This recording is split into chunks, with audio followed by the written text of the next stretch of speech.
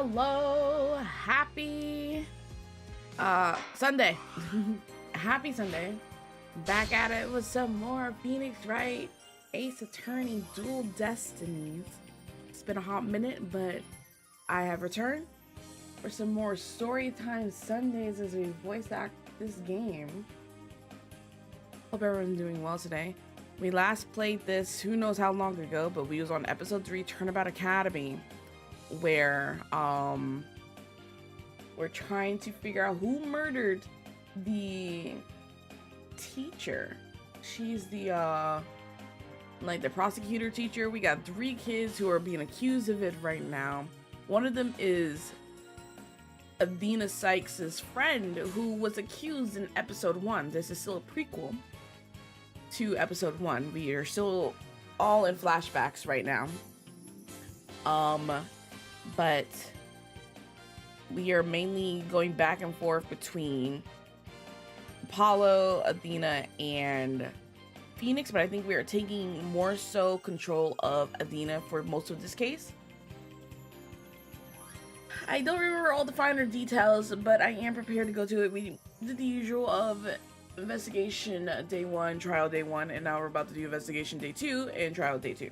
So that's great. Before we get in, of course, let me make the tweets. Happy Sunday. Time for some, or no, maybe, let's see, maybe not happy Sunday.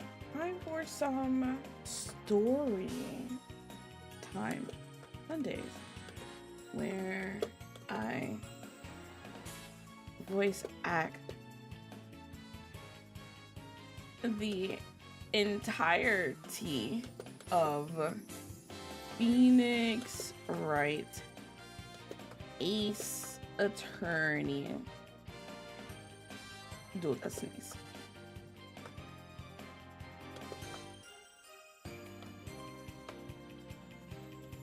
So grab your coffee. Bless you, Lily. Grab your coffee, your blankets, and let's get cozy as we solve this murder mystery in the courtroom. Bam! I should write the back of a book. Like, you know, the summarization of a book.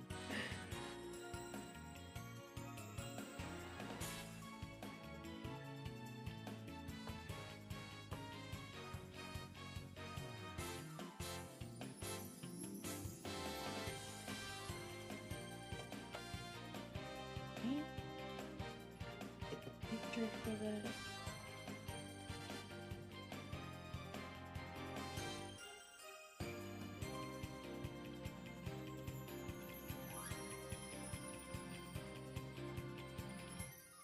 The skeet for this as well. Alright guys, if you do me a solid and like and retweet the stream tweet, that'd be great.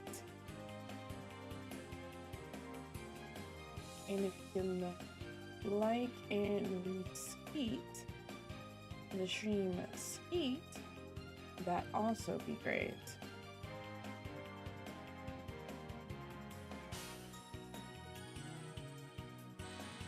Out of those, and as per usual, I am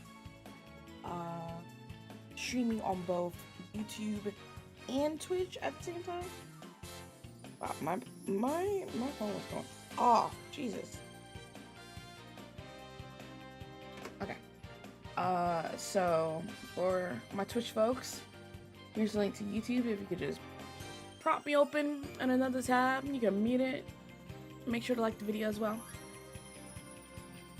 And for the YouTube folks, here's a link to my Twitch if you'd like to follow me. Most of my streams are on both Twitch and YouTube at the same time, so it doesn't really matter. But for things like giveaways and access to Discord and everything, you need to be part of the Twitch community. Because YouTube is weird when it comes to folks, and moderation isn't as strong as it is on Twitch. And I have no mods. So, on YouTube,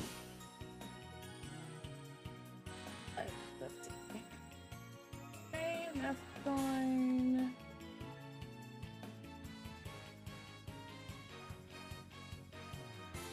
Hi, Lily. Not now. Since I normally keep captions up and everything, but because this is Storytime Sunday and I wanted to get super involved and dedicated, I turn off captions. I turn off the alerts on the screen as well. I mute desktop audio so you're not going to hear any alerts. I turn off captions and Ko-Fi and everything so we can get super duper deep into this. If you guys are new to this. Okay. Turnabout Academy, Investigation Day 2, Investigation Day 2. Episode 3. I got food. I got something to drink to keep me awake. Let's get started. Lily's also here, so you'll probably hear her. October 25th, Write Anything Agency. Sorry, boss. I couldn't do it. You know that little bit of advice you gave me? The worst of times are when lawyers have to force their biggest smiles? I don't know exactly what you meant, but there was no way I could force a smile in that courtroom today. Hey, Savvy. Happy Sunday. I'm just glad you remembered that. But now, how about relaxing a little? Relax? Not gonna happen. Junie, she asked me to defend her because she believes in me. But I felt completely helpless.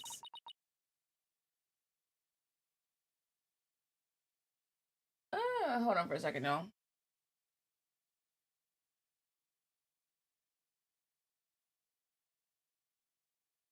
I got that thing. You guys can't hear it, but the alert message is repeating itself, and I don't know what's causing that.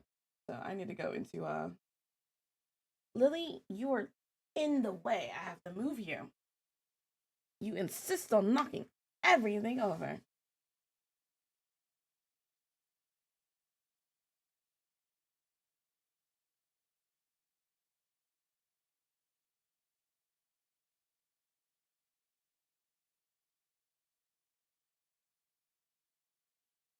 Okay.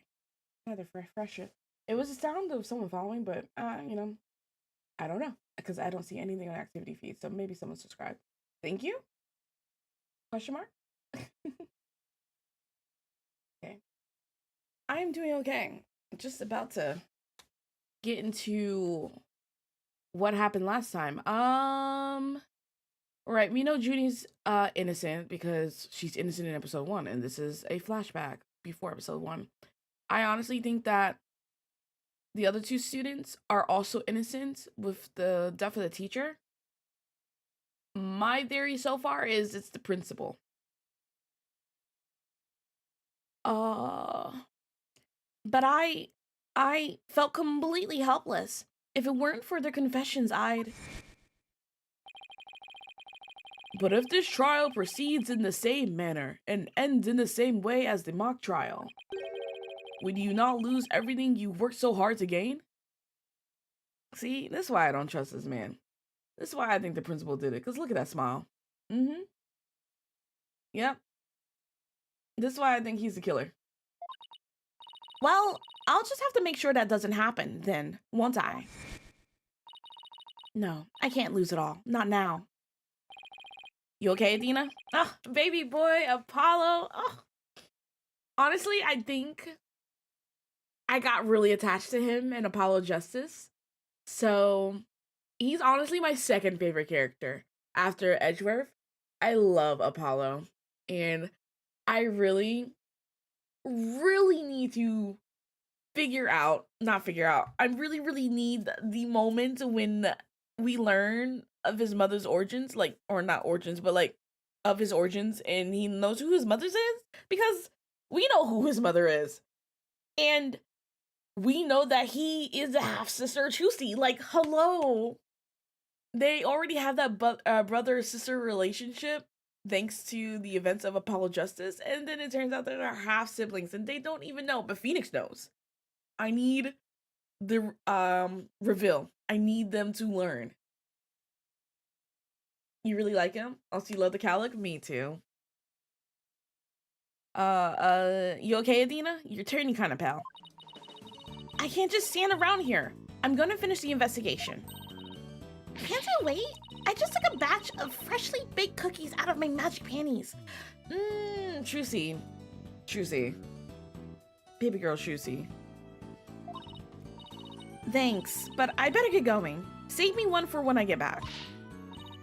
Apollo, you wait here. I need to see Junie at the detention center first right away. No, wait. I'm going with you. Sorry, Mr. Wright, but I better go too. No problem. You two be careful. Thought we were done with the panties, me too.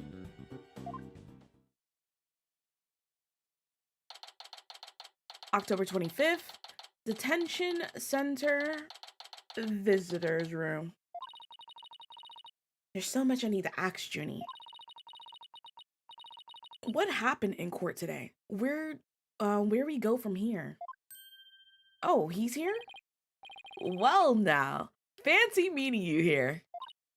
Oh, Professor Means. What brings you here? I asked him to come. He arrived just a little before you. No, Junie, we can't be trusting him. I wanted to ask him something, but first, Adina. I want to apologize for my sudden confession after you worked so hard to defend me. She was calling me Dina until just now. No, I should be the one apologizing. The whole thing spiraled out of my control. Adina, don't worry. I'll really bring it tomorrow. I'll find something to prove your innocence. About that. Adina, I've been thinking of asking Professor Means to defend me. Ooh, the betrayal. What did the professor say to her? Huh? I myself only just heard of this a moment ago.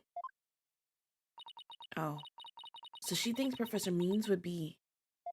No, I can't let this happen. Not with the way he wants to do things. Junie. I know, Adina, but will you please hear me out? No, I don't want to hear you out. Tell me about my attorney's badge. That's your attorney's badge, isn't it? I really envy you, you know? That gold sunflower really suits you. Thanks, but I know you'll make a fabulous judge someday, Junie. Thank you. But even if I become a judge, I'll never have one of those sunflower badges. Wait, so she only envies me for the badge? Oh yes, we should go over all of this. Court's planners, Constance Court's planner. Constance Court. That's who died. A sword emblem is printed on the cover of each page. On the 22nd, see, it's the 25th. On the 22nd, routine report needs to speak with Hugh O'Connor. 23rd, meet with Hugh about that report yesterday. Important. 24th, 9 a.m., prep for mock trial, final confirmation. 1 p.m., meet with Mr. Wright about training seminar. 2 p.m., mock trial begins. Yeah, she died on the 24th. Adina, you know it's against school rules for you to have such things in your possession. As student council president, I'm afraid I'll have to confiscate that. Hand it over, please. But this is important evidence. Oh, well, then I suppose we can make an exception just this once. Wow, she's one tough law and order type president after all. Right. An arrow. The arrow that pierced the victim's side. It's stained with blood. Right.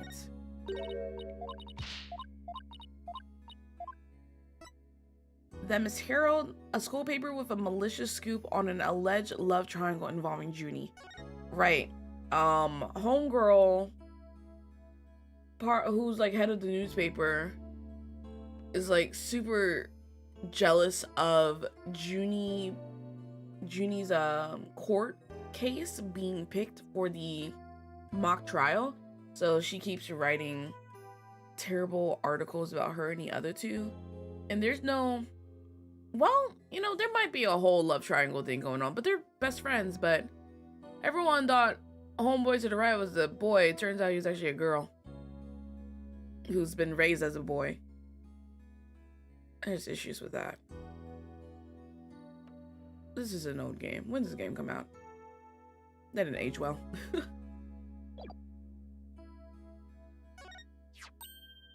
Oh, that's... Sorry, but I couldn't help reading it. You always were popular with the guys. That's not true. I was never... You just didn't realize it, but that made you even more irresistible. It's been 70 years, but I still remember how all the boys wanted to be near you. I bet you used to get all excited when a guy handed you a love letter. And then got really bummed out when he said, "Could you give this to Juniper for me?" Ugh, how do you know? I'm sure it was just a lucky guess, but why did it have to be Apollo of all people? What I thought was so interesting, so this is her stage costume that she created to wear for the mock trial. But this is the exact same outfit that La Moire, or whatever her name is, wore in the first in the last game, aka Apollo's mom. Like, this is the whole outfit, the constellation, the dress, the brooch. Do you remember the brooch was missing? That was a key evidence. And I'm like, why did she, like, okay, so she's a, I don't know if it's because she's a law student, so she got the inspiration from that. Like, there's no no conversation about this outfit from Phoenix Wright or from Apollo. In truth, he's not really involved in this, so, but I'm like, if I feel like that would be really cool if Apollo was like, oh, this outfit seems very familiar, and it's like, oh, it's a nod to the last game. I don't know, it's weird. So yeah, how do you get all these details? Like, was you watching Phoenix Wright's case? Or it wasn't even Phoenix Wright, was you watching Apollo Justice's case about this? And it's like, you know what? That's a cute outfit she wore. Paint inside the costume with fluorescent paint. Leave time to dry. Draw a constellation on the outside and make small holes according to the pattern. In the dark, the paint will shine through the holes, bringing the constellations to life. I appreciate it if you wouldn't go around showing that to everyone. How come? I mean, it's so well made. Aren't you going to wear it when you sing? Oh, and she's singing too? Yes, unfortunately, I've been chosen to sing, but I don't think I'm up to the task. Reminds me of the old Junie when you talk like that. Makes me want to protect you. I can't let you do that. After all, I'm a student council president. It's my job to look after our entire student body. So what if you took that can-do spirit and applied it to your singing? But we're talking about me singing in front of a huge crowd. Maybe she's in over her head. Yeah, like no conversations about, oh, La Moire's outfit. You guys can't see the captions, but captions said La Moire, they spelled it as lawnmower.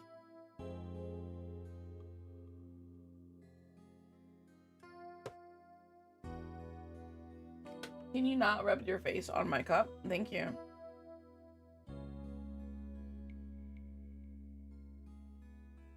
My alerts are doing that thing again.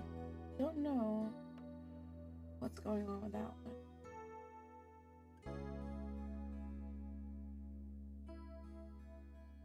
Okay. Sorry, I'm fixing. Lily also decided to get up, so she's blocking my mouse. Thank you. Mock trial script, a top secret script written by Junie. There's only one copy, 4 pages. A body with a protruding arrow was found in the quad, but the murder weapon was an awl. The arrow was inserted as a ruse. The actual murder scene was the art room where traces of the blood were found on the floor. That's right. They were recreating the actual mock trial murder scene. The body was dropped from the 3rd floor art room to the maintenance area below. A mat was laid out to cushion a fall. A ball cart from the storehouse was then used to move the body to the stage. The archery club's room has a good view of the quad. The body was moved to the quad to make it look like the archery club member had shot the victim with an arrow. I'll buy with school festival funds, get from hardware store. Arrow, if I borrow one from the archery club, it could give away part of the script's plot. Victim's outfit will be a red one from the prosecutor's course. The only thing is she was wearing green.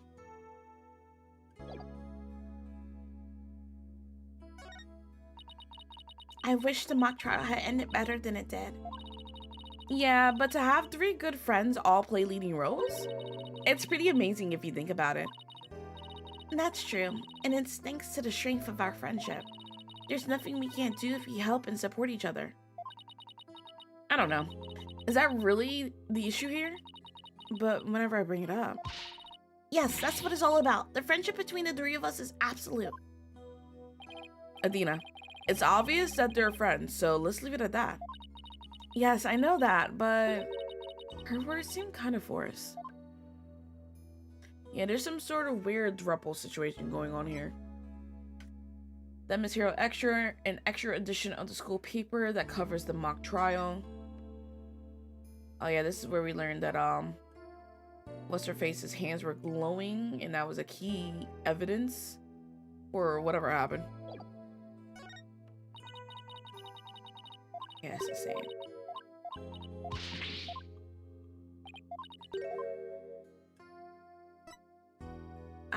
I don't know if I'm saying it right.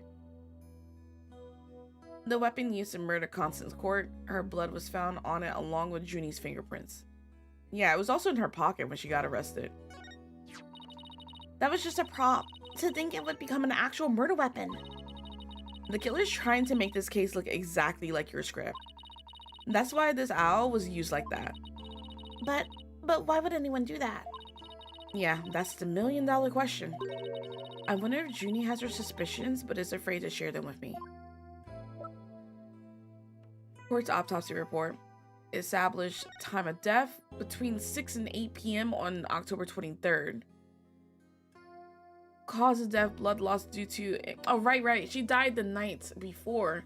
She was in the art room, and there's a highly possible chance that she was in that room with all 3 of the killers. Well, I don't think they're killers, but all 3 of the kids. Because there's actual picture proof of her with Junie, but then the boy with the glasses, she met up with him there. I can't remember about the art girl. Cause of death, blood loss due to stab wound to the side of the body. Marks indicate wrist may have been bound. No other visible damage, but stab wound was very rough.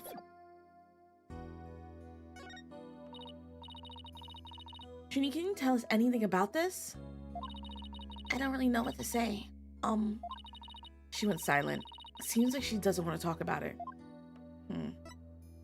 A woman could be heard shouting, "You're a goner," recorded in the art room at 7:10 p.m. on the 23rd. But it turns out we kind of heard this wrong, and it actually sounds like Hugh O'Connor. Okay, she don't want to talk about that either. Glowing costume photo of the stage costume taken in the dark room. Photofluorescent paint made it glow.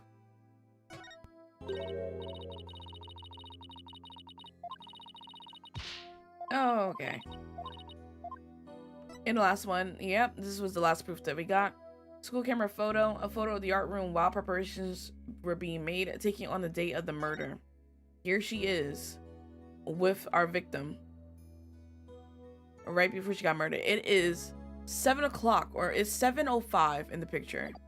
And she died sometime between 6 and 8 p.m. So this is like right before she died.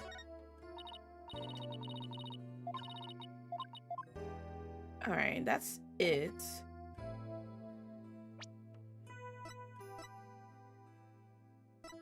We got ourselves here Apollo Justice, the baby boy here. 23, a lawyer who's been at the agency since before I joined. He has an amazing ability to spot lies through people's tales. Phoenix Wright, 34. The lawyer who owns the agency. I owe him for giving me the chance to become a full-fledged lawyer. Trucy Wright, 16. Mr. Wright's darling daughter. She wants to be a famous magician someday. Aristotle means.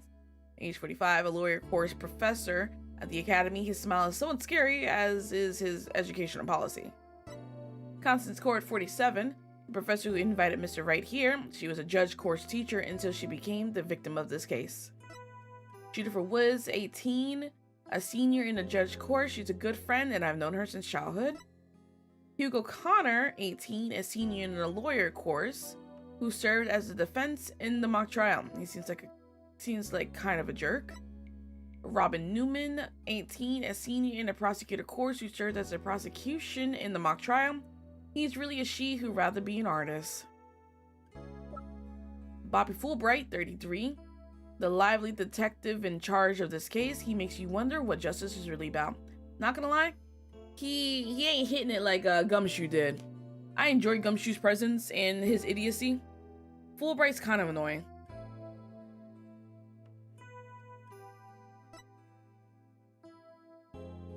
Simon Blackwell, 28, prosecutor and prison inmate. He has mastered the use of psychological manipulation in courtroom battles. I feel like that should be illegal. Psychological communication or psychological manipulation in courtroom. All right, Lily, you always gotta be right where the mouse is. Clavier Gavin, 25. Is he older than Apollo? Apollo's 23. Mr. Rockstar Prosecutor himself. He was the leader and vocalist of the Gavineers. It was great seeing him again. Hi, other husband. And Miriam Scuttlebutt, 17, a senior in the judge course. She is the aloof editor-in-chief of the school paper who walks around with a box over her head. Why change lawyers? Adina, do you actually think Hugh or Robin could have committed this crime? The body was moved right before the mock trial. Besides Junie, they're the only ones who could move freely around the campus at that time. I'm sorry, Junie, but at this point, I can't rule them out. I was afraid you'd say that. Juniper is seeking a lawyer who can clear all three of their names. Only I am capable of such a feat. But how can you possibly prove that all three of them are innocent? I am a result-oriented person. Come tomorrow, I won't fail to have the perfect piece of evidence ready. For the end really does justify the means. Especially for me, Professor Aristotle means. Ugh, I really don't like the sound of that. I'm sorry, but just as you believe I'm innocent, I believe that my friends are innocent too. Alright, if that's how you really feel, we'll respect your decision. Apollo? But we want to continue our investigation. Can we ask you some more questions? Sure, I don't mind. Professor Means, would you like to stay and join our conversation? Yes, of course. I am your lawyer, after all. There's that smile again. Why does it always creep me out? Why did you confess? About your confession, Junie. It's not true, is it? You just said what you did because Robin had confessed on the sand, didn't you? Yes, I wasn't thinking straight. All I knew was I had to help my friend. You mean because of that school rule? The one that says you can't graduate if you are convicted of a crime? No, I didn't do it because of some rule. I did it because she's my friend.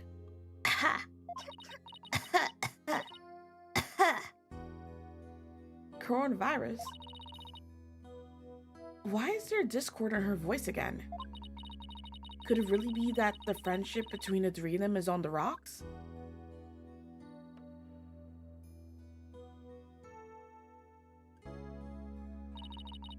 There's more here than meets the eye. The trio's friendship. When did you three first become friends? Well, even though we were in different courses, we really bonded from the first day at school. We vowed to work together to bring an end to the dark age of law. That was when our proof of friendship came about. There's that proof of friendship thing again. I just wish there was this were as simple as that.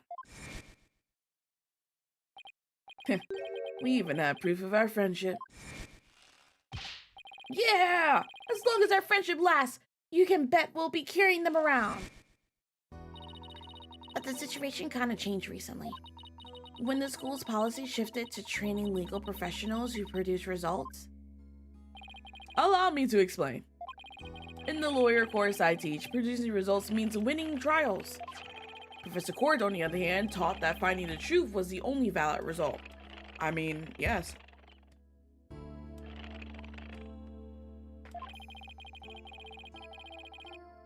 Alright, hold on, I have food in my mouth.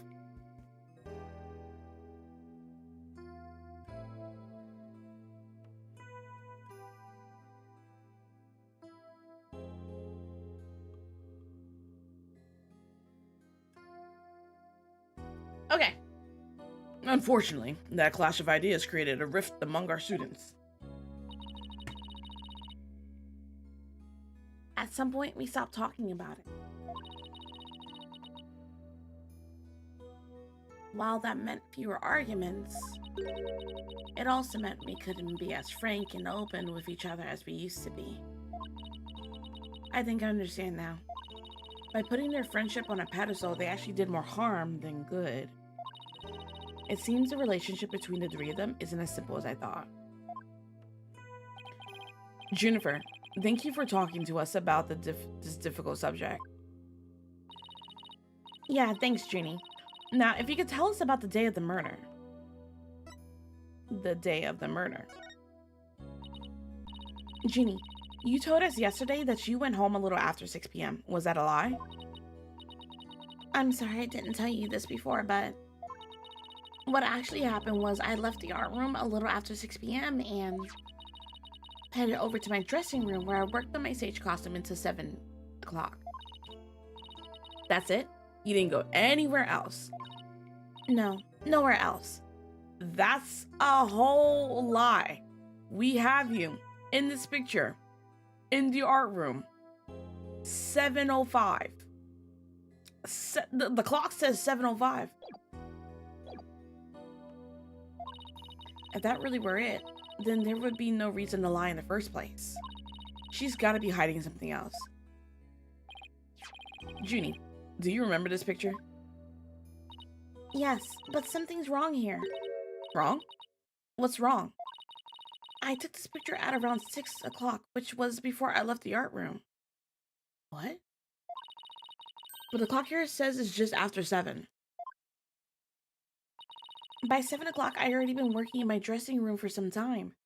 Yeah, someone is altering the evidence here.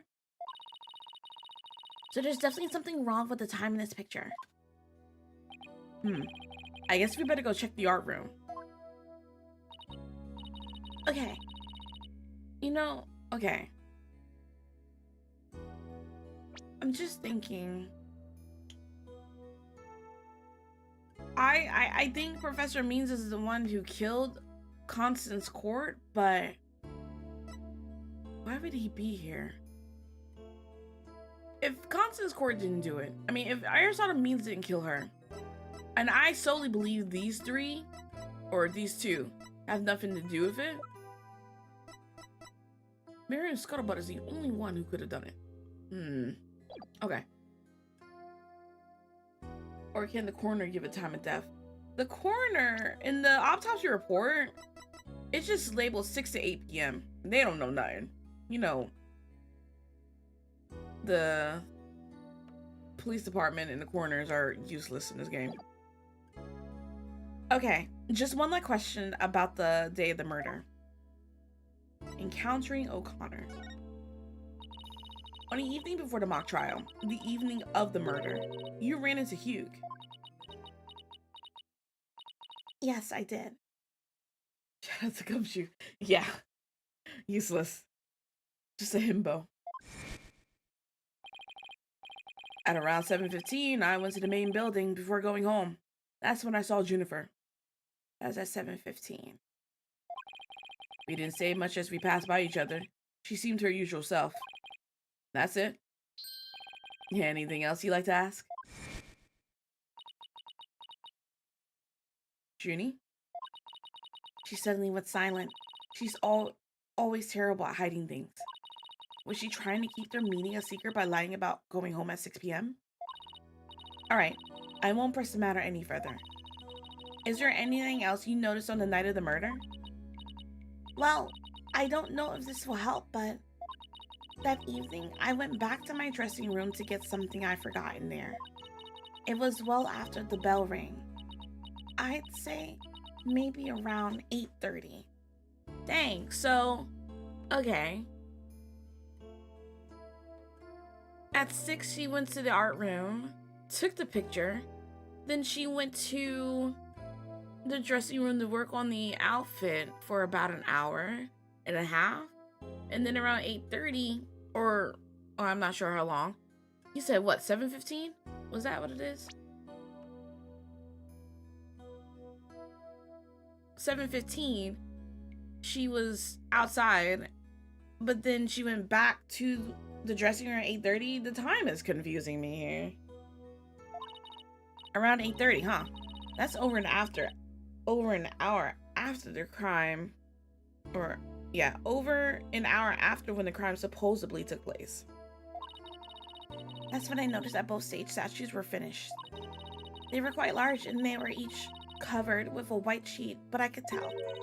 It made me happy to think that after all that hard work, they were finally finished. Oh, right. The statues that Robin made. So they were covered in white sheets?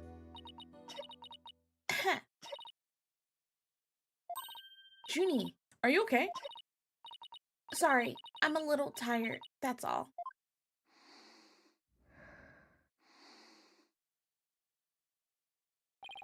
Adina, I think this meeting's over. Professor Means?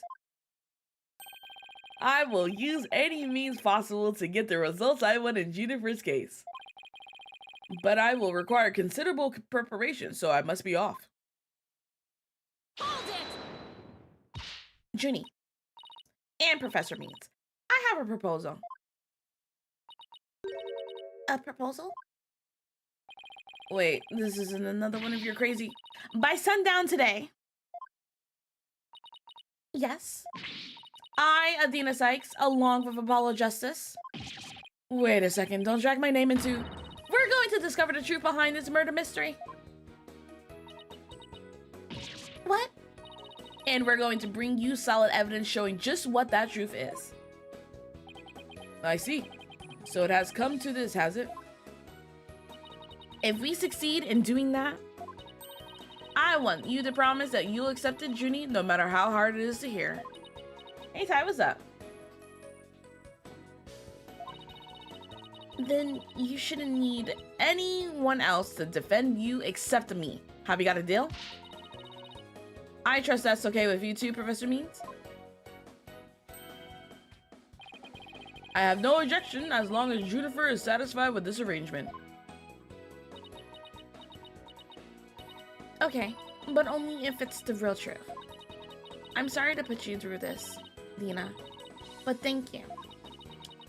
I've been thinking only of myself this whole time. Junie, it's way too early to thank me. But you can thank me all you want once I get to the bottom of this. Very well. I will see you back here at sundown. Sorry for all the trouble, Professor. It's just, she's new to the agency, so... Don't be silly. I find it all rather thrilling. Now let's meet here again later. If you excuse me, I better go. Aubrey Nancy, hello. Welcome to the stream. How you doing? Okay, see you later.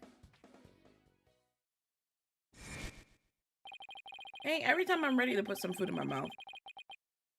But if the trial proceeds in the same manner and ends in the same way as the mock trial, would you not lose everything you worked so hard to gain? Doing good? That's good to hear.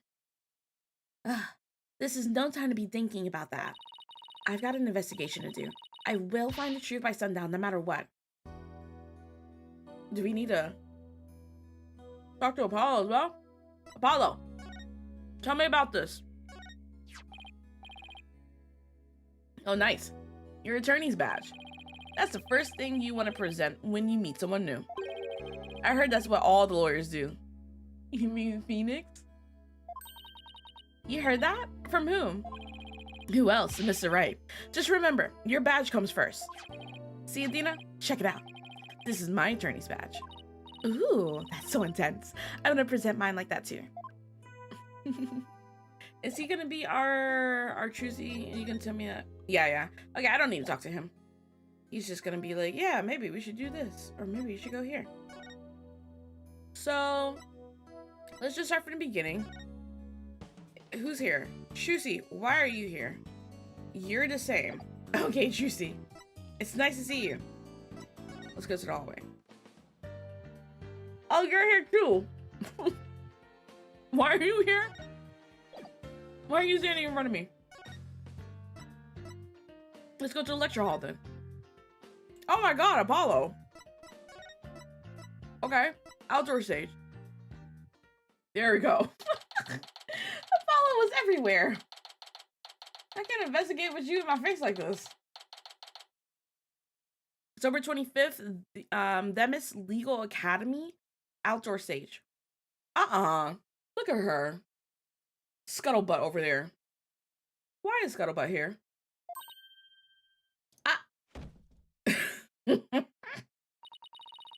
Is it my imagination or did something just move? Uh-oh. Afternoon, you two. Prosecutor Gavin, what are you doing here? It's a husbando. Don't you think sneaking onto campus like this is just slightly suspicious? I'll have you know, I'm continuing my investigation in the strictest of confidence. I don't want to be caught napping again at tomorrow's trial. And that means a thorough investigation today. Think you can lend us a hand?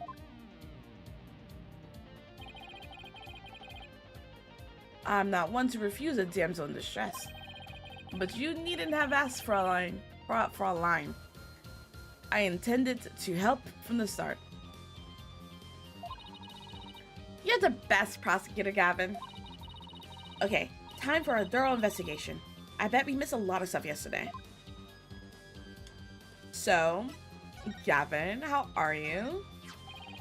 May I ask why you people present your attorney's badges like that? It seems like Head Forehead and Mr. Wright always want to show theirs off too. Well, let me ask you, Prosecutor Gavin, why do you play air guitar? It would seem the answer we seek can be found in much the same place. I've never given that much thought, actually. I always just whip it out. Please, Apollo.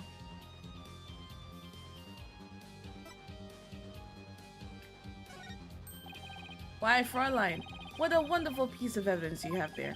But I imagine no matter what you present, it would be impossible for it to be more persuasive than your beauty. Too bad it doesn't work that way in court, too. Like friendship. Okay. Staying the same. Just gonna go through all this. Did I ever mention I'm a graduate of this fine institution? The mock trials, they sure bring back memories. So many unforgettable battles. Really? So you sit on SH too? Ja. I well done my air guitar, rocked out to the beat and exposed crimes for all to see. You could say this is where my hard-rocking prosecutorial, that is a word, prosecutorial style made its debut. Hard-rocking prosecutorial style? How did your mock trial turn out? Tongue baby, I brought the house down and had the crowd on its feet. Ever since, the Academy has held a live concert in conjunction with the mock trial. All I wanted to know was how the trials turned out. Got nothing to say about that. You was the... No. Gavin.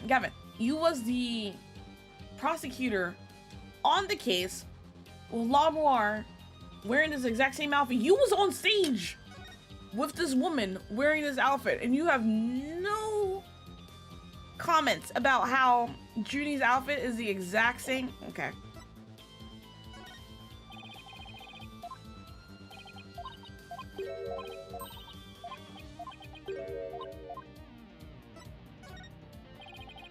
Oh, it's the same as well.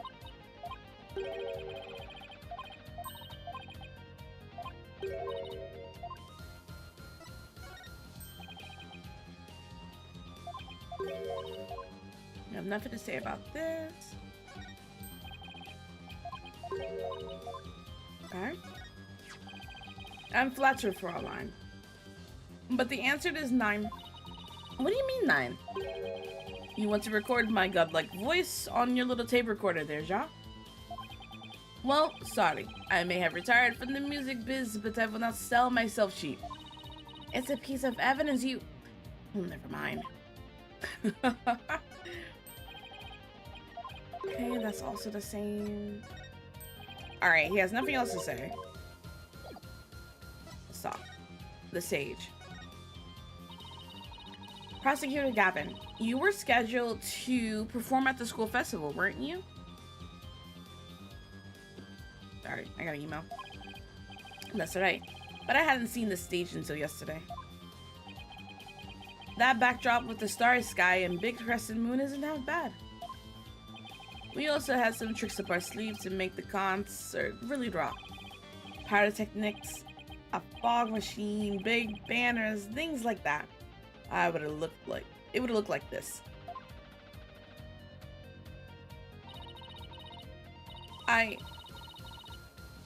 Okay. I mean, it don't really look that different. Stage plans for school festival. Created by school festival committee? Okay. What's up, Aubrey? Oh, the plans from yesterday. What's that design on the banner there in the back? I know the scales are the school emblem, but what's with the number 6? Like it's in serious pain or something.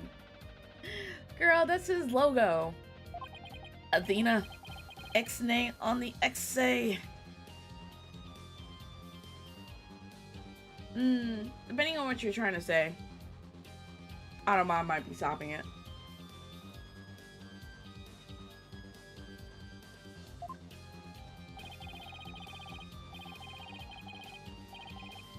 That's the Gavineer's logo for our line. Oh, and nice big Latin. He had forehead, really smooth. Oh, I meant it looks like the number 6 rocking seriously hard. 9 for our line. It's a G for Gavineers, not the 6, but whatever floats your pretty boat. So where is the banner? I don't see it. Anywhere on stage?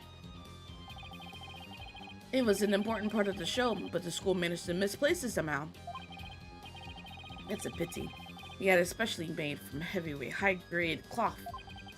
A missing banner and 2 broken statues. There are mysteries aplenty to be solved, ja? Right. Right. And we're not talking about Mr. Wright. So, both of the statues were broken. I remember that. And Gavin's statue was like wrapped up in newspaper, if I remember correctly. And that might be Phoenix's statue on the ground next to his. So broken statues, missing banners, and a dead body.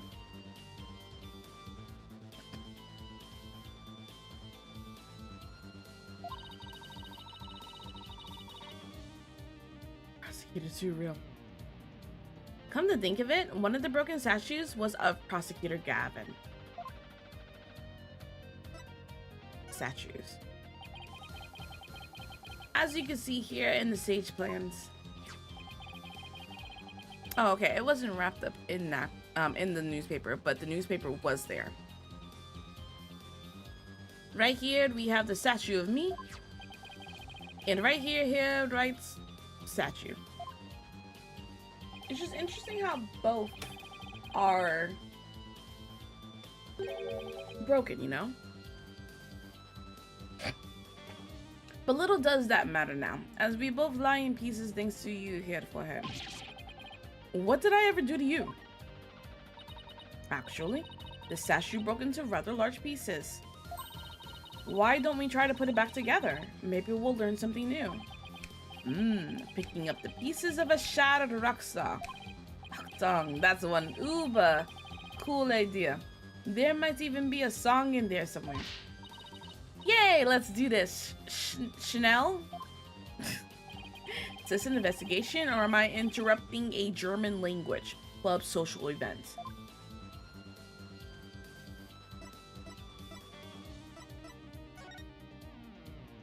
Are we gonna point out the obvious right here?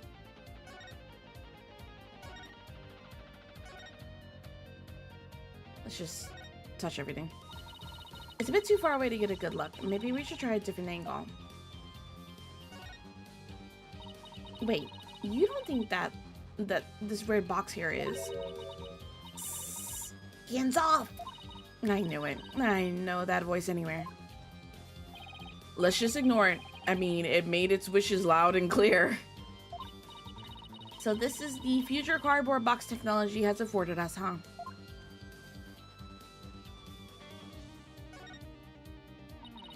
I don't know. This is fine for a rock concert, but the nighttime sky as a backdrop for a courtroom? Personally, I think it's breathtaking. I mean, speaking the truth under a starry sky, don't you think it's romantic for a line? And the waning crescent moon represents the maximum 3-day trial cycle. 3-day trials outdoors? No thanks. If it starts raining, my hair will be ruined. 67? Wow, this school festival goes way back. Oh, look. The text on the sign isn't written, it's embroidered. And there's a warning in even smaller embroidery. Embroidered sign lovingly crafted by the Handcrafts Club. Keep dry. Hey, Mom. But the sign is outside. What happens if it rains? See, there's nothing else. That's it. All right.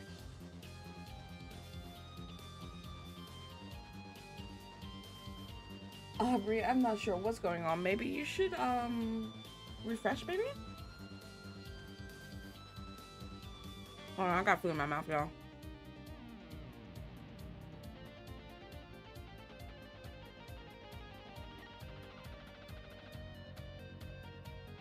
Okay. Wow, they built a witness stand too, even though it's just a temporary stage. Oh, but I think they're still working on it. Let's see what this notice says. Caution, pedestal features a high-speed rotation mode. Activate with care. Whoa. You're on mobile? Oh. I don't know how that works. I've never watched a stream on YouTube on mobile. You mean this thing spins?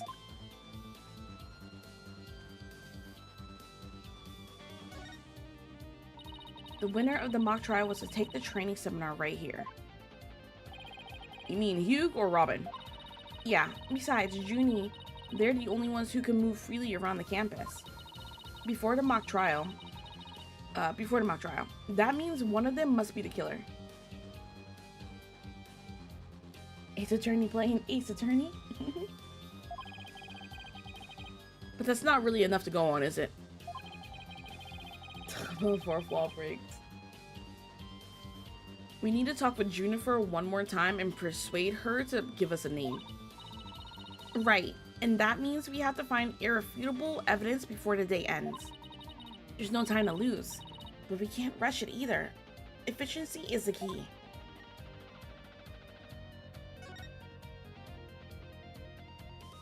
What the? Found one! A piece of Prosecutor Gavin's shattered pride. Are you saying my pride is as fragile as plaster of Paris? It looks like there are other pieces, or other large pieces scattered about. Okay, let's find what we can. A purple fragment from a broken statue. It was found all alone in the strangest of places. Good night. Well, okay, I'll just grab this one. Found another piece of the statue, but there should be some more. Let's leave no stone unturned. A large white fragment has a distinctive shape that could be described as angular.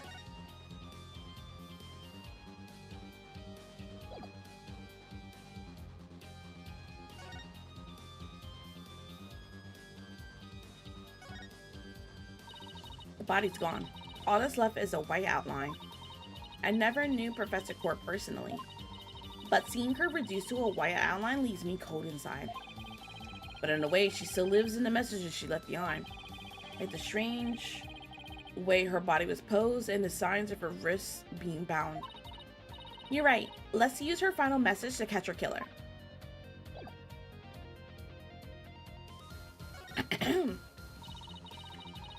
There's even a prosecutor's bench here on the stage. Ah, the memories, Farline. As a former rock star and a prosecutor, the prosecutor's bench has taught me much about human emotions. Hold on.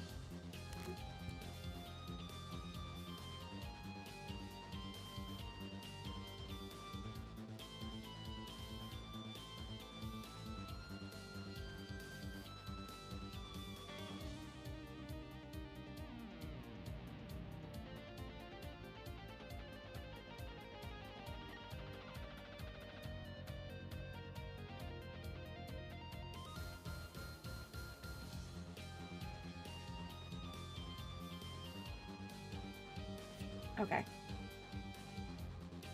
That might be important. Oh yeah, it definitely is. But I like to investigate everything before choosing the obvious topics.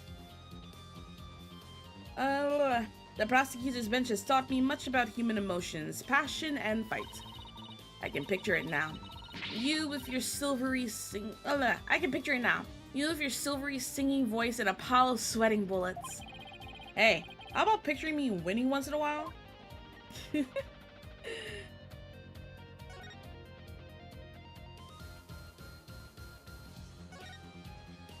Sometimes you get really funny dialogue that way, like this.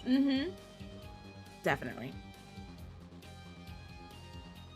It's a copy of the school paper with that story about the alleged love triangle. I wonder if people really waste their time reading this stuff. It's more popular than you think. What was that? I thought I heard something just now. You're just hearing things. It was nothing more than your ears playing tricks on you. I'm screaming. Got another piece of the statue, but there should still be some more. Let's leave no stone unturned. 2 large white fragments.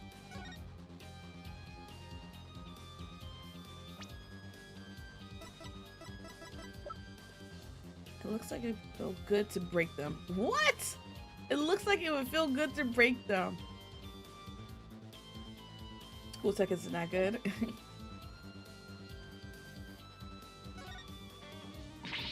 Oh no! Prosecutor Gavin, you're a complete wreck. Literally. Why in the world would someone do something like this? I don't know, but whoever did it must have felt an amazing sense of relief. A release. Can I take that as a confession here for it?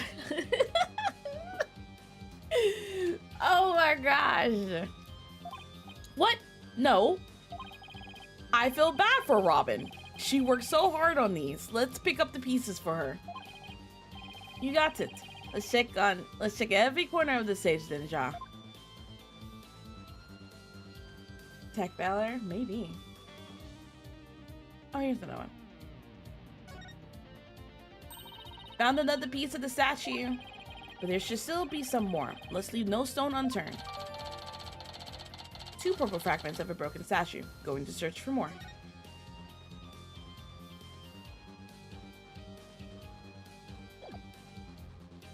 Okay, I think we... Oh, okay. Oh, well, no. Okay. I can see that message, Aubrey. Ooh, I like this view. The judge can look down on everything from up here.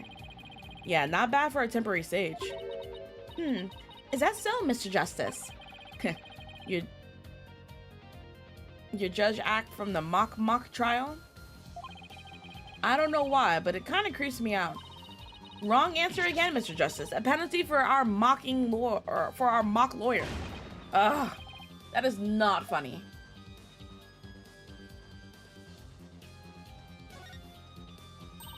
Look, there's your rival over there, Apollo. Who, Prosecutor Gavin? We battled it out a few times before, but I wouldn't call him. No, not him. I meant that speaker over there. It can output massive blasts of sound that rival your cords of steel. Can you see my theory messages? I see the thing that says my theory is tech failure.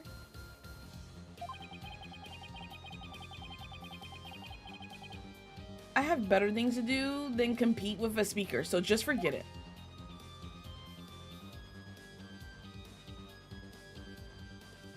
Okay, that looks like that might be it. Ah.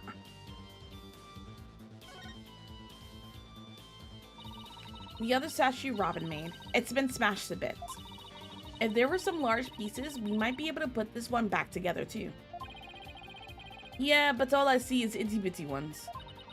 I wonder what Mr. Wright would think if he knew we put Prosecutor Gavin's statue back together, but left his like this.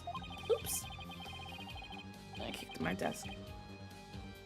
We could always come back to it after the case is solved. I'll help you fix it.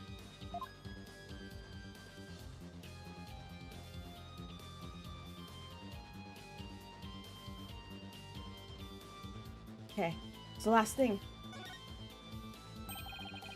This looks like another piece of the statue. Thanks, Apollo. This makes 5 pieces in all. I think we have all we're going to find. Okay, let's get back to where Prosecutor Gavin was shattered. I think you might want to reword that. 3 purple fragments of a broken statue that originally stood on a pedestal on stage.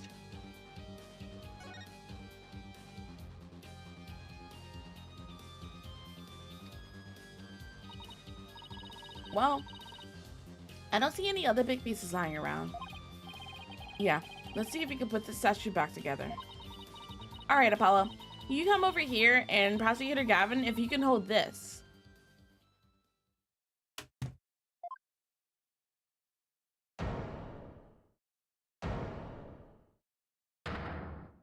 Yeah! We did it! Not bad if I do say so myself. Yeah, but don't you think it's strange? We put the statue back together. But look. Impressive, right? What's with all these leftover white pieces? This looks like they go together. Ooh, okay. Hear me out. What if it's from that statue behind her? Let's keep that in mind. This looks like they go together. And this one too. Medina, what do you think you're doing? Don't stop me now. The artist inside of me wants to get out and have a good time.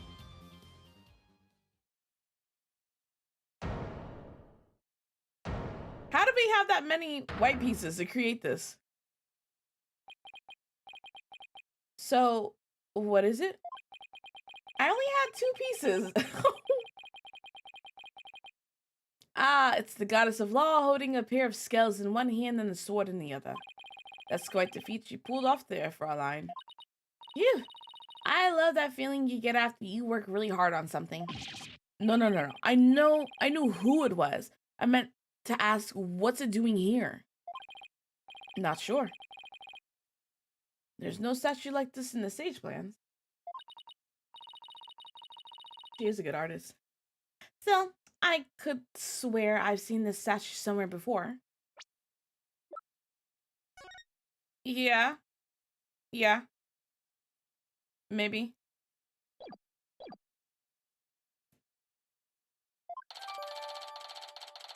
This and a statue of Clavier were broken at the same time.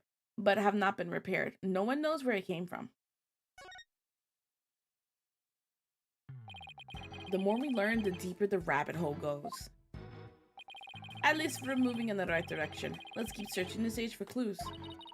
I've been wondering about something this whole time. You know that pole at the edge of the stage?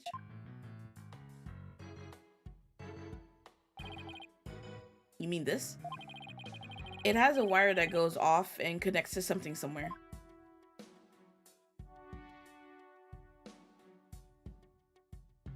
Huh.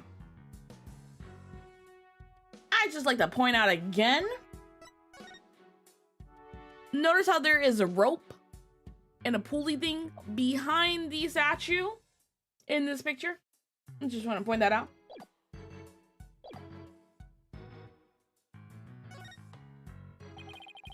An impressive building fit for an impressive school. Yeah, and these beautiful walls are like big blank canvas. See? My shoe prints leave really distinct marks.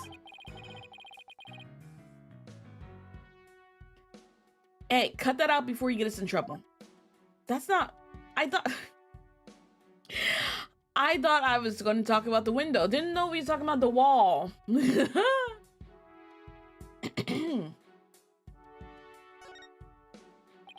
This wire is for hanging banners over the stage. One of the policemen who were here earlier was checking how it worked. Oh, so that's why the banner looks like it's out of place. The banners are hung and removed from the art room over there. That's the art room over there? As in the scene of the crime? Bingo for a line. It's still crawling with cops though. Hey! Anyone in there? Anyone in the art room? He comes sticking his head out like that. Oh, it's you people. In justice we trust. Ah, it's Detective Fulbright. In justice we trust. Is that some kind of a greeting between you two?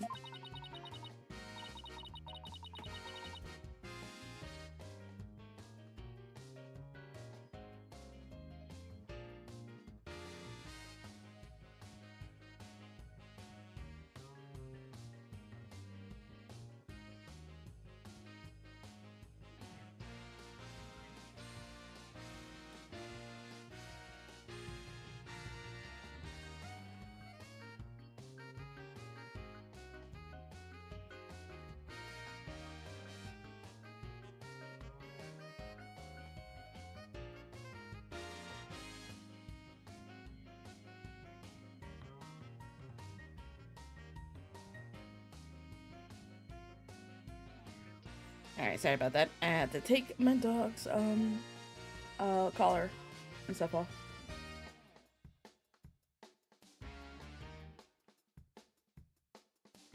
Okay. And just us we trust. Just us. No one else. You know what? I would trust Gavin with my life. I trust George with my life. As much as I love her, I would not trust Franziska von Karma with my life. Absolutely not. I would never trust Gumshoe with my life. I would not trust Pearl or Maya with my life. Definitely not Maya. And I would not trust Jushu with my life. Detective Fulbright, can you lower that banner from there? Of course. Just leave it to me.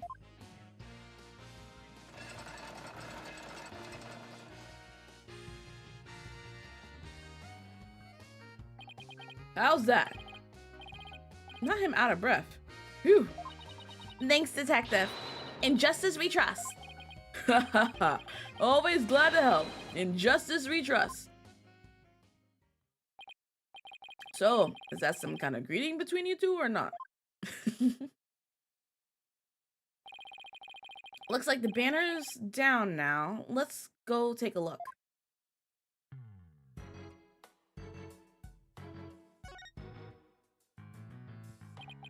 Look at this banner. I don't think it would flap very well in the wind.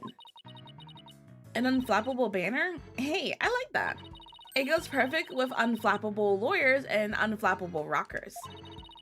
It's like it was made for this very stage. Look at this. The bottom part is all knotted up.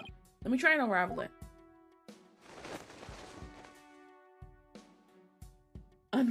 Please, Ty.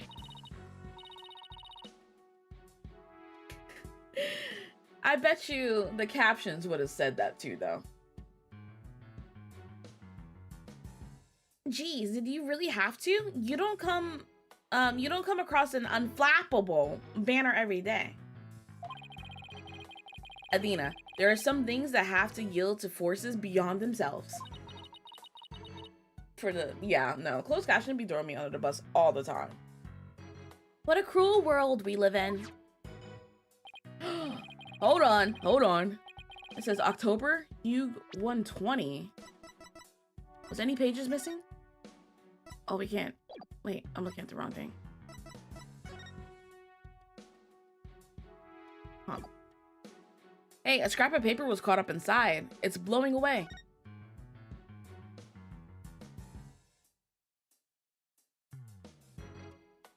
What? Okay. I got it! Yes, great catch, huh? Looks like some kind of note. What does it say? October, Hugh 120. What's that supposed to mean? A test score, maybe? Pretty impressive when you consider that 100 is a perfect score. I don't see how even Hugh could get beyond perfect. Right line. Shall we inspect the banner again, now that it's been unraveled? Hugh scrap. Maybe, Aubrey. Discovered on stage, it appears to be a piece of paper torn from a notebook. The name Hugh is written on it.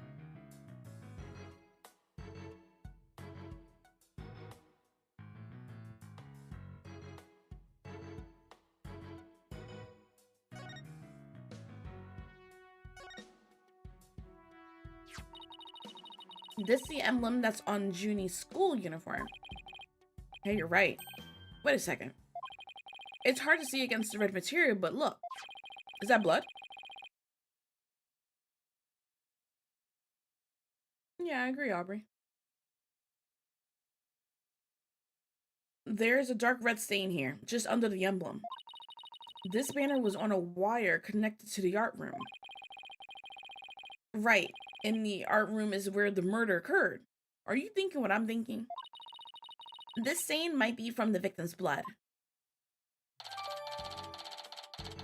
Large banner that was hung by a wire between the stage and art room. A trace amount of blood was found.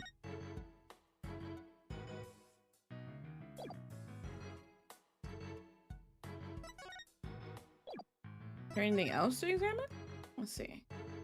See if we gone through everything before we move on. Homegirl's still here.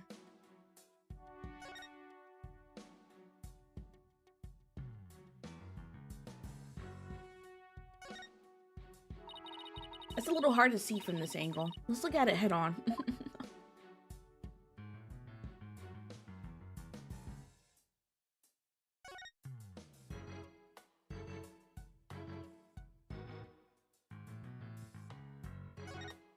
Okay, we've done everything.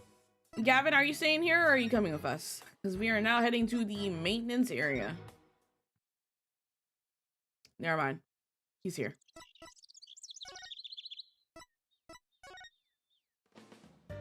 You're also here. You're also here. Okay, so there was something I left behind. Do I need to... Let's see. You want to talk about it? I haven't actually presented these to you. Oh, okay.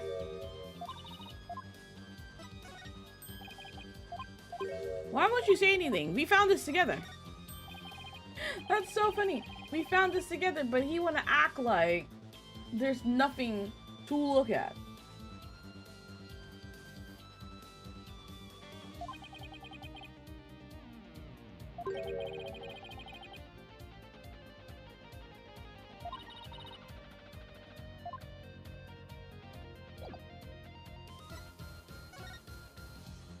Wonder if she got anything to say. Wait, you don't think this weird box here is... I knew it. I know that voice anywhere. Let's just ignore it. I mean, it made its wishes loud and clear. Yeah. Hey, Aubrey, this is a first playthrough, so I don't like to have any like tips or advice or backseat gaming.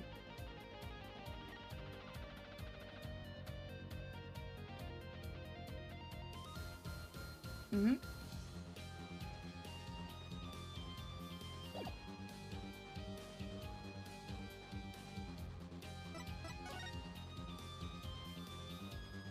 Maybe Justice has a circle on her. Get a little closer. The statue doesn't look anything like you or Mr. Wright. That's right. Because it's not even in the picture.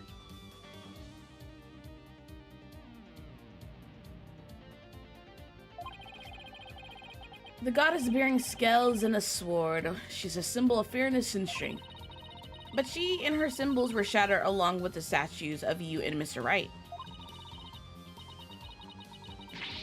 This is a direct challenge to the rule of law.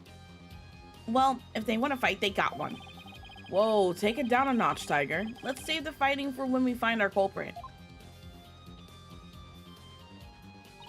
Phew, that was a whole lot of poking around. So because I didn't examine the statue, I couldn't progress the story.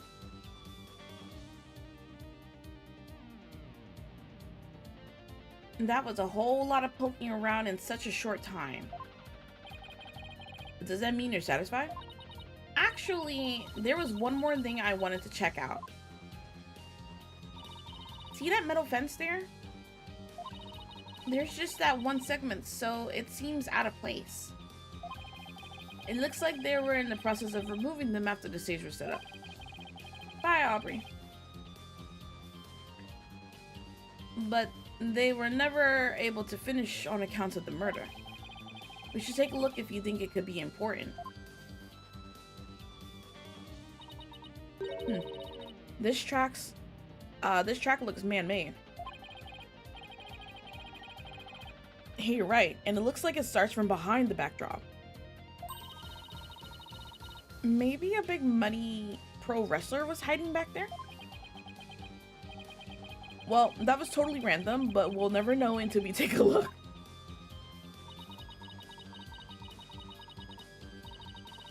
Looks like something was being dragged through here, and this is where it started. Yeah, but whatever it was is long gone.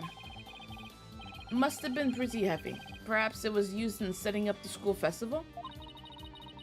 Aw, then I guess it wasn't a pro wrestler. So, this could be something important. Well, that about it for the stage. Right, I think we better search the art room next. I think I'll hang it around here for a while. But make sure to tell me once you find it, ja? Find what? What else? The Gavineer's banner that's disappeared from the stage. I wonder if the Gavineer's banner is covering something. Maybe evidence? Maybe it's covered in blood?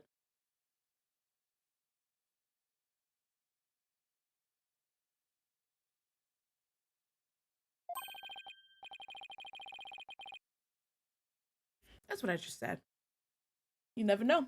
It just might be connected to the case at hand. Really? Or does he just want his banner back? Don't tell me. So in short, that's... Hey!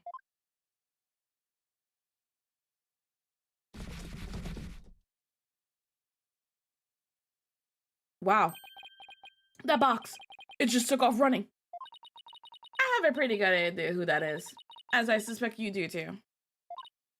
Come on. We can't afford to have any weird articles written about us. The maintenance area is over there in that direction. After that box. October 25th, Themis Legal Academy. Maintenance area. Miriam, you're liable to get tossed in the garbage truck if you hang around here. I'm just in the empty box, and that's what you do with them. You throw them away. She changed her thing.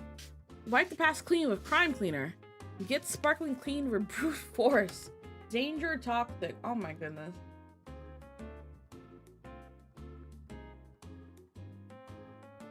Hey, did you change your boxes? Or did you change boxes? I like the new look. What doesn't matter anymore? I was a complete failure in court today. My work, my pride, my dreams, everything I worked so hard for, gone. Sorry, Miss Scuttlebutt, but doesn't believing you had a scoop when you really didn't make you a failure as a reporter? A failure as a reporter?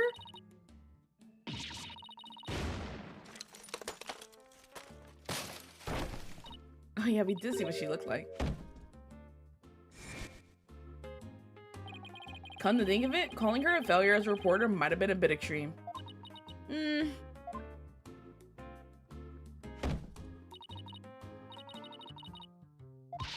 Scold me, despise me, pack me away where I'll never see the light of day? I've been cast aside to waste away in a big pile of mushy paper mache. I kind of feel responsible for this, but now's our chance to prod her for information while she's vulnerable. I bet that's what you were just thinking. What kind of person do you think I am? He read me like a book. That's the last out you cry.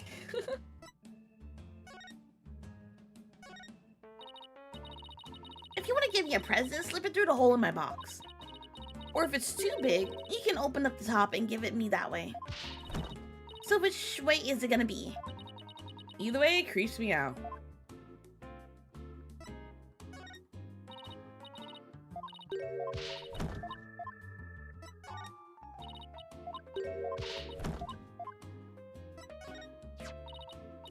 I love this newspaper. The paper quality, the printing method, the smell of the ink. Could it be more perfect? Is it really that amazing? Meh, you just don't get it, do you? Toilet paper, hamster gaze lining, window wiper, my paper's so awesomely versatile. Am I to understand that the contents run the entire spectrum of the fecal matter as well?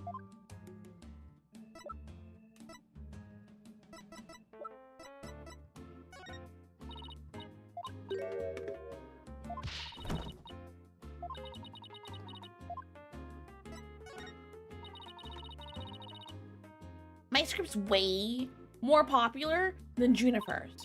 Really? Wow. Was that the majority opinion?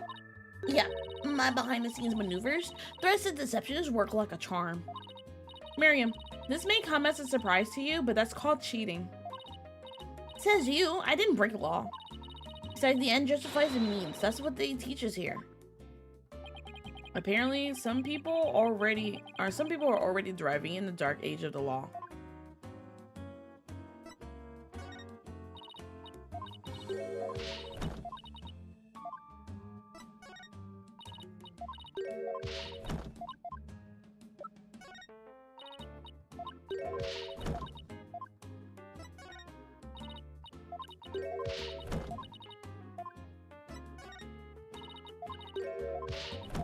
Yeah, nothing to say about any of this.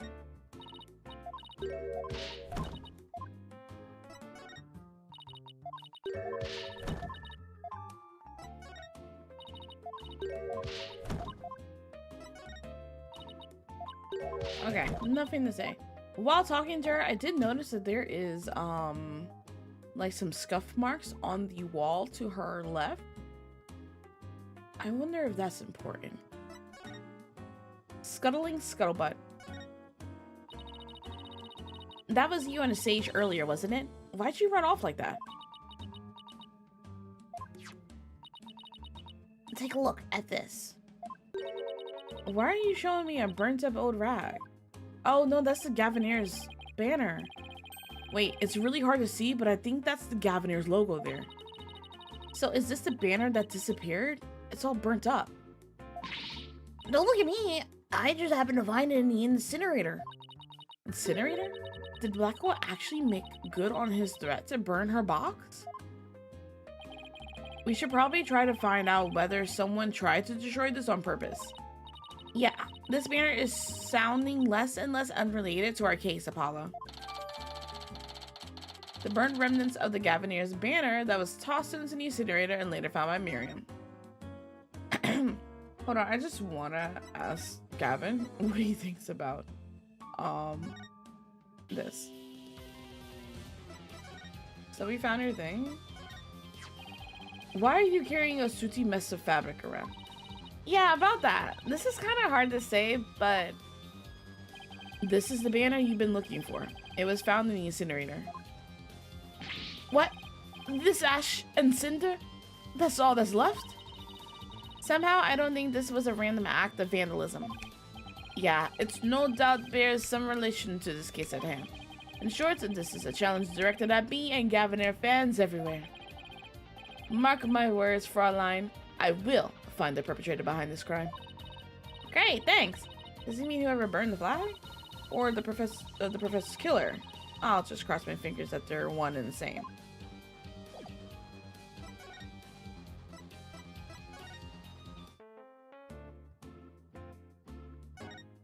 The depths of despair. Miriam, I owe you an apology. I shouldn't have said you were a failure as a reporter.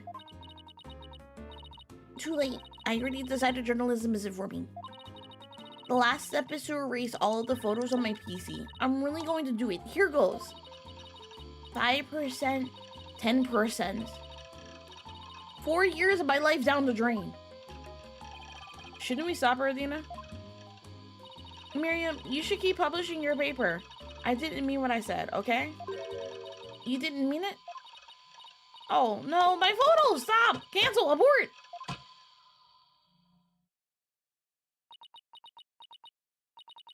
Did you stop it in time? Deletion progress. 99% complete. There are only 2 pictures left. What are you going to do now, Adina? You owe it to her to make this right. I know. Your photo technique. Don't worry, Miriam. Your photos may be gone, but the memory of your photographic genius will live on forever in all of our hearts. Ooh, Adina, that was cringeworthy. Hey, Miriam, check this out. You took some amazing photos of the 3 of them. I'm sure they really appreciate it.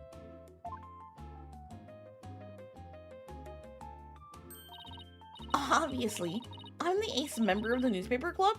The only member, in fact. I know this won't make up for the photos you lost, but here are your newspapers back.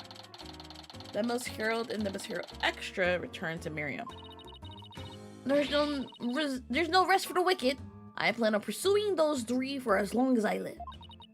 Miriam, why are you so obsessed with Jennifer, Hugh, and Robin? Obsessed? I'm not obsessed with them.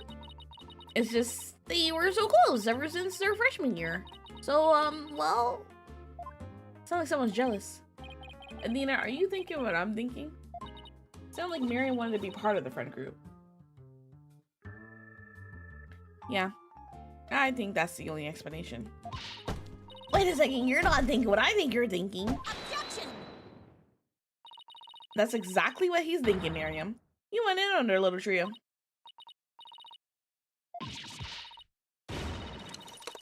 How could he possibly know that?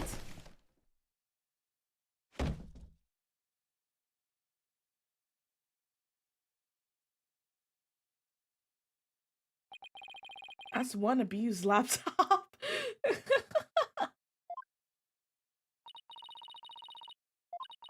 My laptop won't turn on. Never thought my life would end so soon. A mere 17 years. Nah, I really feel bad. Oh, I know. Miriam, we have a laptop at the office. We'd be happy to lend it to you.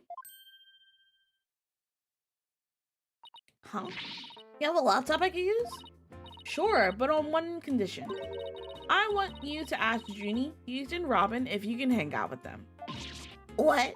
Like I could ever do that. Sorry, but that's the deal if you want to borrow our laptop. You scare me sometimes, Indina. You're like good cop, bad cop, all rolled into one. Fine.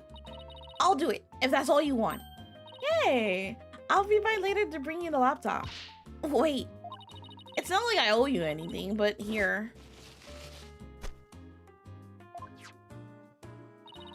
Thanks. Oh, it's a set of pictures. Looks like they're setting up the stage. This was on the 23rd. Hold on. 24th is when she died. Okay, so this is the day before she died, or the night before she died. There's Robin, there's Hugh, and there's someone all the way down there. Looks like they're setting up the stage.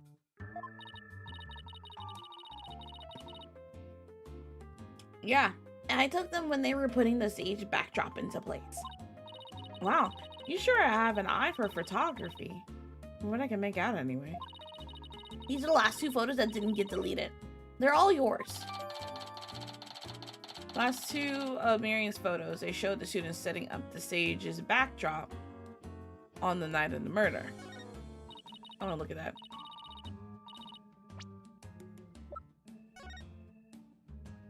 I'm guessing the others are students as well.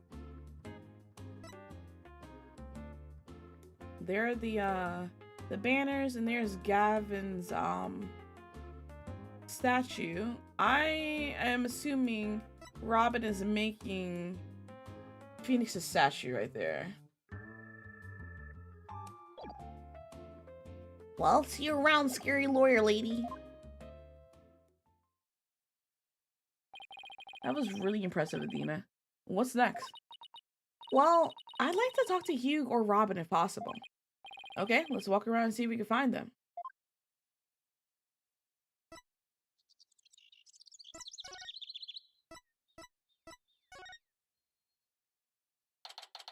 This is the art room.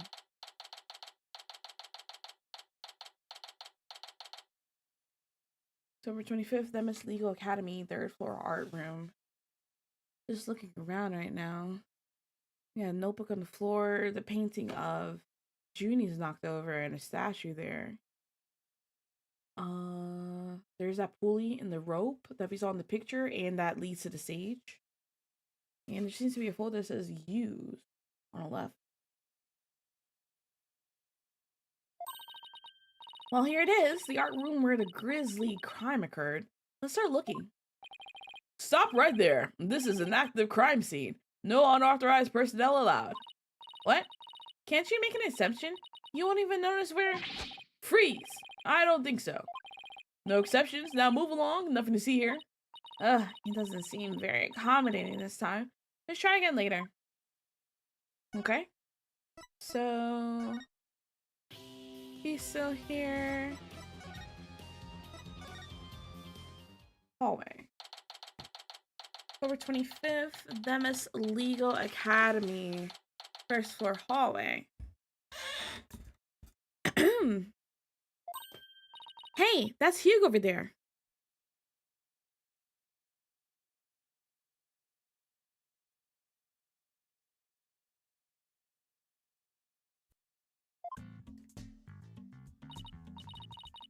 Hugh, we wanted a word with you, if you don't mind.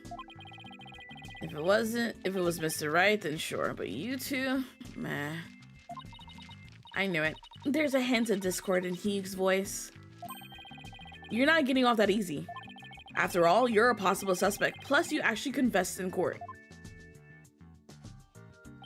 Whatever. So what do you want from me? But make it brief. I don't have a lot of time, and I assume you don't either. I'm assuming he's gonna say the same thing like everyone else, so what could I... I don't know what I showed him and what I didn't show him. Might as well just start with it all. Your attorney's badge looks brand new. That just shows how inexperienced and useless you are. Well, when you get your badge, it'll be new and shiny too. You mouth breathers just don't get it, do you? My badge will be a symbol of my genius from the moment I get it. It will be chipped, bent, and worn as if it's been through 1,000 courtroom battles. He's like some hipster doofus. Is it just me, or is your name in here? That's my name, but how should I know what's it doing there? But being that the whole campus looks up to me, I'm not surprised to find my name mentioned here and there. Angela, cut down on the anime, right? You don't even got white hair to be doing the whole glasses thing. And I'm not surprised he said that, being the narcissist he is. That's from the archery club. We let the school use it for the mock trial. Never figured it'd end up being used like it was. Of course, the real murder weapon isn't an arrow at all. I know. But the fact remains that it was used in this whole insidious plot. But a mouth breather like you couldn't possibly understand. You see, archery is a sport that demands advanced mental focus. And the killer's actions have done harm to his image. I know exactly what you mean, except for the mouth breather remark. Well, let's hope that someday you will, because it couldn't be any more self-evident. I like him less and less every time he opens his mouth. Random junk from some mouth breather? What makes you think I want to see that? The least you could do is make it more interesting, like by telling me how cool I am. What does this guy think he is? I get it. This is your way of mocking my defeat. You like shoving people's shame in their faces. That's your modus operandi. No, that wasn't my intention. Besides, you were never actually defeated. Oh, I suppose you're right. Or is this just a trick intended to provoke me? That wasn't my intention either. Then what was your intention? I know, you're trying to toy with my emotions. Wow, this guy can't take being humbled old country style.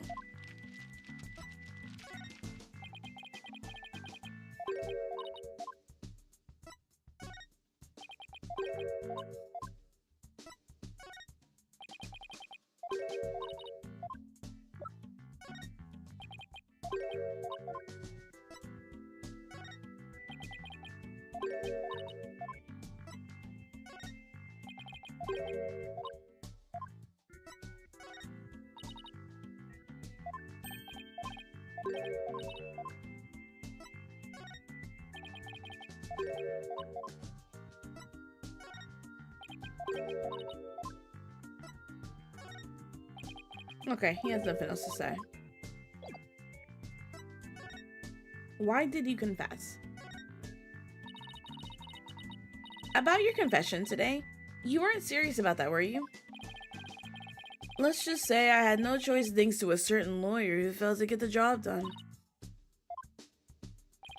So you're really prepared to take the blame for this? Not gonna happen. The voice in the tape is female, so that rules me out. Let's put it this way. You don't actually believe that ridiculous play on words, do you? Well, my confession is just like that. A means to an end, or as we say around here, the end justifies the means. But I actually do believe the voice is shouting Hugo O'Connor. Jennifer's confession was quite advantageous for the real killer. But if Robin and I actually were actually the killer, we wouldn't have confessed. It's that simple. Even you should be capable of such reasoning, or have I overestimated you? You'll make a great lawyer someday. I mean, you seem to enjoy getting under people's skin.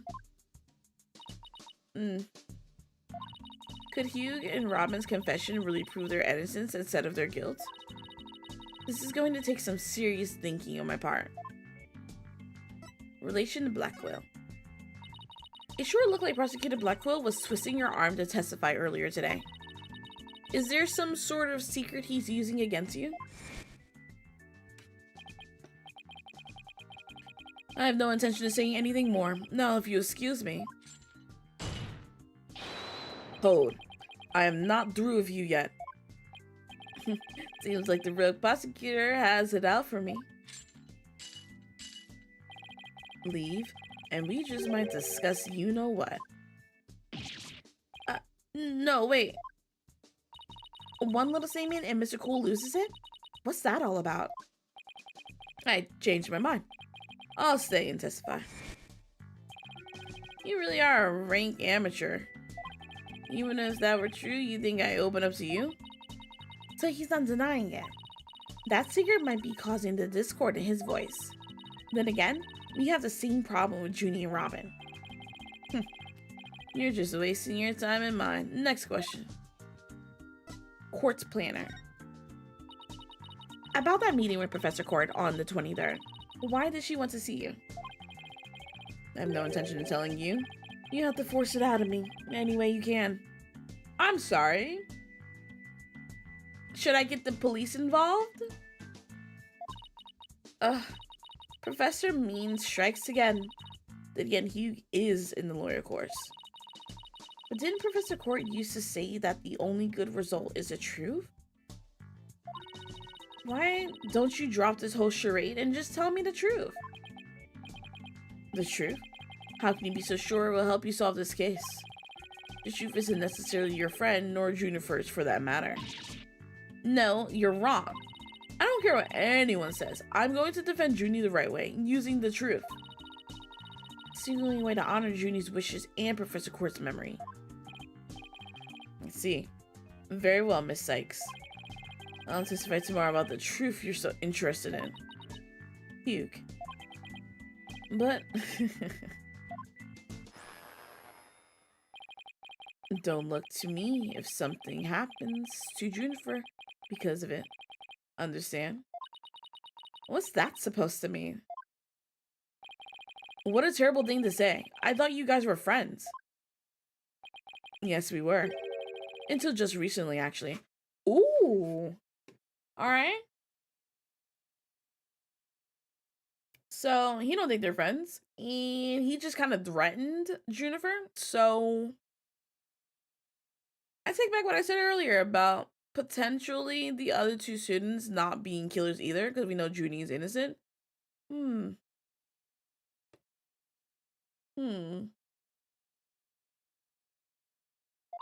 Where? I already told Juniper, so I might as well tell you. I don't really care about her anymore. What? Why? Just as I have my secrets, she has a side you've never seen. I mean, you really don't know that technically Athena's known Juniper way longer than you guys. You've only known her for what, 4 years? For high school? She's known her... Athena's known Junie all her life. They grew up together. Juniper's not all sunshine and rainbows like you think she is. What are you saying? This conversation is over. I said I don't have a lot of time, and I meant it. So then why was you defending her in court? Hugh, wait. He's gone. He doesn't care about her anymore? Why would he say that? That didn't go so well. I guess we'll just have to pin our hopes on his testimony tomorrow. Adina, what do you say we head over to the art room? Might be a nice change of pace. Hopefully the police have completed their investigation. Alright, we don't really have much time left anyway. October 25th, Nemes Legal Academy, 3rd floor art room. Ha ha ha! What if it isn't my little lawyer friends again? Thanks again for lowering that school banner for us earlier. Don't mention it. Helping those in need is what my brand of justice is all about. Right. So this art room was where the murder actually occurred? That's right. You can't see it with the naked eye, but there's blood on the floor. That area roped off in the middle of the room marks the spot. The police investigation is done, so if you want to look around, knock yourselves out. Okay, I need you to move. The rope off, this is where the blood is? Okay. 3 busts is sitting on a shelf. a judge, defendant, and either a lawyer or prosecutor. The bearded one must be the judge, and the bummed out one, the defendant. Look, there's another one falling onto the floor. I wonder which one fell, the lawyer or the prosecutor. Think, Apollo, think. This could tell us tomorrow which trial will go. I'll just wait for tomorrow's horoscopes things.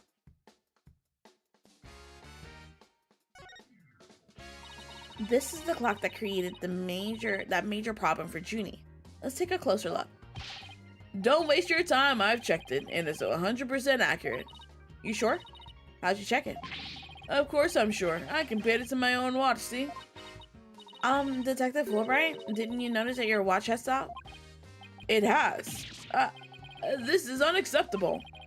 We obviously can't rely on him. Let's take a look for ourselves. Let's see. Wait a second. It's ahead by 1 whole hour. Well, detective? But this clock must have also been an hour ahead when this photo was taken. If so, that would fit perfectly with Junie's testimony. Prosecutor Blackwell won't like this. I almost feel sorry for the detective. Almost. You can at least pretend to feel sorry by wiping that big grin off your face. Wait just a minute. The clock is an hour ahead right now? Sure. Well, what proof do you have that it was running around on the day of the crime? That's a good question. Wait, I think I just might have something. Detective Fulbright, you would agree that there is a moon outside this window, right? Sure, a nice crescent one, like something out of a picture book. But if you look at the window in the back with the winch attached to it, you'll see that the only view to be had is the opposite side of the school building. Oof. Then what's this moon doing here?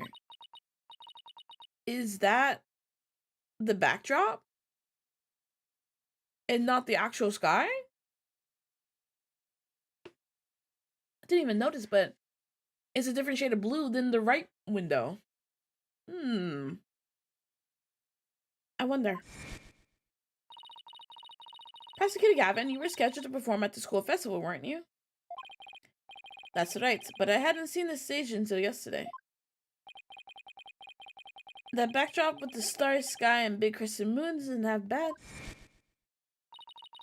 Isn't this the same as the one painted on the stage backdrop? The professor right here, detective. This shows, or the proof's right here, detective. This shows it was 6 p.m. when the photo was taken. Okay. What am I using?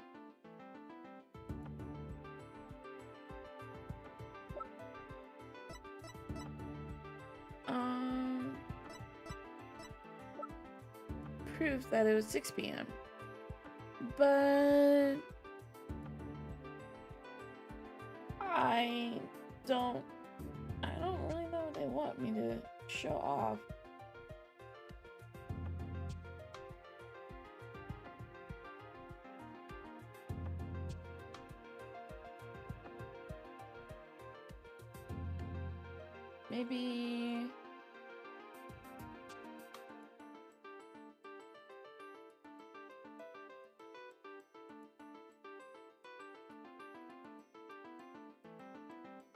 Maybe it's these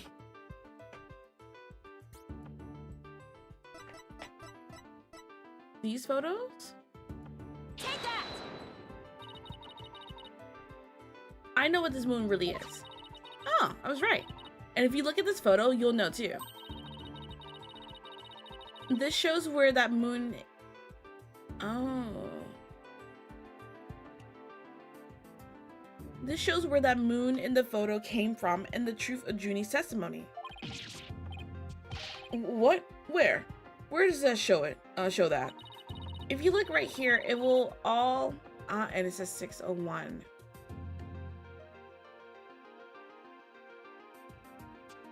Right, because she died on the 23rd. We found the body on 24th, but she's dead on the 23rd. Okay.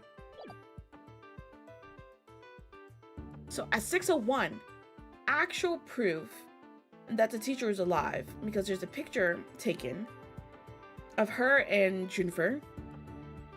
The professor's right there. And both of the students, because that's Robin working on a statue, and the one with the crane is Hugh. We see in the other picture that's him. You can see that in the background right there. Yeah, the professor's watching that. Huh. I'm actually honestly stumped on who the killer could be. Like, based off of, past cases on Phoenix, right? It would be the professor. He's the only one who seems to have some sort of history and differing opinion and voices to what the victim said, but Hugh rubbed me the wrong way earlier. I want him to be the killer.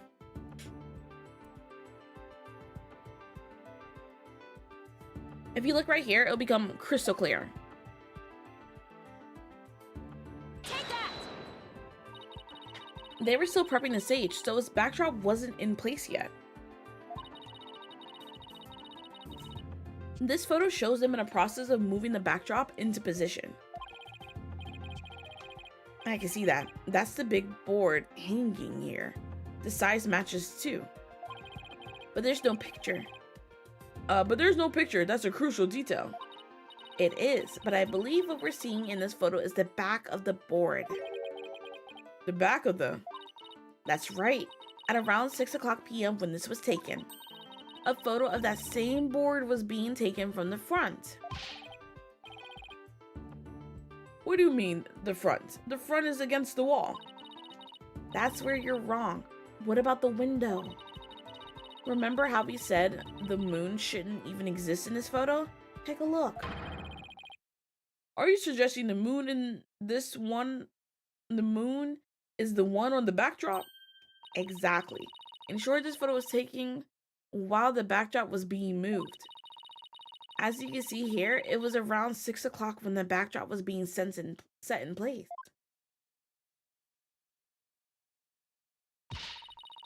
So someone changed the time prior to this.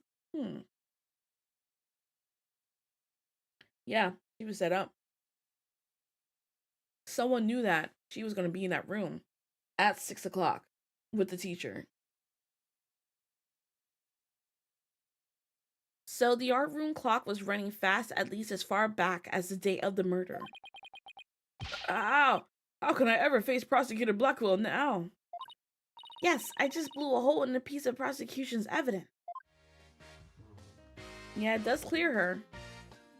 But I'm sure Blackwell has something else up his sleeve.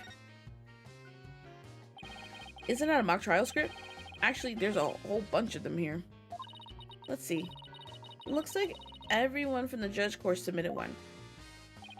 The victim Constance course was the Fine Arts Club advisor, but she probably spent a lot of time up here in addition to her other duties.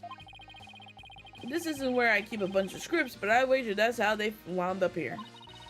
Poor stressed out overworked Professor Court. I know exactly how that feels.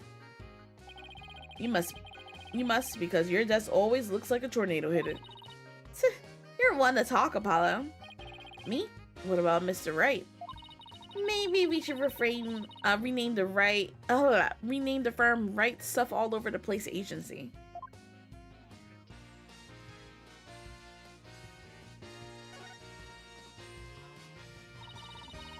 Look, a piece of pottery. Looks like it's already been fired. I bet Robin made it. And I bet it won't last long with the way she deals with her own work anyway. Yeah, it seems like such a waste. I mean, this one already has some color on it. Are you sure that's color or not blood? It looks just like bloodstains, the way the glaze was dribbled on it. Just like bloodstains? Injustice we trust, that does look like bloodstains. We better examine it at once. I get it. The victim was stabbed in the middle of the room where the big bloodstain is. And then brought over here, at which point some of her blood dripped onto the pieces. That means the body very well could have dropped from this window. In the mock trial script, the body was dropped onto a mat. Then a ball cart was used to move it over to the stage. The maintenance area is below this room. In the storehouse, there has a mat and ball cart. So, even the moving of a body was carried out just like in the script. The killer sure had a thing for Junie's script. Well, what do you expect? And that's why we suspect the defendants in the first place. Well, you're wrong, and I'm going to prove it in court. Wow, the fact that they didn't even examine that. It kind of looks like there's a prosecutor's badge at the top of the statue. But it's not if you look real close. Another strange, difficult to understand work of art. Oh, look, it has a little title. Guilty, guilty, guilty.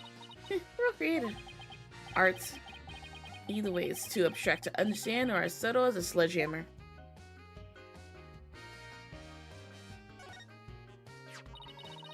A mock trial script on the floor and nearby an envelope marked use. I wonder if Miriam's script was ever really inside that envelope. Let's see here. By Miriam Scuttlebutt. And the title is Rogue et Noir. Crimson Blood and Dark Judgment. I wouldn't take part in that mock trial. She begged me. It says there are special rules allowing the payment of bribes while court is adjourned. Oh, and you can bring in up to $3 worth of fabricated evidence. It also says, welcome to the darkest mock trial ever, where the end justifies the means. The prosecution claims this is the script that was supposed to have been used. But the scripts were selected by Professor Court considering how much she valued the truth. I seriously doubt she'd pick a script entitled Crimson Blood and Dark Judgment.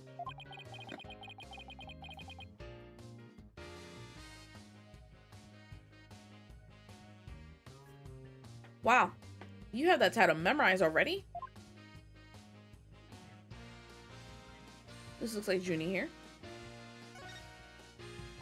A picture of a girl wearing a floral hat. Oh, it has the artist's name right here. C. Court. Wow, Professor Court must have painted this.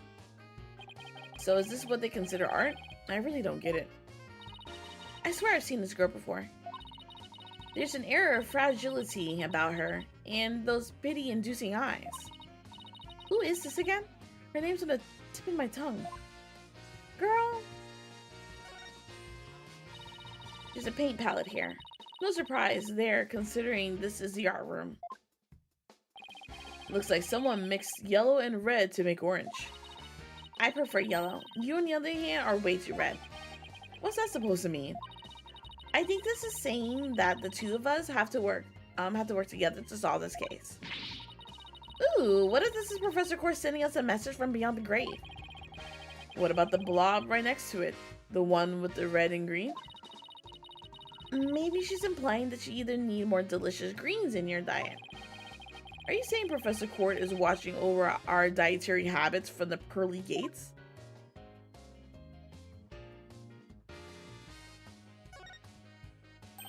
Something was there on the table. Hey, it's gone.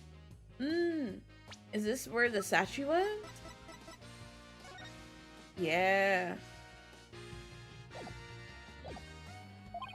Remember that? I didn't even have to bring up the photo. Remember that strange statue in the school camera photo? You're right.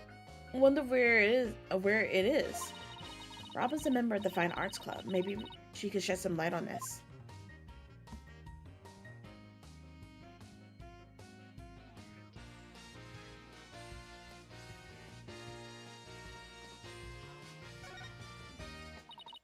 Some wire and a winch. So this is how they reel the banners in and out. There's a nice view of the stage from here. Prosecutor Gavin is still standing in front of that broken statue. So it really wasn't you, Apollo? Don't worry, you can tell me. I won't tell anyone. Ugh. I'll never clear my name unless we catch the real culprit. Alright, guess that's about wraps up all the important stuff. No, I'm not done. pretty much finished searching around here, but just one more look. Yeah, I'm not done examining. A picture of a girl wearing a floral hat. Oh, it has the artist's name right here. R. Newman. Wow, Robin must have painted this. Is it Juniper? The clothes are different, but... Oh, look! There's a piece of paper stuck to the back. Let's see what it says. Completely lacks Professor Court's artistry. Must keep practicing. Robin. Huh. I think this is pretty good myself. I wonder what it would look like if Professor Court had painted Juniper. I bet it would have been really artistic looking. Oh my god. I can see the other half of the building. There, in the quad and stage down below. Yeah, this must be the window Detective Wright stuck his head out of earlier. Oh yeah, thanks for the help, Detective. A true champion of justice always comes running to those in need.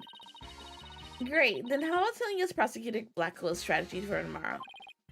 Alright, let me think. Well? Oh, hey, I'm not falling for that. So close, I could almost taste it.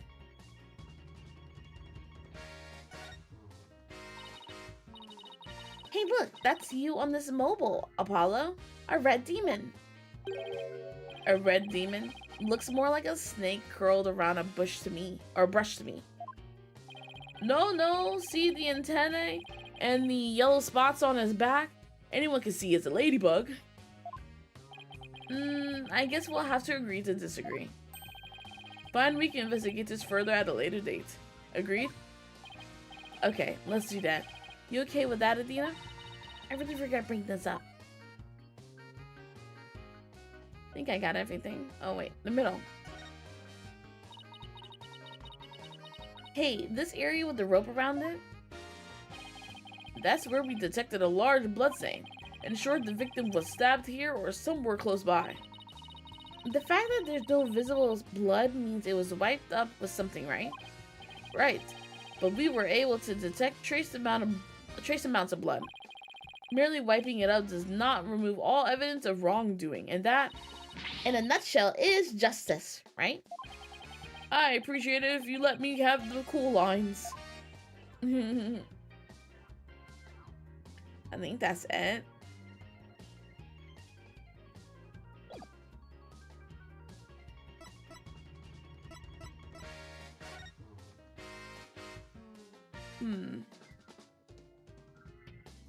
Should we show everything? Where did I leave off? I don't remember what I had asked him. Did I even see him day one? I don't even remember. Maybe I didn't see him day one. Well, no, we did, because we saw what's her face get arrested, but...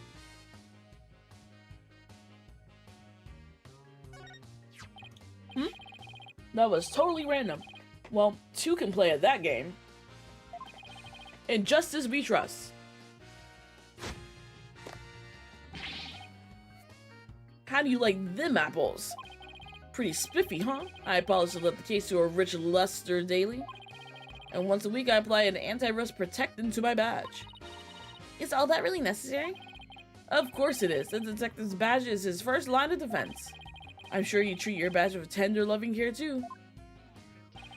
Adina, I always see your badge gathering dust on your desk. And you usually scramble to find it right before leaving the office. No comment.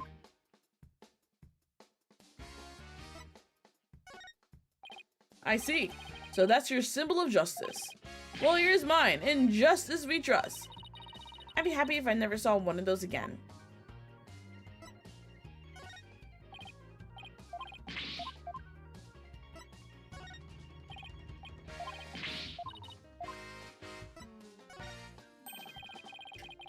The mock trial is the key to this case. That much I'm sure. Yeah, but even if the case and the script are similar, that doesn't mean Jennifer's guilty. I already proved that in court this morning. Alright, this could be a problem. What to do? Well, we better get back to our investigation. Hey, don't walk away like that. Even champions of justice need help sometimes. Seriously? He wants me to help him convict our client?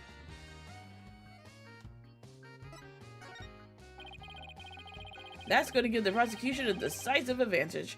Prepare to get owned tomorrow. I don't think so. We have new evidence that will blow your case out of the water. Oh yeah? Well, Prosecutor Blackwell has a witness ready to deliver brand new testimony. Plus he has a new tie and a pair of even flimsier shackles, just ready to break. Tomorrow's trial will be ours. In justice we trust. Well, tomorrow I'll be using a new shampoo and I'm changing breakfast cereals too. What about you, Apollo? We'll be new with you tomorrow. I think we should approach the case with a fresh new attitude.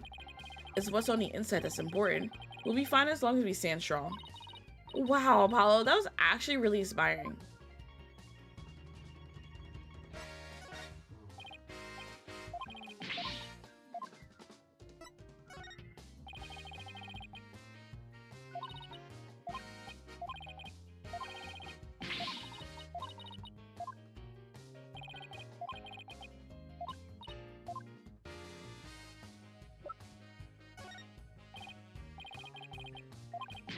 I hate he has such long dialogue.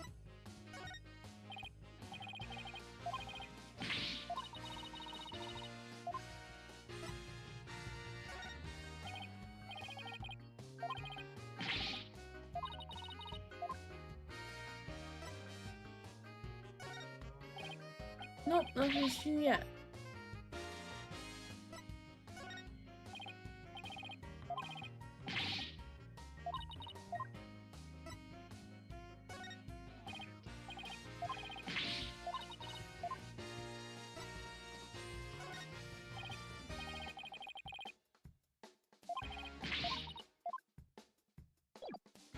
Okay, so there's nothing. Let's talk to him. Art from investigation. I'm tired. Okay. Find anything new, Detective Wright? Ha ha ha. Good question. Unfortunately, the answer is nothing much yet. He sure is confident for having found nothing. But if we're talking outside of the art room, there has been a major breakthrough. Oh dear.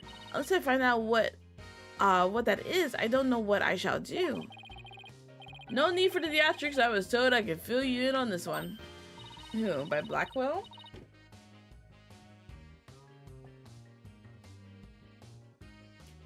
Wow, you saw right through me, Detective. I'm impressed. Looking to get arrested for murder via unwarranted flattery, aren't we? The breakthrough. So, what's the major breakthrough you mentioned? You want to know? You really want to know? You really? Come on, just tell us all already. Tell us already. Oh, you're no fun. Anywho, we got the results of the voice print analysis back. Voice print? You mean for this tape recorder? Exactly. The voice belongs to the suspect, Miss Woods. Beyond a shadow of a doubt. Really? Miss Woods. Oh, that's Jennifer. So she's yelling Hugh's name? See right here? They analyzed the voice on the tape inside and out. Voice print analysis. The results of the voice analysis performance on the tape recording. And you thought the voice of the tape was saying Hugh O'Connor. Thanks for the good laugh, Miss Sykes. He's the last person that went laughing at me.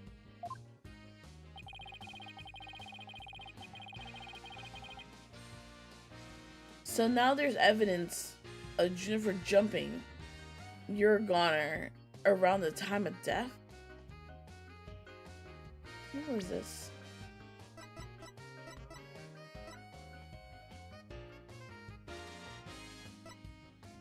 $710.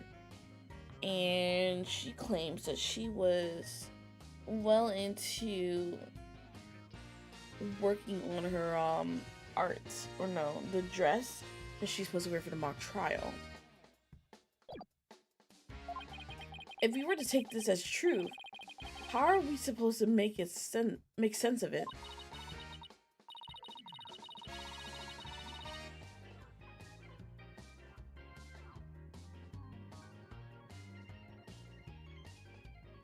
I don't know. I can't think of any reason why Junior would shout that in the first place.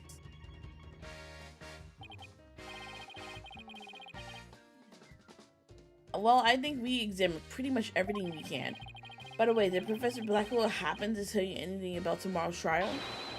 In justice we trust. It's no use trying to pry more information out of me. Having just learned that the clock had been 1 hour fast means we're back to square one concerning the suspect's actions that day.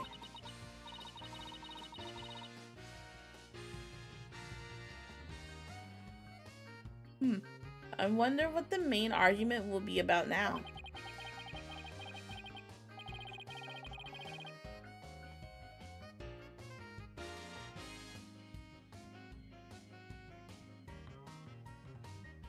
How the body was moved would be my guess, but Prosecutor Blackwell's got his own plans. Oh? Does he now? Detective Fulbright.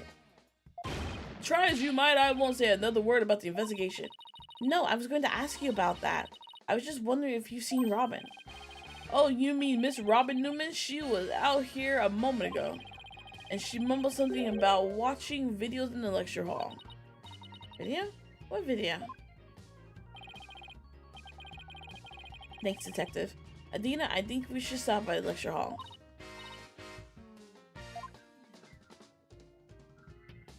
So, we examined everything. I guess we talked to him and everything.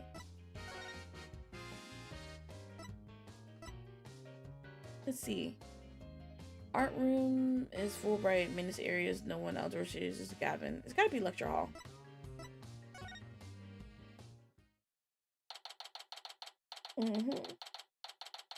October 25th, Nemus Legal Academy, therefore lecture hall. Here she is. Robin! Hey, Robin! Oh, Adina, Apollo. What are you watching there? Oh, it just so happens to be a video of the mock trial. I had to use a bit of coercion to get it, but the end justifies the means, right? There it is again. Professor Mean sure has a lot of influence around here. Care to look into the true connection between the murder and the mock trial with me? Sounds great, but do you mind if we ask you some questions first? Hold on for a second, y'all.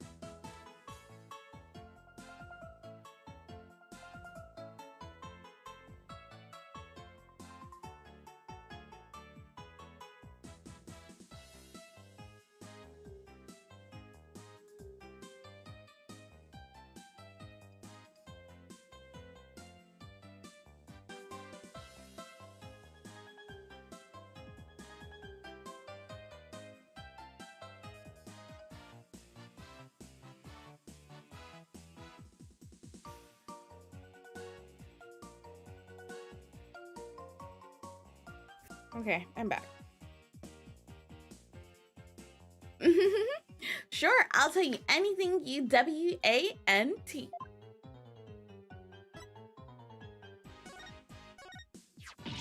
Whoa! Check out your badge! What do you think? Nice and shiny, huh? Yeah, it's awesome.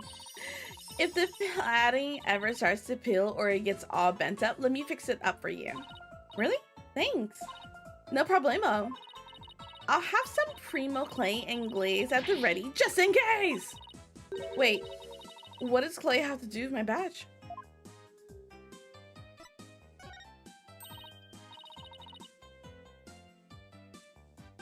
Yay, a present from Athena. Ooh, this is so exciting. Sorry, but it's not a present. I wanted to know whether you knew anything about it. That's not nice, Athena. Why are you so cranky today? It wasn't until a moment ago.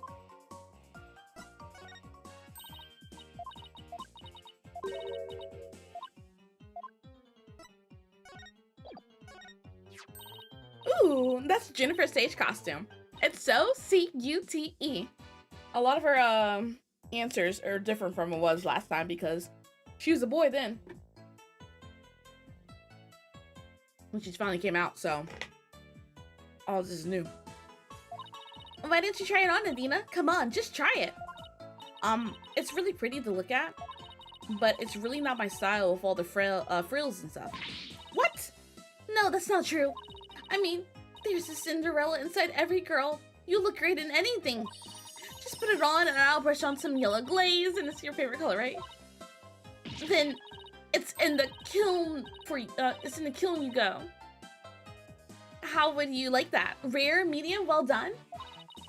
So when she said Cinderella, she literally meant burn me to cinders. Whoa! Deja vu, man! It's like I can almost taste my near victory again. But no! The final showdown was canceled because of that murder! This topic sure seems to strike a raw nerve. Wait a minute, you're starting to think some of them might be involved? No, really. You kidding? Our friendship, it's like a diamond, only tougher. It's like powder keg before a spark. It's like the calm before the storm. In other words, it's under a lot of pressure and ready to blow at any moment.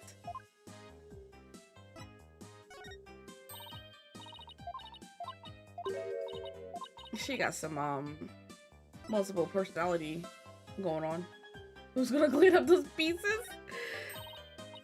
No, really.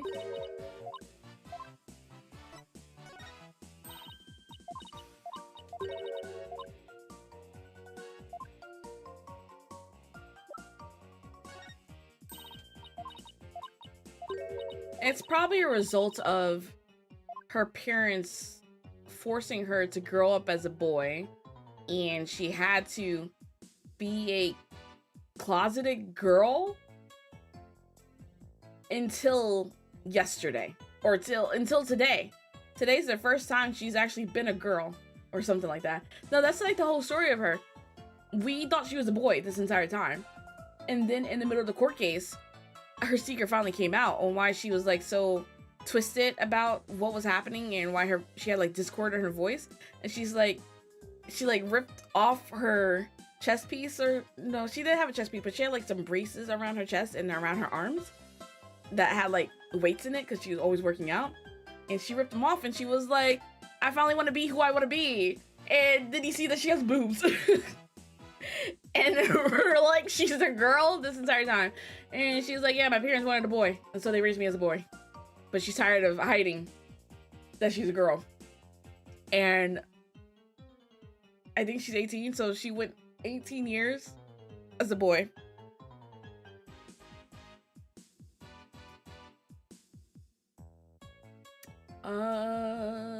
Here. Yeah, nothing to say about that.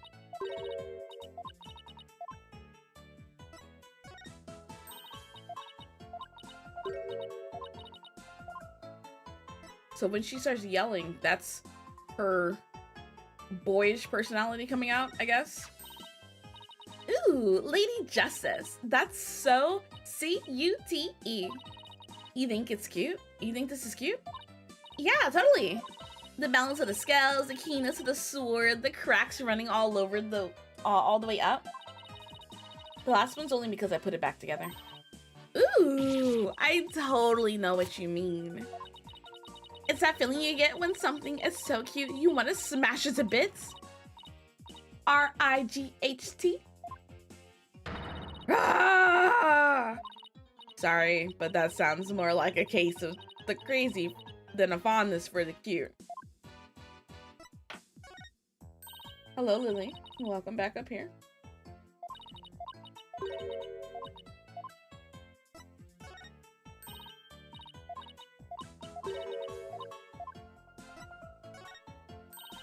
And she has nothing to say about the incinerating of the Gavinier's banner. Oh man, that's my blood, sweat, and tears in a pile of rubble right there. Why not make the statues again? I'm sure the two of them would be delighted. Yeah, I could totally do that. And this time, I'm gonna make them even more realistic by making full body molds of my models. Full body molds? Are you sure that's safe? How about plain old measurements? Oh, Athena, measurements are for wimps. Full on YOLO is what art's all about. He said YOLO! Bruh. Robin! I'm gonna drop both of them in a big pole of plaster, yeah! I know I should stop you, but some part of me really wants to see how this plays out.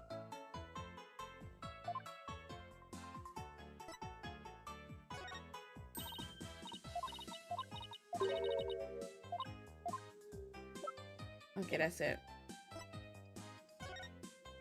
Why did you confess?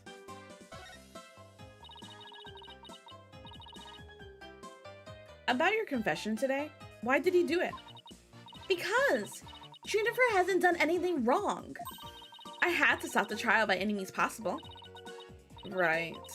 The end justifies the means, so you're a follower of Professor Beans too? Professor Beans is a wonderful teacher, as was Professor Court. I like them B-O-T-H.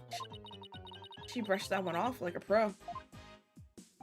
But with that style of justice, you run the risk of breaking the law.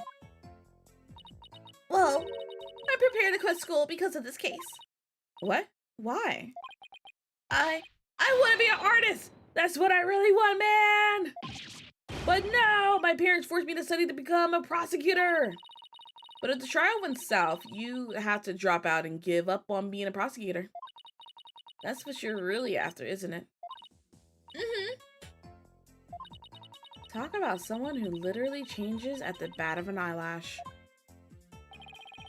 I guess she's been dealing with her own problems too. That totally makes sense. Yeah, I suppose so, but that doesn't make what she did right. The day of the crime. Could you tell us about what you were doing on the night of the murder? Finishing a statue. I was on the stage until the last bell. That's right. You made the statues of Mr. Wright and Prosecutor Gavin, didn't you? Oh, yes. Yes, I did. Both of them. Why is she sweating about that?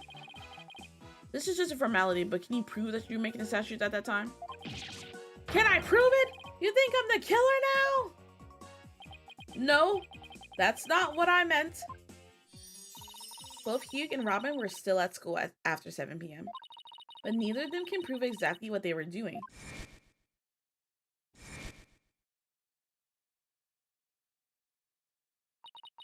Could one of them really have murdered Professor Court? Now that the secret's out, has there been any problems now that everyone here knows you're a girl? No worries there. I discussed the matter with Professor Court some time ago. I told her I wanted to let everyone know I was really a girl.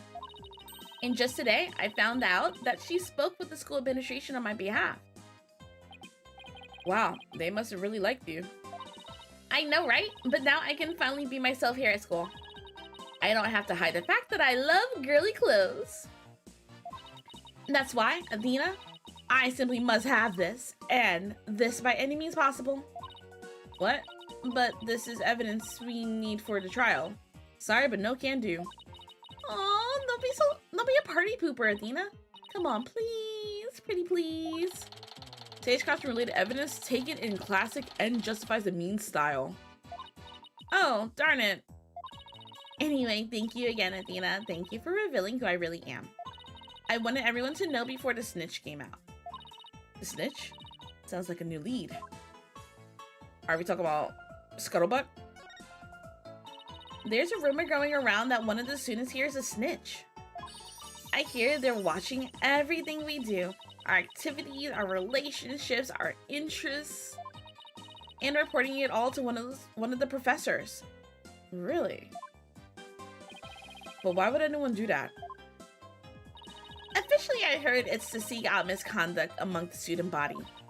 But rumor has it grades were being bought, and sold through this surveillance network. That's bribery? The situation in Demon's Legal Academy is worse than I thought. Well, all this is important stuff. I still want to ask about that thing in the art room. I have to press some evidence to show her what I'm talking about. No. I've pressed all evidence. The thing in the art room.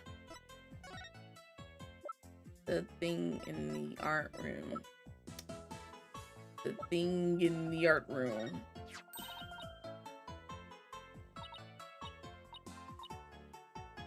Maybe the tape recorder?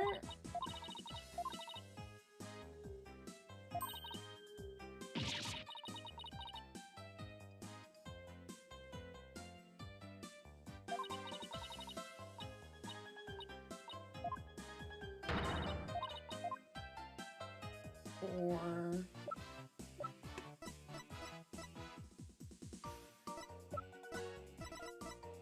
it's the only thing we have of the art room. Robin, I just remembered something I wanted to ask you. Okay, I chose the right thing. This photo shows a piece of art on a table.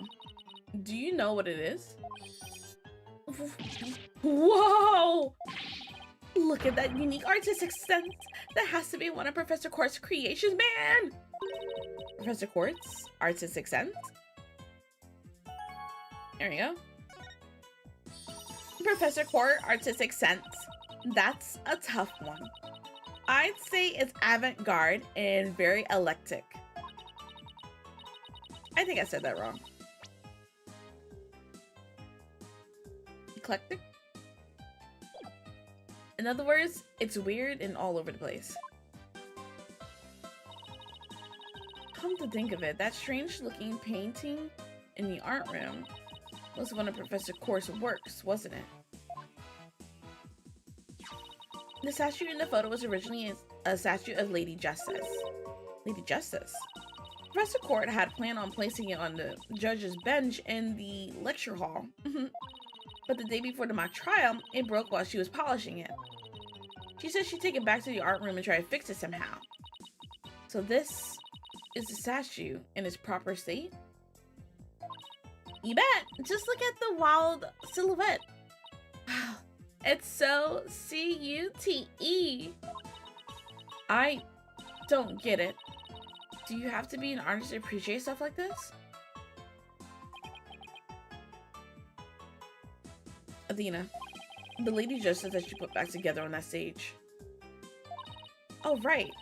I didn't realize before because it was in pieces, but before it smashed, maybe it didn't look like Lady Justice, but more like it does in the photo. But what in the world was it doing on the stage? It was found broken on stage. Professor Carver made it into a completely different looking statue the day before the mock trial. Well, I think that about covers it. Okay, and then how about watching the mock trial video of me? What do you say? Sure, sounds good to me. So how do you want to watch it? All classroom desks at this school have their own built-in computer, you know? Wow, this place is definitely a lot cushier than I thought. I know you guys are in a hurry, so I'll just fast forward to the important parts. Let's start with the professor's pre-trial speech.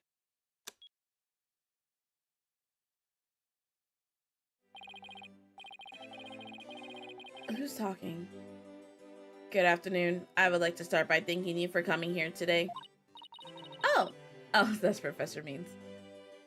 That sounds like Professor Means. The mock trial, the crown jewel event of the school festival will begin shortly. Is the camera like this the whole time? Yeah, it's in a fixed position in front of the stage. When I was a student, I too could hardly wait for this day to come. How come teacher speeches always make me so sleepy? Let's just get to the end of his speech. Now, let the mock trial begin. Hey, what's the deal here? Why is Junie so large in this shot? Looks to me she cut right in front of the camera. Jennifer was also in charge of the audio. Even though she was already playing a part in the mock trial itself, she had to do it to keep the script details secret. She was all over the place that day. When she wasn't in the trial, she was in the audio control room dealing with the music. Ooh. So this is what the lecture hall looks like. Looks like there's a judge, bench, back by the screen, and a witness stand up front.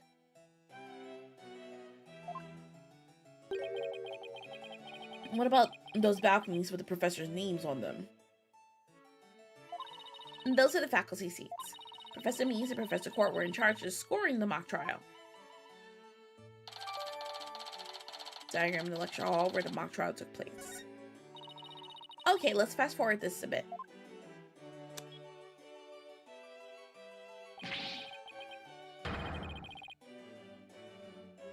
And that's why the defendant is definitely guilty. Ah. Oh wait, that was okay. That was Robin. That was me. Can you tell? Objection. Fro Coed used her bare hands to stab her professor with an arrow? I don't think so. You read the line in the mock trial, Apollo, but she made it sound kind of weird. Cut me some slack. It was my first time reading that script. I think Jennifer's going to speak next. I didn't do it. I had suffered a breakdown and pretty much lost it. It's true I shouted you're a goner, but I didn't mean it. Wow, what an emotional performance. She put a real actress to shame. Wait, could you go back and play that scene again? You really think that's necessary?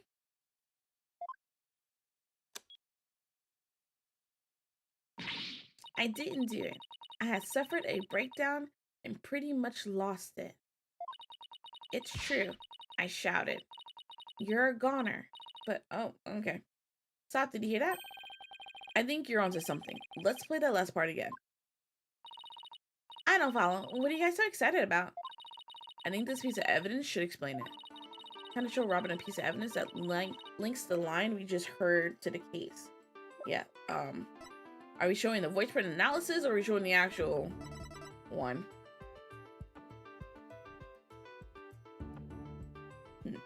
I'll go with this one first. Take that! I'm sure you remember this. It contains a female voice shouting a violent threat. I'll play it for you. You're a goner. The voice and performance do sound similar, but I can't believe this is happening.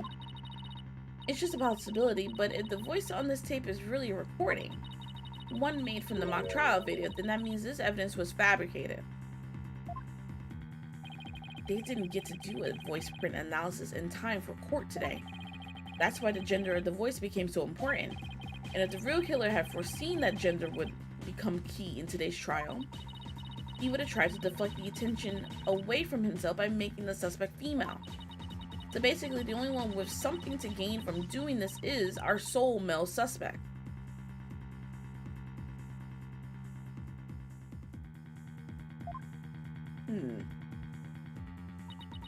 Wait a second. No! Way! Professor Means' credo is the end justifies the means.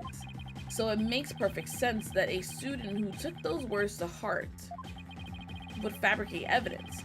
We need to get that tape analyzed as soon as possible. But I thought we got it analyzed. You're a goner, just like in Junie's script. It may be fake. Because the results of the voice analysis performance on the tape recording.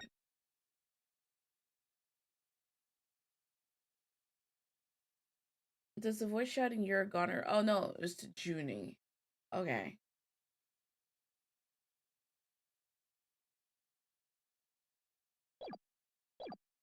Allow me to assist you with that.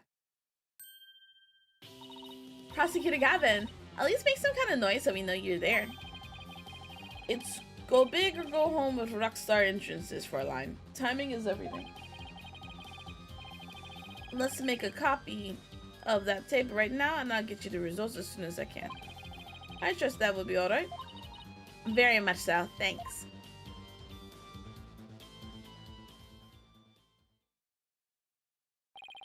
Well, Athena, it's almost sundown. Isn't it about time we head over to the detention center? I think Junie will agree that this is something that could prove her innocence, but will her heart really be open to accepting it? She had to have known this was what I find.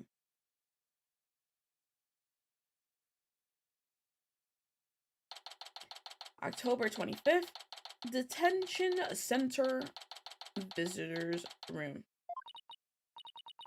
And that about covers the main gist of our investigation. I see. Very interesting. You've been quite the busy beaver today. Thank you for all your hard work, Athena. Well, my time's about up, and it will be getting dark soon, so... Junie, you must be tired of being on your feet all day. You should go home and... No, wait. You have to listen to me. I don't want to hear any more. I know what you're going to say, Athena. Junie, you promised. We're going to discover the truth behind this murder mystery, and we're going to bring you solid evidence showing just what that truth is. If we succeed in doing that, I want you to promise that you will accept the Junie no matter how hard it is to hear. Okay, but only if it's the real truth. So please just listen to what I have to say. Once you heard me out, I'll let you decide what to do.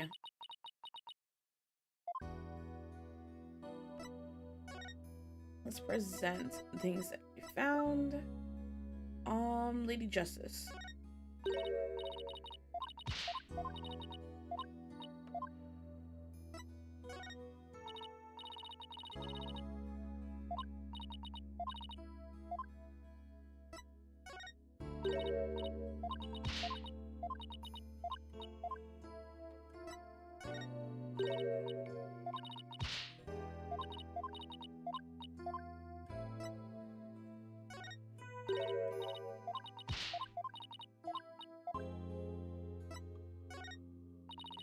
Oh, that.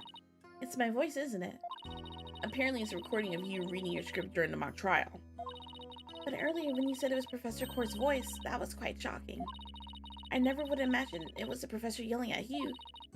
Oh, that was just, you know. That was such an inspired leap of logic. You really are something special, Dina. Yeah, it takes a special kind of person to make a claim like that with a straight face. It doesn't take my sensitive hearing to detect dripping sarcasm, genius.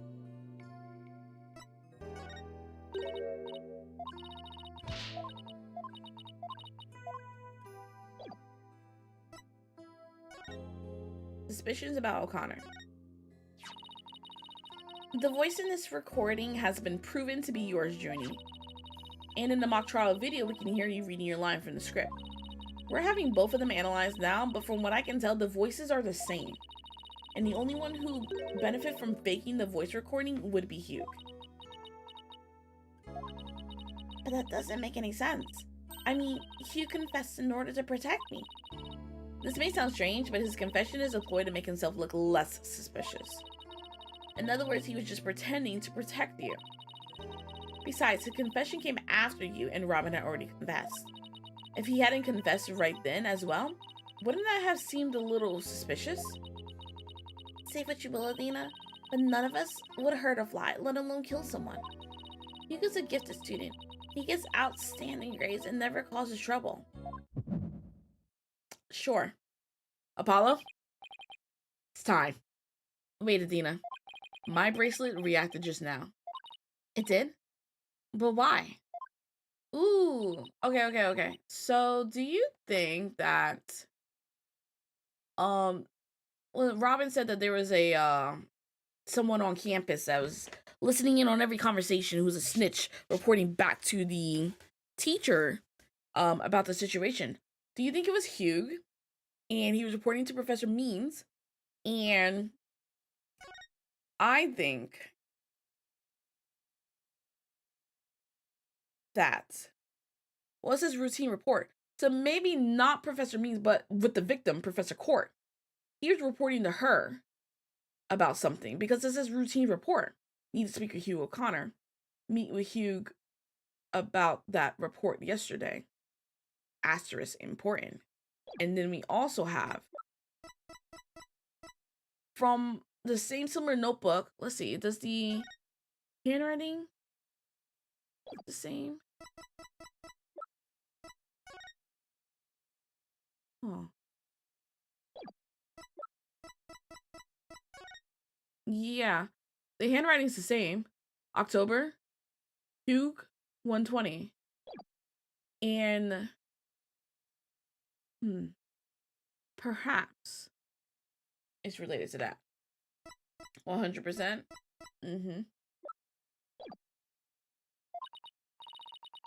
Junie, can you look me in the eye and repeat what you just said?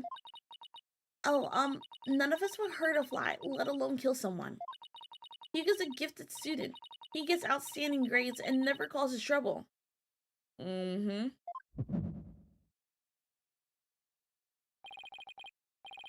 He is reporting to the teacher, bribing for better grades to make it seem like he's an A+ student.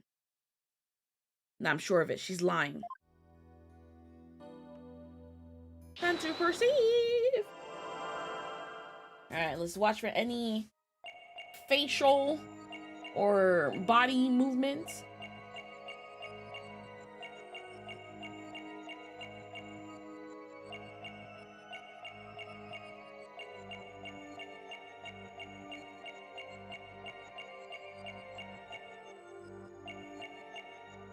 Nothing going on the face.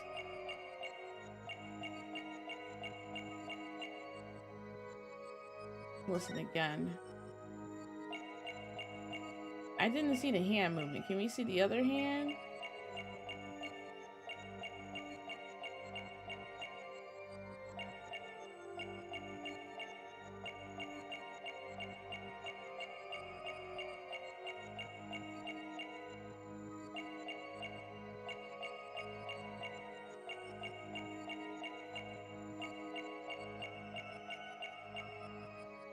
No, I don't see that moving either. Is it down here? You can't go down that far, but...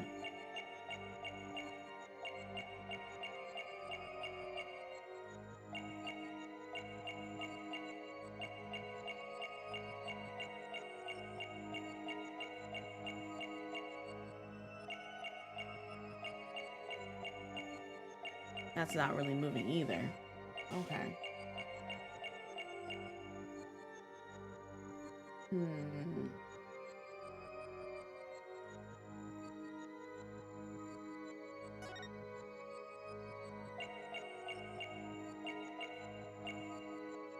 Hey, I missed something.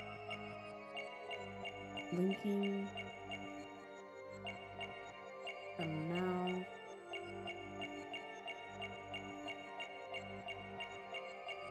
The hands aren't moving. The neck.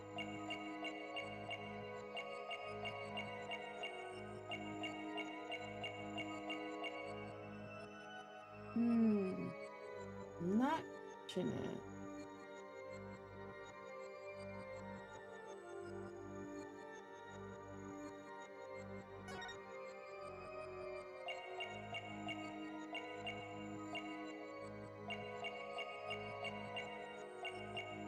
Maybe her boobs?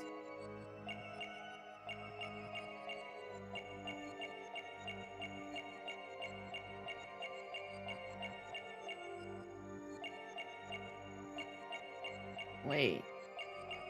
Dude, I almost missed that. How? What? How is this moving? Gotcha! Jennifer, you start coughing when you're under stress. Oh, she was coughing. You can't hide it from me no matter how hard you try. When you said, and never causes trouble, a cough escaped and made your scarf flutter. As for why you were stressed, it's because you were lying.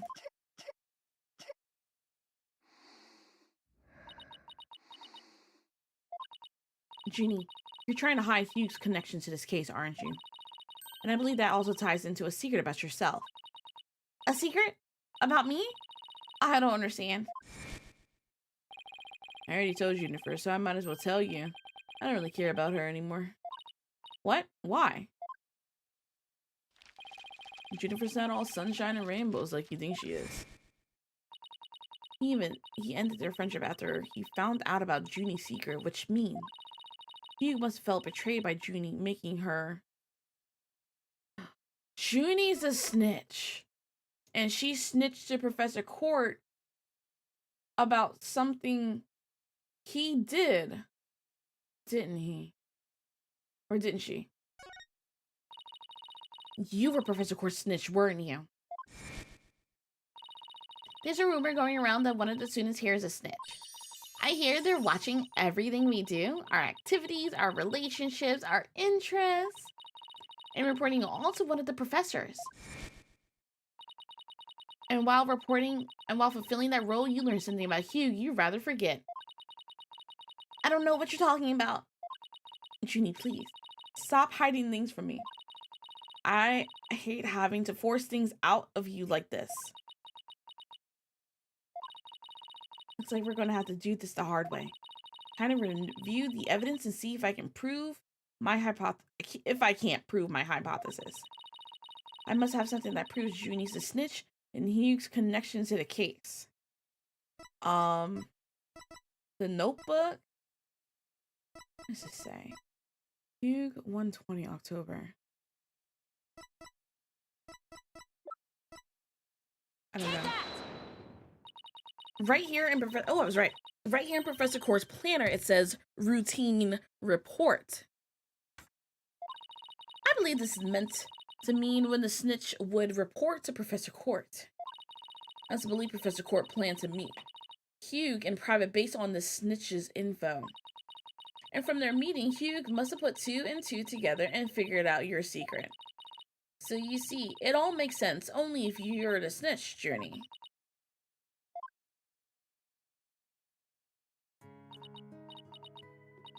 Forgive me, Thena. I've been lying to you this whole time. The truth is, I suspected Hugh from the start. You did? Now this is surprising. So Hugh gets the killer! Oh my god.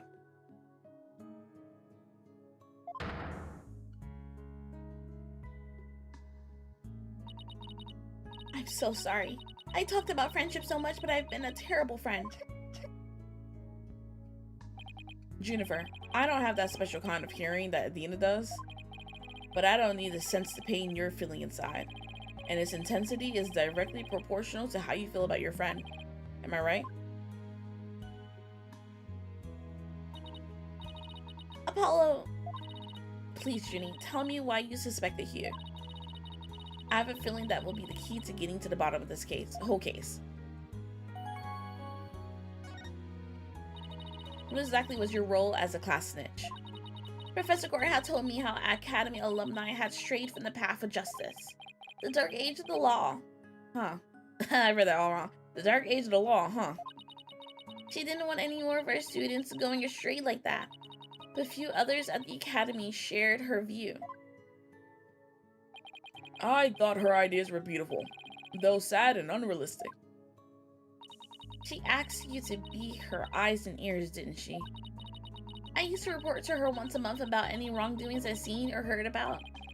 And that report session in her planner, the one from October 22nd, was a part of that. Yes, that's when I reported Hugh to Professor Court. She snitched on her own friend?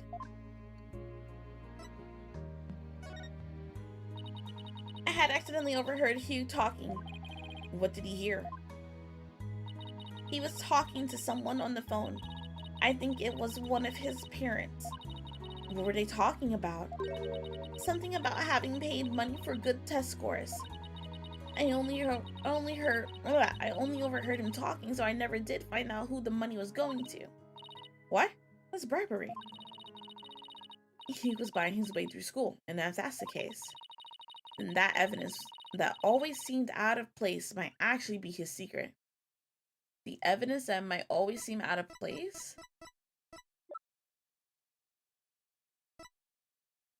This one? Take that! Yes. We found this while we were investigating the sage, and got Hugh's name on it. I didn't know what the number meant at the time, but now I'm hearing about bribes. It must mean that a bribe of 120 grand was to be paid in October. What's more, take a look at this mark. The same mark is on the page of Professor Court's planner. Hey, you're right.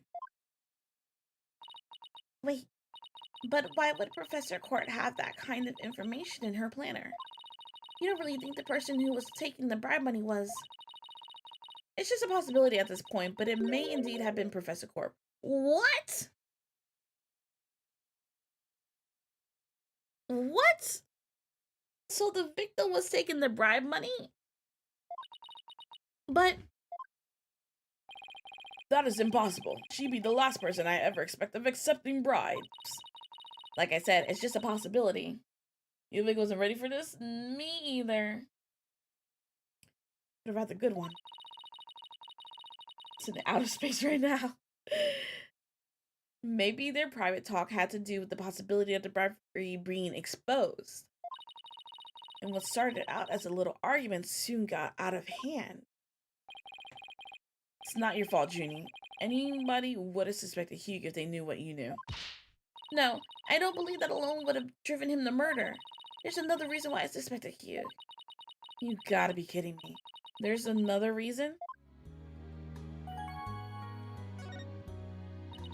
I saw Hugh around 7 p.m. the day before the mock trial. Oh, so she's finally ready to talk about that. When I saw him, his... Oh, Dina. Junie, are you alright? Just try to relax and tell me what happened. I never wanted to see what I did. But I'll have to live with it, won't I? In that hallway, Hugh's hands... His hands were dripping with blood.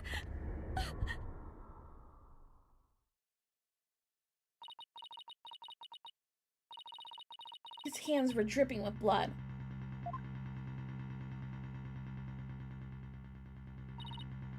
What? But why? What am I going to do? Blood or paint.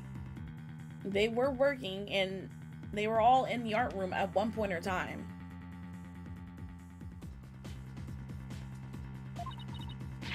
Deep down, I know Hugh can't be the killer, but my mind keeps telling me he is. Zombie? Not dead by daylight. My mind keeps telling me he is, no matter how hard I try to convince myself he isn't. Oh, what am I going to do? Hugh, he's... I can't take this anymore. Dina. So she hid the fact that she had seen Hugh and said she went home at 6 because she wanted to avoid talking about what she saw. Junie, it must have been terrible holding all of that in. But it's going to be okay. I'll get to the bottom of this. And that's my promise from one good friend to another. I'll be defending Juniper tomorrow. If that's okay with you, Professor Means. My main concern is whether you can defeat that prosecutor. But I won't try to stop you. I will be watching from the gallery. And shall look forward to seeing what sort of results your methods can produce. Good luck tomorrow. Now, if you would excuse me. So, Means is innocent. I thought he was the killer at first. So, more than likely, Hughes is the killer. If not Hughes, both Hughes and Robin. If not Hughes, just Robin.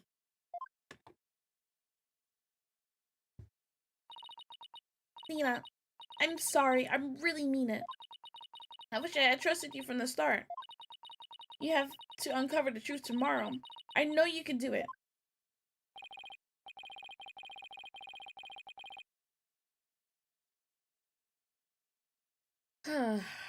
It's still, the timeline of this case is so wild.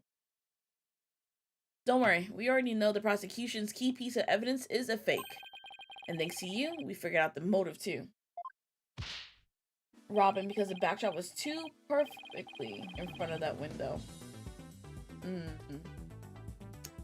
Yeah, my money's... I feel like Robin's not done completely. Let's give this our best shot, Athena. Let tomorrow be the day Juniper walks free. I wouldn't have it any other way. You should be all ready now. What could possibly go wrong this time? Oh, the fact that you even thought that.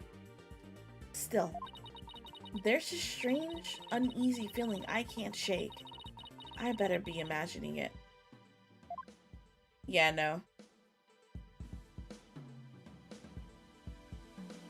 Right, no. They jinxed it. Uneasy, strange feeling. It's... Hugh might still be innocent. It might be Robin. And Hugh witnessed it.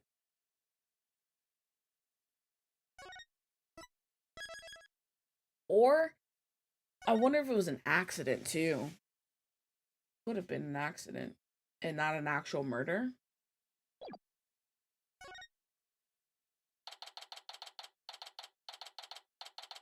But then why would they make it look like a murder? Yeah, no, why not fess up either? Or also, why make it turn out to look like a murder and have Juniper ultimately be framed for it? October 26, 9:45 a.m. District Court, Defendant Lobby number 3. Were you able to sleep last night? Huh? Oh, sleep. Sure, I slept. For a grand total of 0 hours. Clock and everything. Right, yeah. Someone messed with that clock.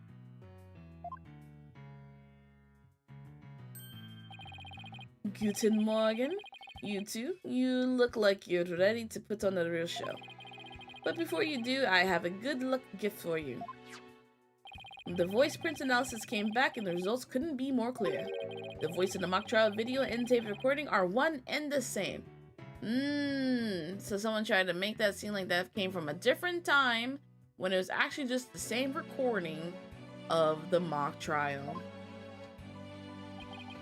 In other words, the recording's a fabrication. The voice in the tape says you're a goner, just like Junie's script. It's been identified as fake. The lab is continuing their study of the tape. So far, they found signs of overdubbing. But it's going to take a bit longer to recover the audio that was erased. Who's there? Wait. Did you see who it was? No, I got a quick look, but they got away. I think it might have been Hugh. I bet he was eavesdropping. Wow. I wonder if he saw our hand. Oh, I'm sure he wasn't the only one just now. I bet Robin and Boxcutter were listening too. I will make sure they don't make a run for it. That is my final gift to you. Okay, all that's left now is to reach out to the truth. Time for a mini Cores of Still workout. I'm Apollo Justice and I'm fine. Your turn. I'm Athena Sykes and I'm fine.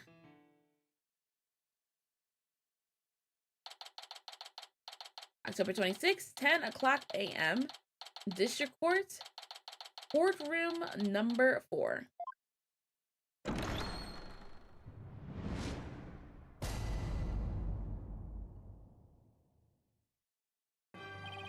Courts will now reconvene for the trial of Juniper Woods. The Sykes Brigade is totally psyched. I mean, the defense is ready, Your Honor. The prosecution is ready as well. Isn't that right, Prosecutor Blackwell?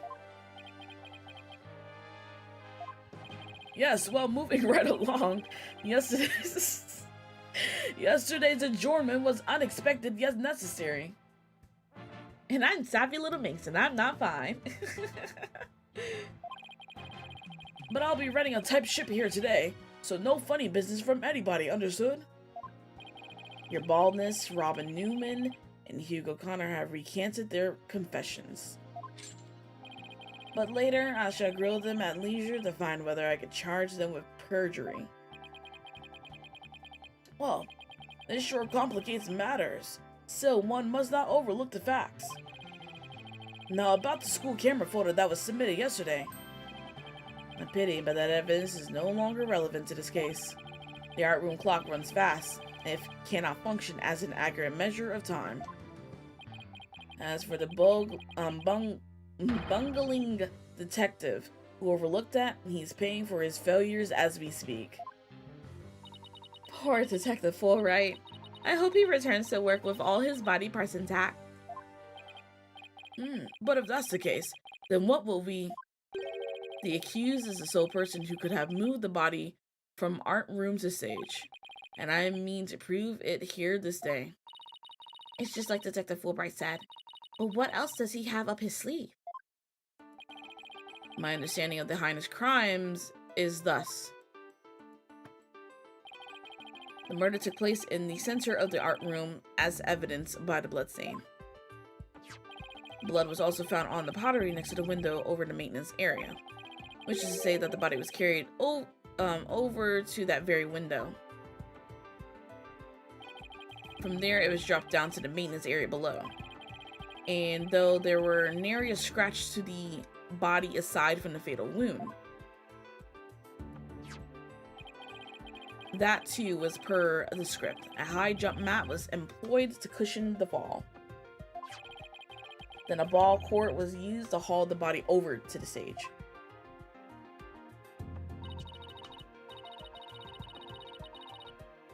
That's not very clever. I mean, it's the same exact body movie scheme as the script.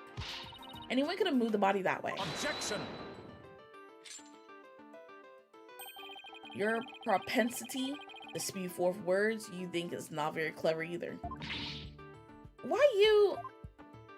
Moreover, the prosecution has a witness, which is most unfortunate for you. Witness, it's time for you to come forth.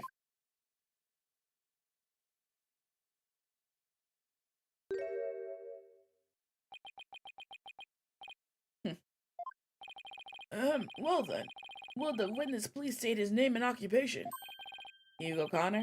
I'm a senior at Themis Legal Academy, and I'm studying to be a lawyer. Yesterday I told that lawyer there that I would testify to the truth.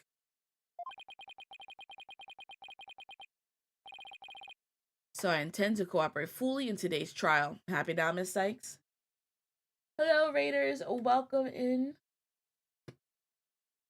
I'm SuperNamu, JRPG variety streamer here, currently playing Phoenix Wright, Ace Attorney, Dual Destinies, Episode 3, Turnabout Academy.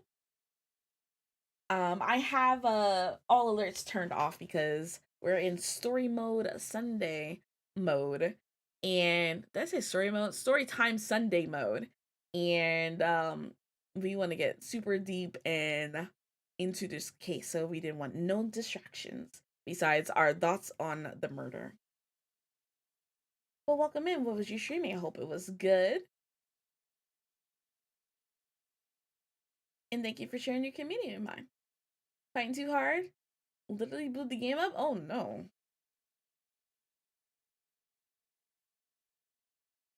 Okay, so I intend to cooperate fully in today's trial. Happy now, Miss Sykes? What's he up to now? The court appreciates your cooperation, Mr. O'Connor. Now your testimony, please. Stick fight. Simple scrap 'em up indie game. Oh, I haven't heard of that. It sounds cool though. She was fighting too hard though.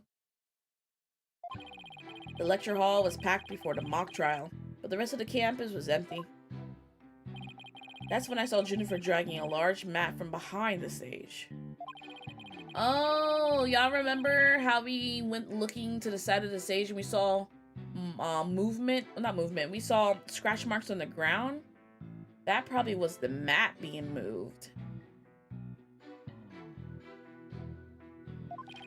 She was heading towards me, so I assumed she was on her way to the maintenance area.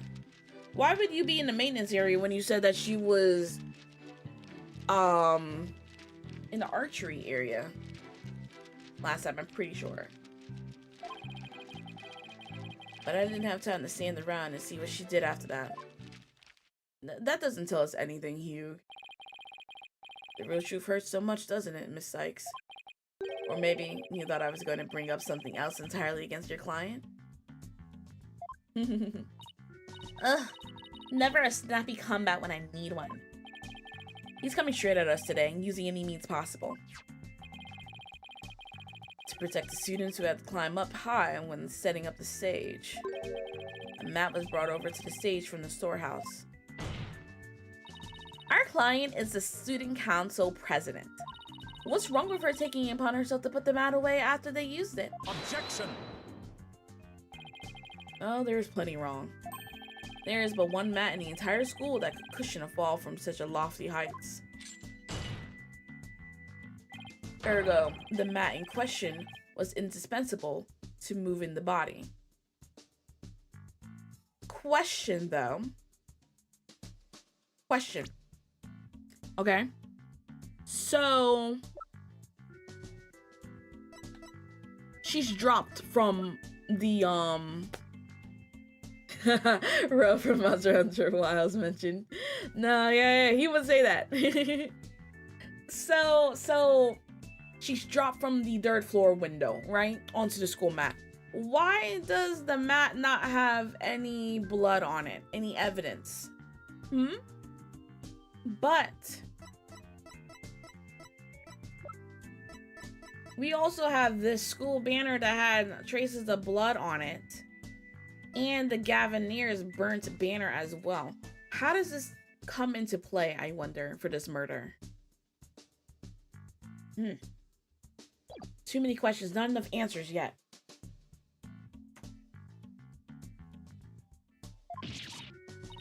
It sucks being the last to know everything. I think I get it now. Ah, I just said that. The drag marks we saw behind the stage were made by that mat. See, I said that. I said that. I really honestly should have went to school for, crime scene investigating.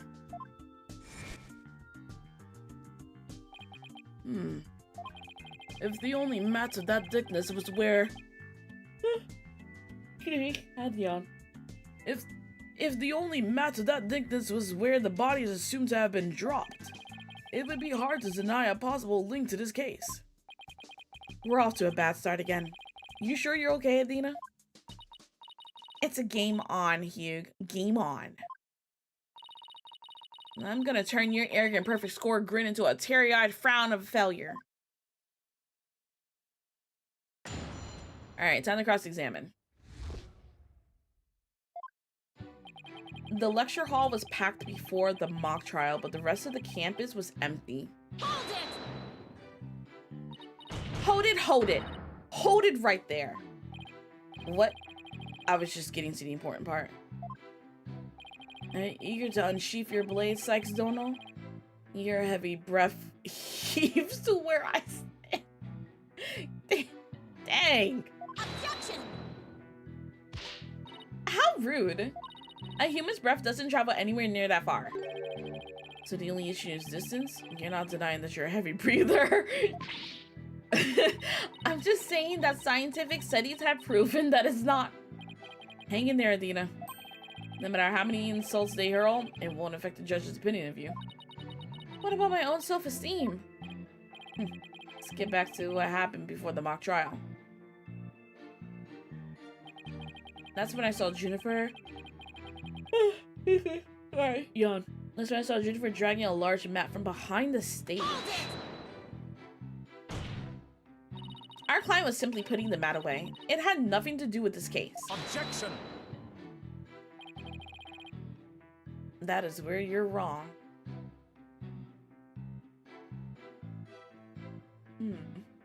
Sorry, I'm thinking about something.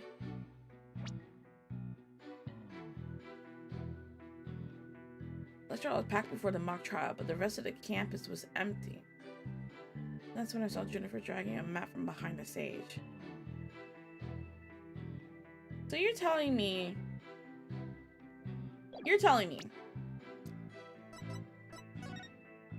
this woman has been dead since the 23rd, right? This woman has been dead since the 23rd. Her body was discovered on the stage in the quad on the 24th. But she's been dead in the art room since the 23rd.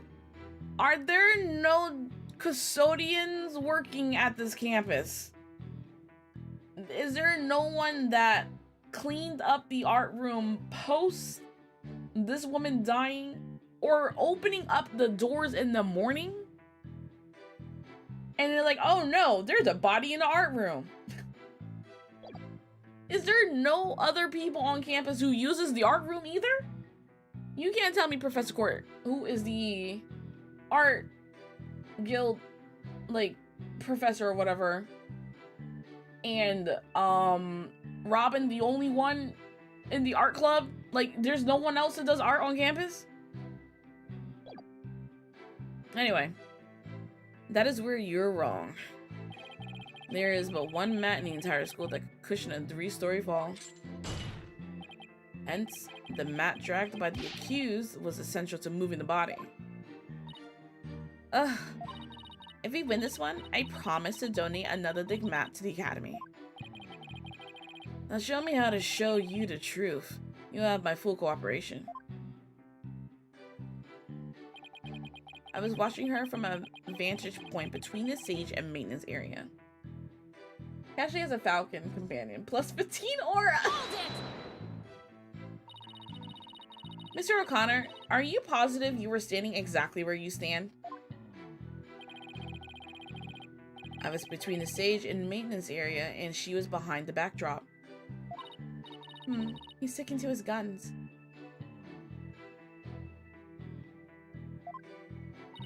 The issue here is where he was standing when he says he saw Junie.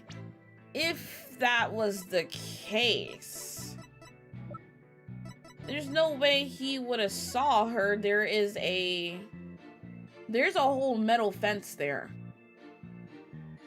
There's no way he would have saw her from the maintenance area, drag the mat from behind the stage to the ground under the 3rd floor window if there was a metal fence there, you little lying POS. Objection indeed, but I want to hear everything else. But nothing I say will mean anything without evidence. Time to dig a little deeper. Oh, before you ask, I had my glasses on. Therefore, I'm positive it was Jennifer. That is not an issue. She was heading towards me, so I assumed she was on her way to the maintenance area. Hold it! You can't assume. You know what that means? It makes an ass out of you and me. You shouldn't assume anything. It only shows that you're not positive. Objection! Such a wild momentum. Perhaps you were a raging bull in your past life. God dang! Black Quill? Objection! Don't compare me to some stupid farm animal. Boy, Justice Dono. Our assertion is Jennifer was simply putting the mat away. In that case, where would she be taking it? Oh, to the storehouse. Over in the maintenance area. Precisely. Therefore, there's not wrong with the witness's judgment in this matter. It is your wild charges that are the issue here. But I cannot help it if he keeps seeing red. He's going to get a face full of Justice Apollo style if he keeps that up. Anyway, I saw her heading towards me. But I didn't have time to stand around and see what she did after that. Hold it! And then it's entirely possible that someone else moved the body, correct? Objection! Are you mad or merely delusional? Everyone was in the lecture hall before the mock trial. The rest of the campus was empty. Ergo, the only probable suspects were the 3 trial participants. I know. Thank you for stating the obvious. I also know that you, Hugo Connor, were one of the participants. Mr. Confidence sure goes all out when he tells the truth. Well, I don't think he meant for any of that to be misleading, but it doesn't make it factual. Careful now, Dina. A genius like Hugh could be leading you right into a trap. Has a strong name like Apollo, but looks like a Bradley. Put some respect on our boy, Apollo. I'd be surprised if he wasn't, but all I could do is charge forward with both eyes open. Alright, so we're going to present evidence on this one. There's no way he could have saw that. Objection! Music stopped, which means I'm correct. So, you saw the back of the stage from between the stage and the maintenance area? Well, let's take a look at this photo taken by Miss Scuttlebutt, shall we? This photo shows the students setting up the stage the day before the mock trial. Do you see the big construction screen in front of the, to the right of the stage in the background here? Why, yes. In fact, there was a bunch of those next to my house until a few days ago, too. It was so noisy behind there, but I couldn't take a peek. Oh, how it piqued my interest. Exactly, Your Honor. You cannot see past such screens. That is their purpose. Now let's see. How exactly is that screen positioned again? Aha. Since it was to the right of the stage, it should be right here.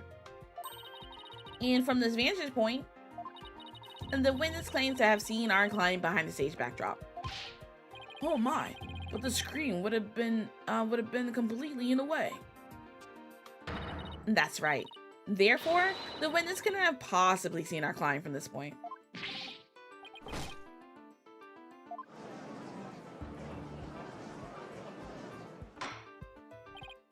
Order, order. Mr. O'Connor, have you been lying to this court? The screen. Right. It must have slipped my mind. What? Are you telling me you, Mr. Genius, forgot something as literally as big as that?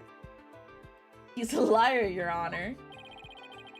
There are two kinds of memory lapse. The normal kind you mouth breathers have, and the genius level lapse of memory that people like me have. Why don't you just admit that it was a normal, everyday brain fart already? Will the witness now please restate what he remembers minus the lapses of memory? That's easy.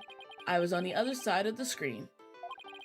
In other words, I witnessed Juniper from the stage side of the screen. Objection! You're testifying that our client was behind the stage. But need I remind this court the back of the stage is not visible from the front. To actually see our client behind the stage from the side of the stage... Oh wait. To actually see our client behind the stage from the stage side of the screen, the witness himself would have to be in the same area behind the stage. But in that case, our client would have definitely seen Mr. O'Connor.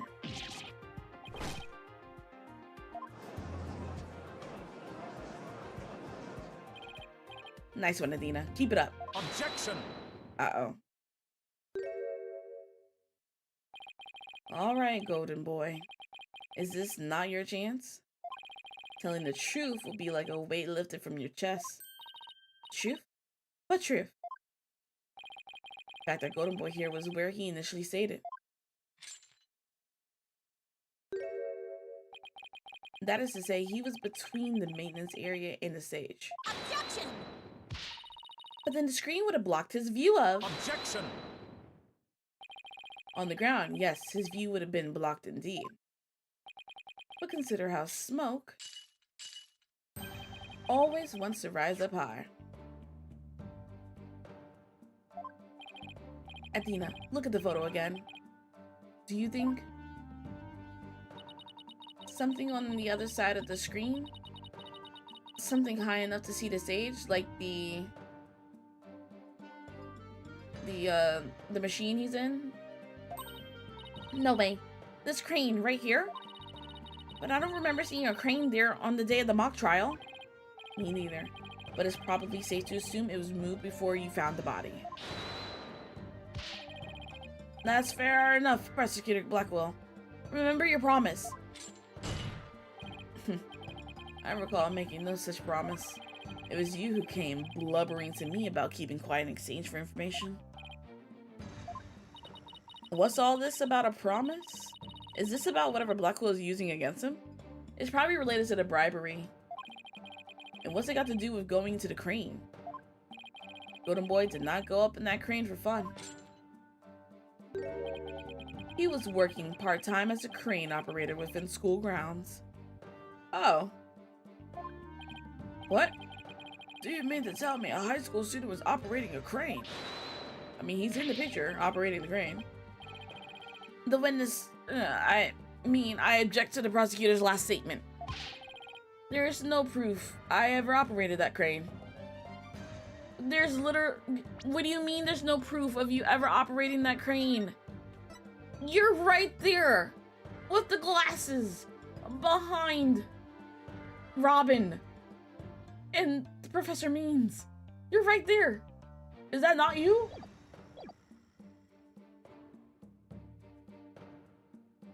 Hold it! He's sweating. Actually, there just might be something that proves you did. What? If this whole part-time job is true, I doubt it would be limited to a single day. You were probably working at the same site the previous day too. Is this what you're thinking of, Dina? Yep, as the court can see, this photo captured the crane's operator. And if you look carefully, he bears a definite resemblance to Mr. O'Connor. Are you serious? This is ridiculous. How very interesting. Let's ascertain whether this is as ridiculous as the witness maintains. The defense agrees with the prosecution. Let's bring the facts to light.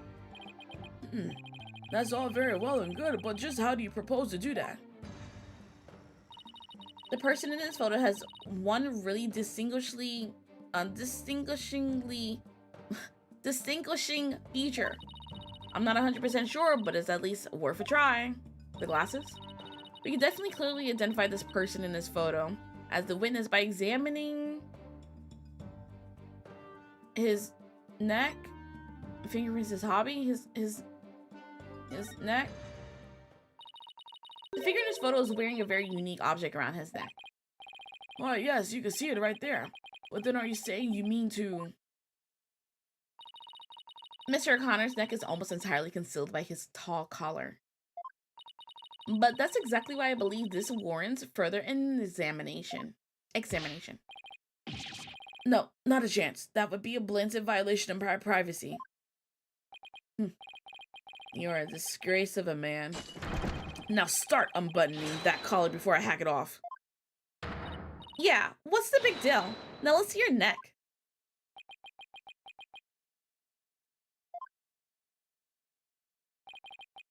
Guess I have no choice.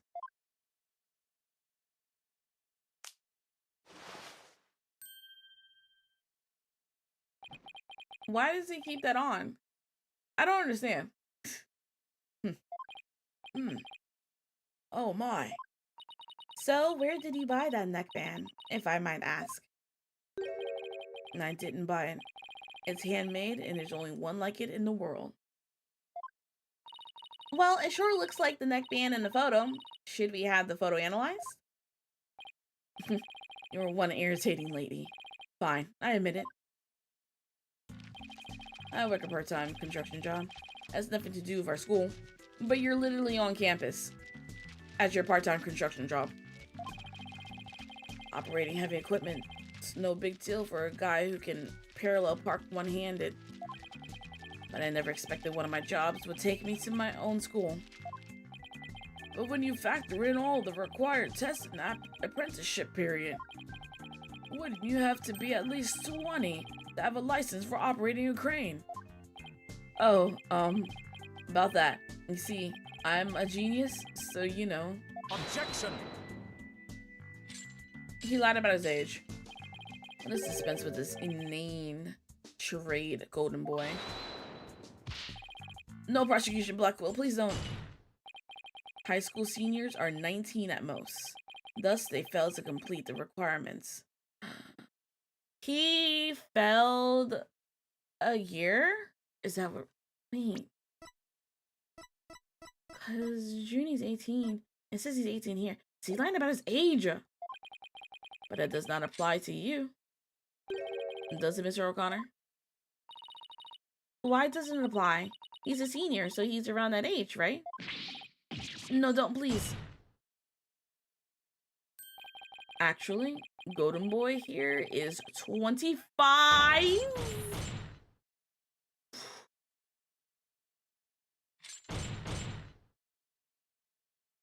Bruh. A 25-year-old. A 25-year-old messing around with an 18-year-old. Be for real, Hugh. FBI, police, CSI. Why are you messing around with two 18-year-olds here? Juniper 18 and Robin 18. Why are you a 25-year-old? Gel? FBI, open up. Hey, Salem. He took a 7-year break from school. 7 years. This is a whole orphan situation.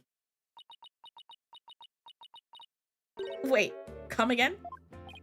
Take a gander at the official school enrollment documentation. 'Tis all right here, or 'tis all right there. Peer of anguish and under the jail for his ghost. Unk status? 25? He's older than Apollo, because Apollo's 23.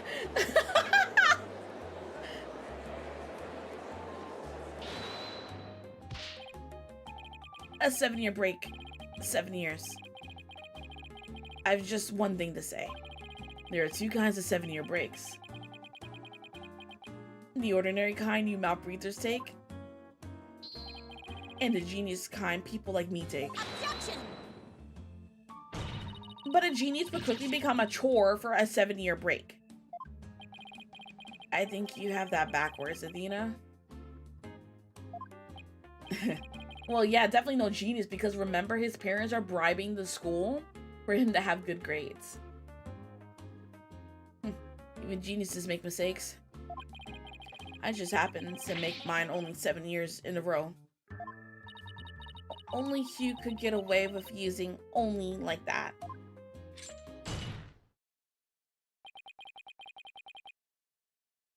Enough of this jibber jabber.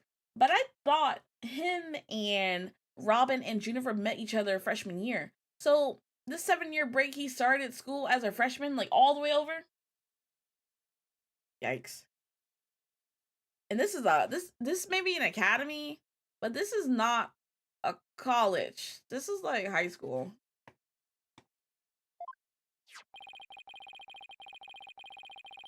Suffice to say, the witness was up in a crane when he saw the accused dragging the mat. The accused was ready all she needed to move the body immediately prior to doing so. That much is clear. I see no need to deliberate the matter further. Considering that the body was moved in the same manner as in the script. 21 when they met. FBI. Because the rest of them was 14.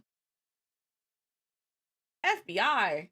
21 messing around with 14. And he was supposed to be wrapped up in some sort of love triangle with a... Okay. Does the defense care to dissuade me? As long as the mat was used to move the body, Junie's gonna be under suspicion.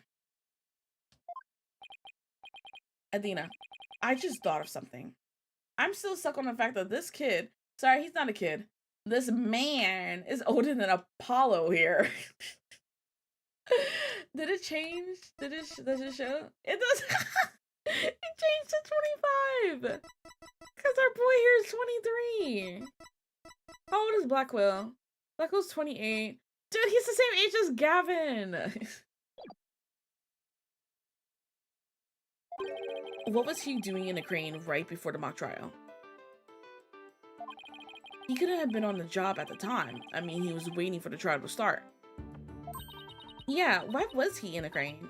Wait, you don't think? Your Honor? Do you think that he used a crane to get the body?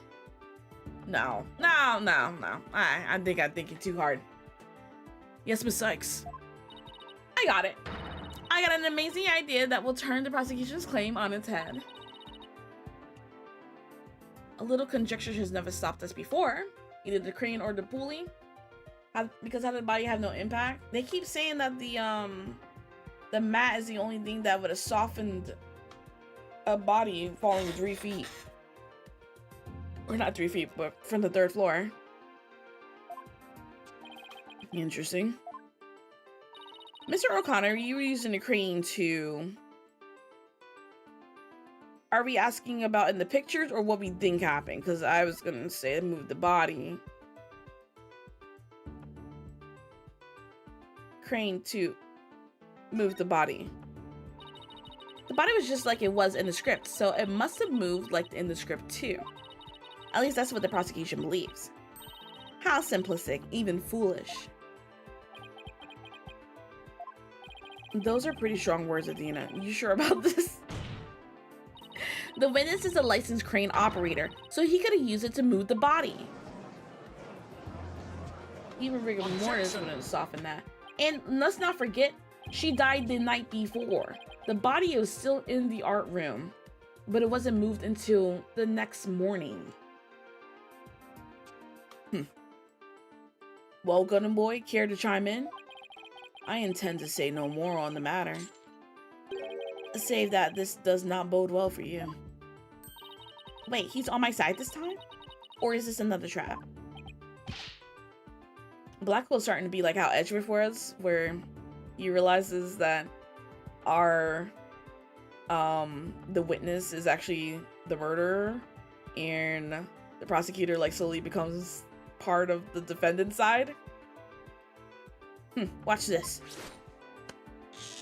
Hey, yo! I can use a bow and arrow one-handed. Wow, that's a crazy level of dexterity. Decomp would have started. I can even drive a crane with one hand. That's easy. But operating the crane itself is so complex. It requires both hands. Now, I would have the court look at this.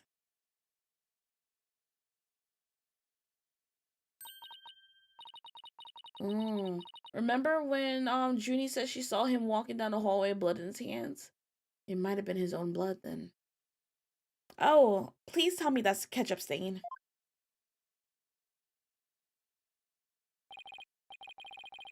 You wish. My hand was injured and required surgery. That's the reason I kept my hand in my pocket all this time. I've already verified this with the hospital of treatment. Quite a nasty wound, they say. So, how did you hurt it? I see no need to discuss that. It has no relevance to this case. 2 hands are required to operate complex machinery such as a crane. So you had to have injured that the same night, because you were operating a crane in this picture on the 23rd. The woman dies also on the 23rd.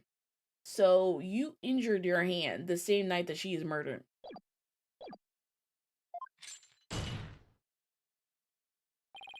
Ergo, on the day of the mock trial, the witness was incapable of moving the body by crane.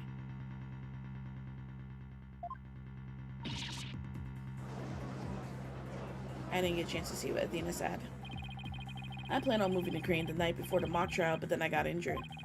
Wanting to keep my part-time job a secret, I had to do it just before the mock trial instead. Ugh, in here I thought this was the big break we've been waiting for. Now that defense sophistry is laid bare, I would have the court recall my claim. The body was dropped out of a 3rd floor window to a mat near the maintenance area. Then a ball cart was used to move it to the stage, see? I've been paying attention.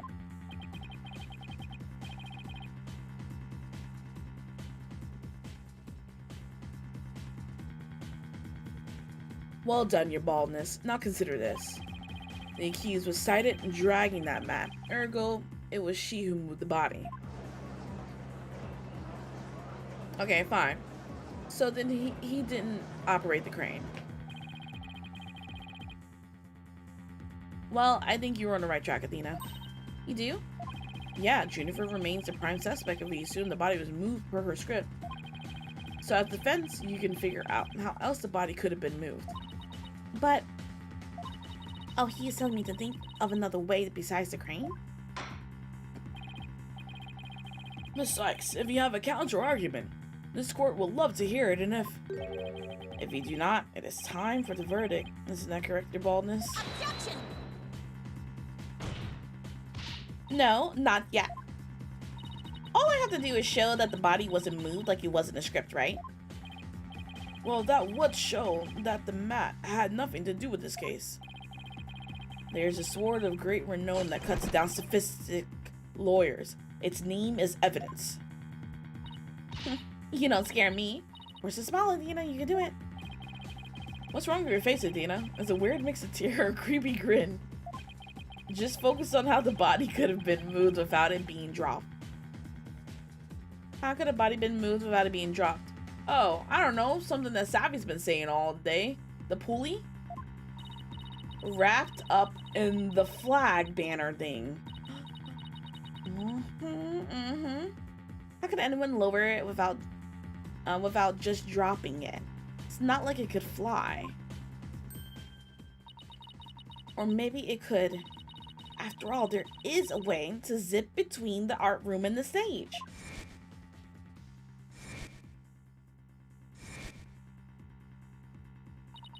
Someone could have easily used that thing. Oh, yes, of course. Miss Sykes, the court would like to see what you have for us. All I have to do is show the tiniest shred of possibility. So, okay. That means, y'all, this means that Robin's involved. Because if he is outside, we have to believe in some way that, or not to believe, but Hugh has to be telling the truth in some way. That he was outside, seeing Juniper move that mat from behind the stage to the window. Or just moving the mat in general. So that means that he wasn't in the art room with the dead body. But the dead body somehow ended up in the art room to the stage. Someone else is involved. And who else have we not talked to yet? It has to be Robin. All I have to do is show the tiniest shred of a possibility. The mat and ball cart weren't used to move the body. This is what was used.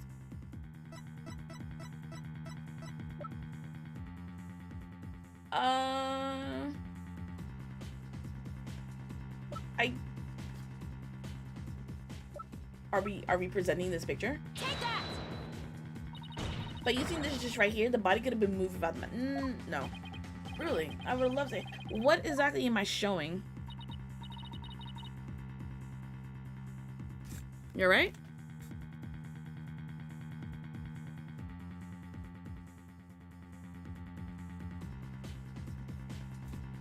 Okay. What do I need to show? Yeah, I know.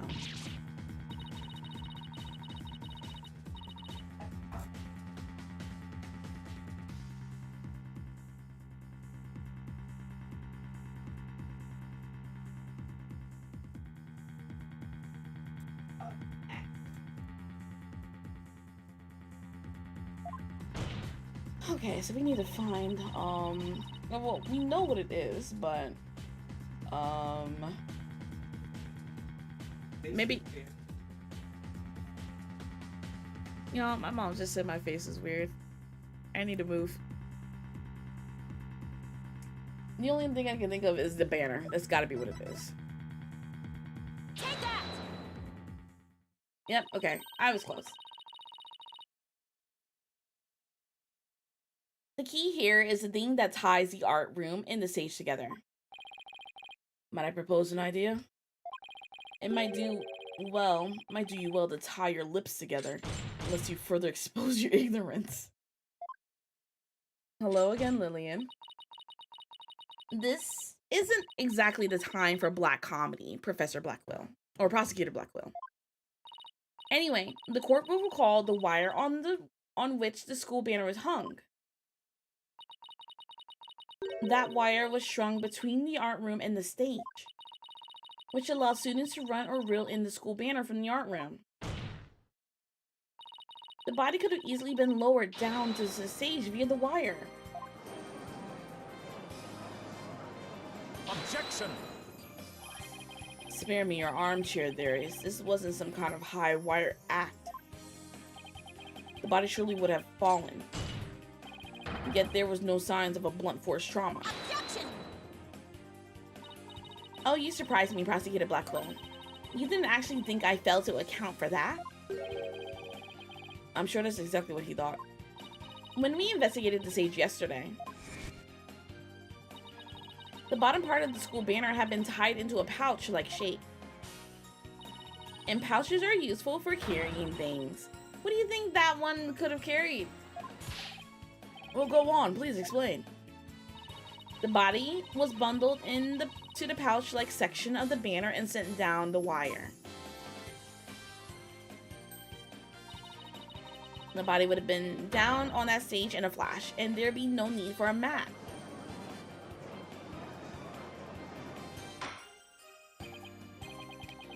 I've heard the phrase carrying the banner, but the banner doing the carrying. Objection! I have no patience for you or your cheap parlor tricks. Your claims is as shaky as the corpse performing that absurd high wire act.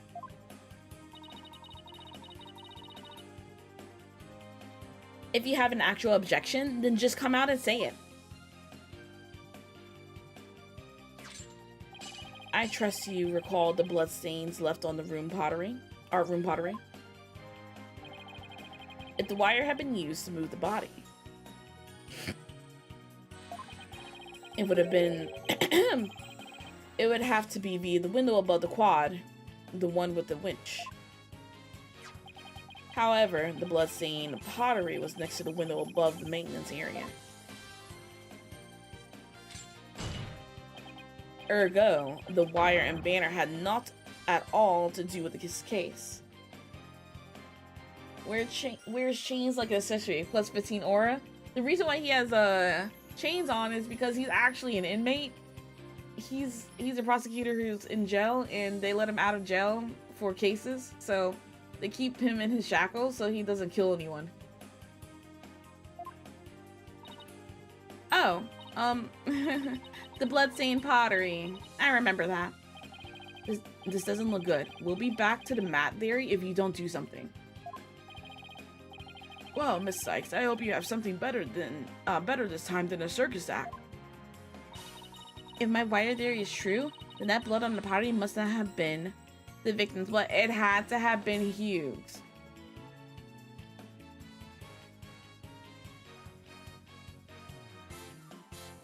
Or blood at all.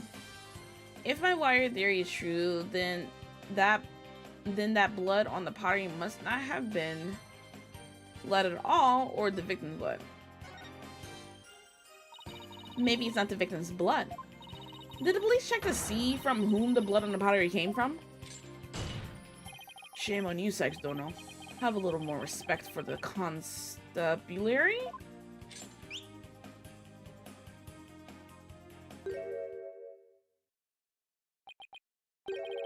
Fulbright. Looks like they didn't check it. Don't let it get you down, Prosecutor Blackwell. Everyone makes mistakes. Spare me your cheek. We'll know whether, we will know not either way till the tests are run. True, but in the meantime, I'm going to press my claims as far as I can. Your baldness, I demand that the blood on the pottery be analyzed this instant. Of course, it shouldn't take that long to get the results back. Hello, Lillian.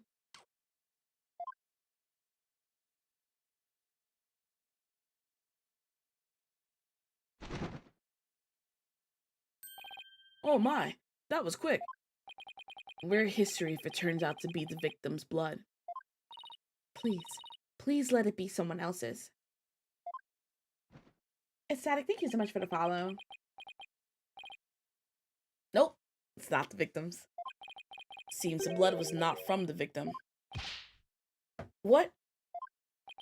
Furthermore, a comparison with other parties involved with this case reveals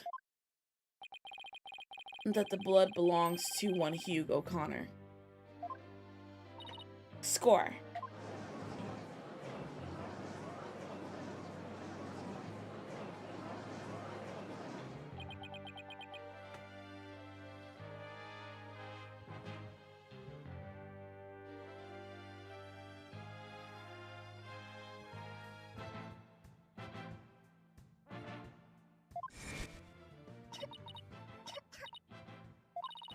Don't worry, Junie.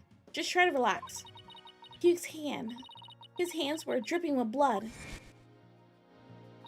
Your Honor, as we saw earlier, the witness's left hand has suffered a serious injury. He sustained the wound in a struggle with the victim, and his blood got on the pottery.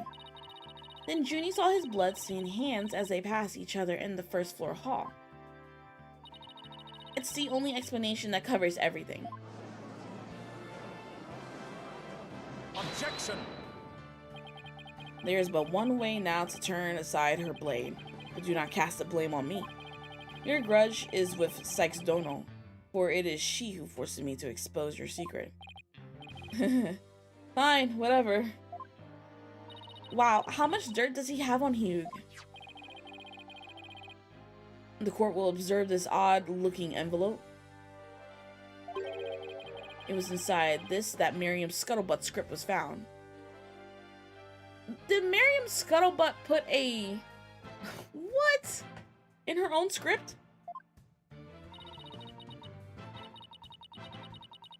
Lillian, what are you doing? Miss Scuttlebutts?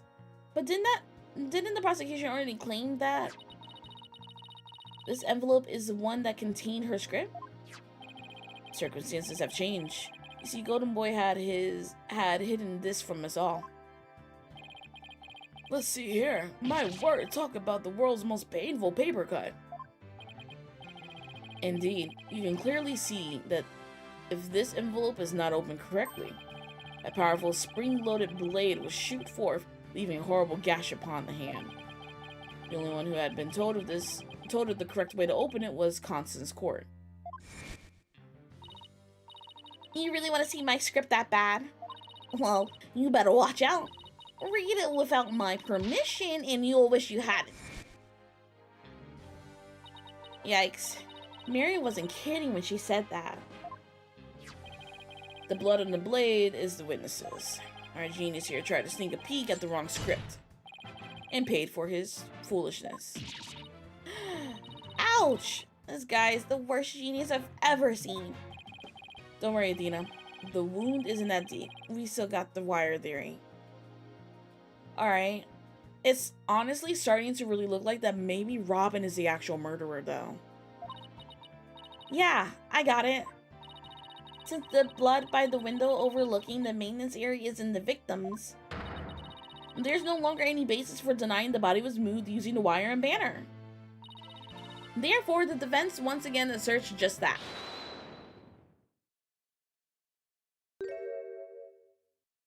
You call yourself a lawyer? Don't you see the glaring contradiction in your thinking? Huh? The court would like to remind the witness that his role is not to point out. And you, how can you adhere to such outdated beliefs? But whatever. It seems you've forgotten the two statues that were on stage directly below the wire. A body sent sliding down that wire would have crashed into them. Care to explain that anyway? I mean, they were crashed, they're broken. What are you talking about? Why, I believe he's right. The statues and the wires are extremely close together. So the body would have collided with the statue? What if they did collide? Wait, that's it.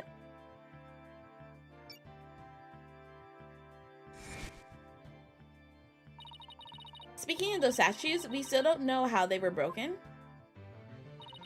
But if we assume the body crashed into them,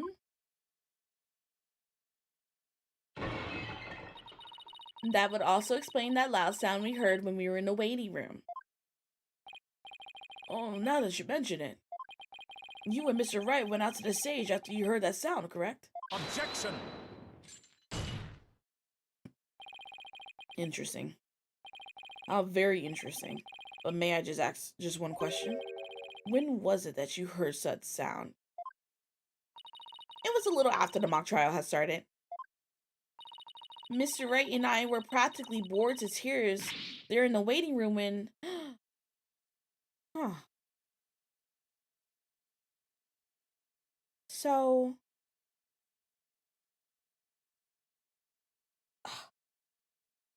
the body was deposited after the mock trial started, but both Hugh and Robin and Junie was in the trial at the time. So who dropped the body off?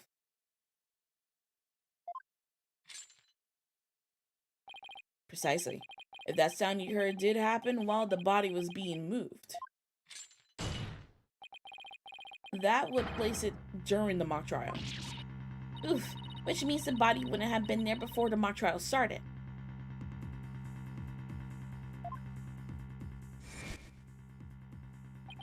You see, right before the mock trial started, I saw the body. So then he's lying. He said he saw the body before the mock trial. If so, then my claim that the body was moved during the mock trial doesn't hold water. Super contradiction. It's going to get me and our case killed. The focus was on just 3 suspects because the body was moved before the mock trial. That has been the major premise thus far. Your assertion therefore contradicts the very foundation of this case. Objection! Both sides still lack incontrovertible evidence. So should we not also treat Golden Boy's testimony with some level of suspicion? Good point. Prosecutor Blackwell is on our side. I bet he's figured out the truth behind this case. Well, great. As long as he's not up to something else. If the statues really were broken when the body hit them, then Hugh's statement about seeing the body before the mock trial is a big fat lie. Okay, Mr. O'Connor. Let's get to the bottom of this contradiction about when you saw the body. Look me straight in the eyes and repeat your statement to me. Like I said before, before the mock trial, the body was, you know... Sorry, I'm moving my keyboard out the way so my cat doesn't touch them, or the mouse. Okay.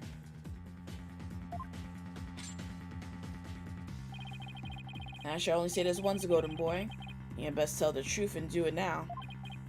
That is, if your head wishes to enjoy the continued companionship of your body. Yikes! I'm starting to think maybe both him and Robin are the murderers. We know Junie's innocent. We know it is. Because she is our first client in episode 1. And this is a prequel to episode 1. Now, out with it. Did you truly witness the body? Or were you just lying about it? Well, which is it?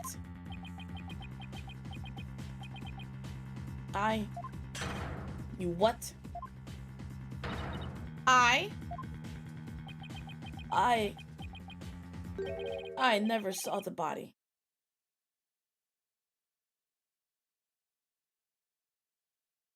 If he never saw the body, that means he didn't kill her. It's Robin, or potentially still Professor Means. Are you sure about that? Or, Scuttlebutt, we don't know. Lie to this court again and I'll charge you with perjury. There is no body on that stage. I've been lying about that this whole time. I'm sorry. Yes, we've exposed his big lie for what it is. But why would he lie about this to begin with? Unless he actually witnessed the murder. Order. The base premise that the body was moved before the mock trial has been overturned. I imagine this has an impact on both the defense and prosecution's cases. Well, first I'd like to thank the prosecutor. This brings us one step closer to the truth. Now, at least we know the body was moved using the wire and school banner. Indeed. That much I shall concede, Sykes Dono. The body was moved as you stated, and in the midst of the mock trial. So both sides are satisfied then. If the body was moved before the mock trial, we have our 3 suspects. But if the move took place in the midst of the mock trial, it's an entirely different story. Right. All 3 suspects were in the mock trial. That gives them solid alibis. Objection! How simplistic. Did you forget about the student in charge of the audio? Oh. Yes, Juniper is going in and out of the court case and into the audio room. Because she's doing... Oh my goodness. Amidst the mock trial, she was the one soul who could leave and re-enter the lecture hall. What's this? Who was this person in charge of the audio? Oh no. How could I forget? It was... Hey, what's the deal here? Why is Junie so large in the shot? Jennifer was also in charge of the audio. When she wasn't in the trial, she was in the audio control room dealing with the music. Indeed, the one who could enter the art room amidst the mock trial to move the body was none other than the accused, Jennifer Wood. For she was in charge of the audio. No! Bro, every time I think I know what's happening. Why, yes, I see, and that does make perfect sense. This can't be happening. Instead of exposing huge crime, Junie's in even deeper. No matter how you slice it, we're cooked. And here I thought Prosecutor Blackquill was on our side, at least on this issue. The Twisted Samurai strikes again. Twisted? It's more like Dirty Rotten. Your baldness. It is time to put an end to this farce. The prosecution has presented a quite convincing case, but the defense has one last chance to voice any remaining objections. Well, Miss Sykes. Apollo, what are we going to do? I've got nothing left. Nothing. Nada. Niente. I've been trying to think of something, but I'm drawing a big blank too. Ugh. Poor Junie. Unless we figure out something, she'll be... Objection? Objection? Well, I object to...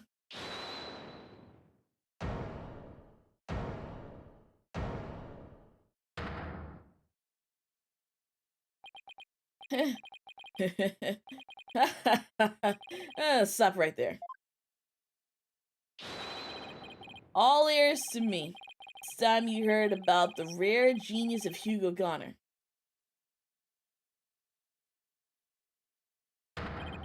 Listen, you will hear the secret behind my perfect crime. Perfect crime? He's covering. Who's he covering for? He could have done it. Wait, this is some serious deja vu. Didn't we just go through something like this yesterday? Yes, we did. This had better not be another one of his enraging traps. The murder, the moving of the body, the cover-up is all sprung from my brilliant mind. Well, go ahead, arrest me. The real killer is right before you. Order, I say. Mr. O'Connor, you already confessed yesterday, then earlier today recanted your confession. As if your mouth breathers could comprehend my genius, the end justifies the means. Now bow down and kneel. Kneel before my great and maddening intellect. Objection! Enough. The only thing maddening is the ignominy? I've never heard that word before. Ignominy you bear for all to see. It is impossible for you to have been the perpetrator behind this crime. There is no perfect crime, only a perfect alibi. And for you were at the mock trial. It is silly that I must remind you of this, but you were a participant the entire time. There shall be no mercy if you persist in hindering this trial with your silly little act. Keith doesn't seem the least bit shaken by Blackwell's threat. Listen, Mr. Prosecutor, pulling out a perfect alibi is beyond contempt. Your Honor, I'd like to take this opportunity to offer further testimony. I will now demonstrate the very moment of genius that transcended even perfection.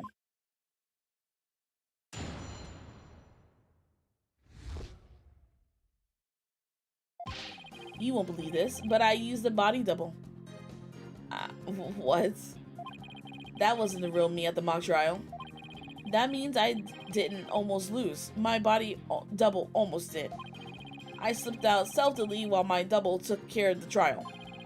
I had the run of the campus. In short, I'm the killer. Juniper's innocent. What?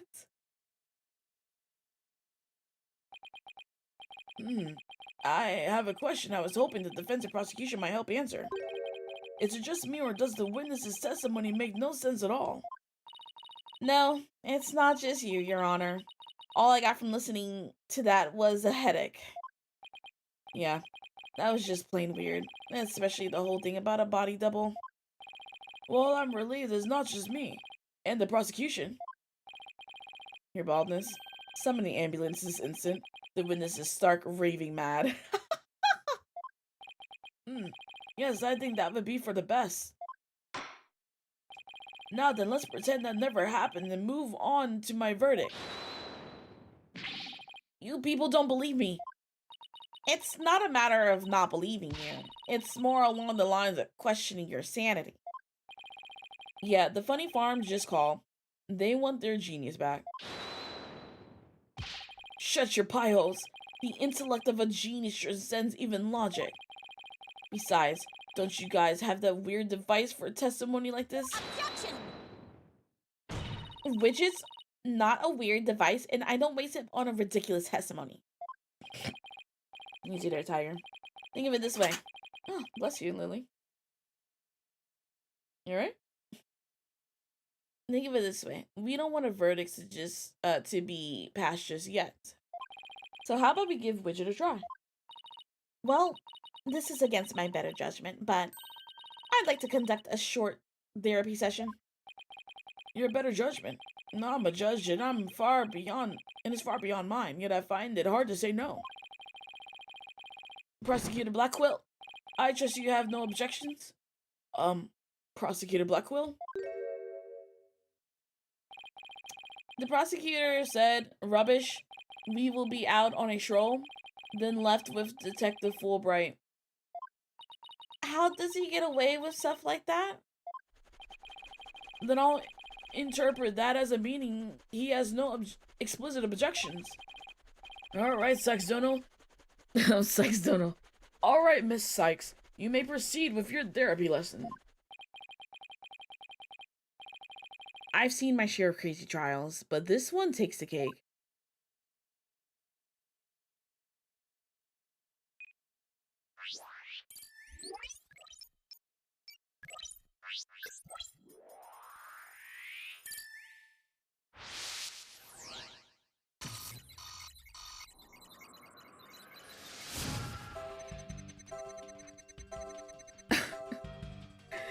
You won't believe this, but I use a body double. That wasn't the real me at the mock trial. That means I didn't almost lose. My body double did. I slipped out stealthily while my double took care of this trial. I had the run of the campus. In short, I'm the killer. Juniper's innocent.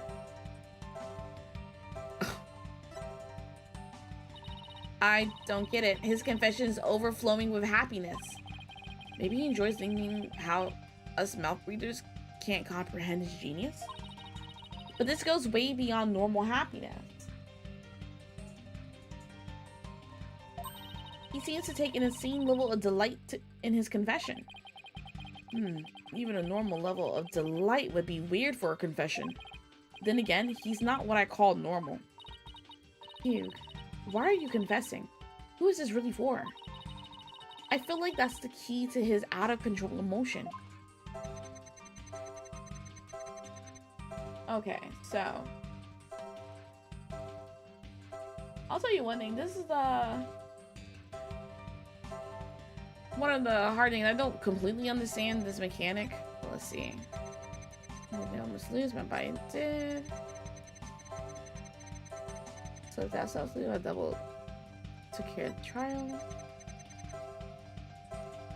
I'm running the campus. Running the killer. Juniper's innocent.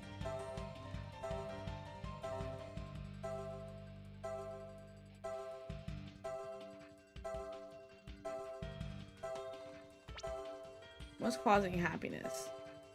Juniper? Or Court or him? Juniper's innocence is causing the happiness. But he told us the other day that, or he told us earlier today that he hates her, basically. Got it!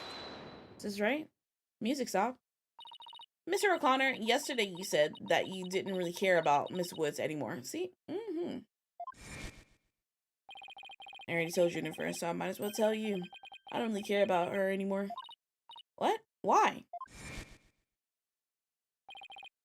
Yeah, well, Juniper's reported my secret to Professor Court. The secret? Oh, the bribe. She wanted nothing to do with me because I had disappointed her. That's why I don't care about her anymore. I was never trying to protect her. My confession was always about one thing and one thing only, the truth. Objection! Mr. O'Connor, you feel great happiness in the fact that you might help set Miss Woods free. So much so that it overshadowed all of your other emotions. What are you? I can hear it clearly now, Mr. O'Connor. The discord you've been trying to suppress. People don't normally feel like you do when you confess. So, Hugh really was trying to protect Juniper? Yes, I'm sure of it. Hugh's feelings for her are the real deal. This is a grown man messing in love with an 18-year-old. Just gonna throw that out there. But that means his confession is... Finally figure it out. Obvious, have we? He's back. Why, Prosecutor Blackwell, you're back. The confession was naught but lies, save for the part about being in the mock trial.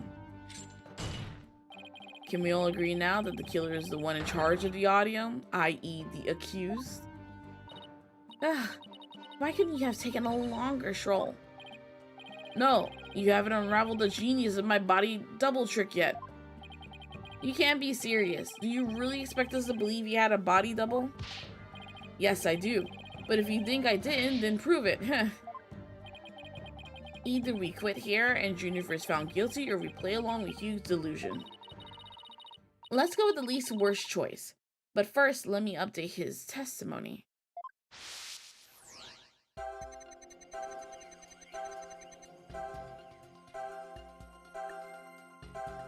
You won't believe this, but I used a body double. I mean, my trial. That means I didn't almost lose. There's no emotion for this one.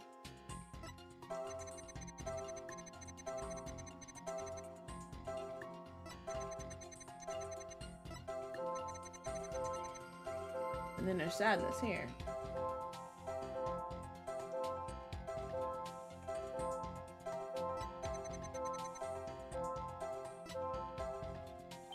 A body double. What a bunch of baloney. I know, but I can hear the noise. It means there's a contradictory emotion somewhere. Contradictory emotion? Everything he says is one big contradiction. Right.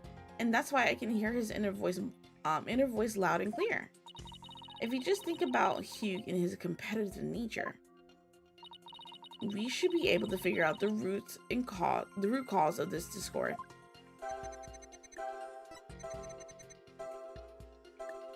So he is happy and surprised.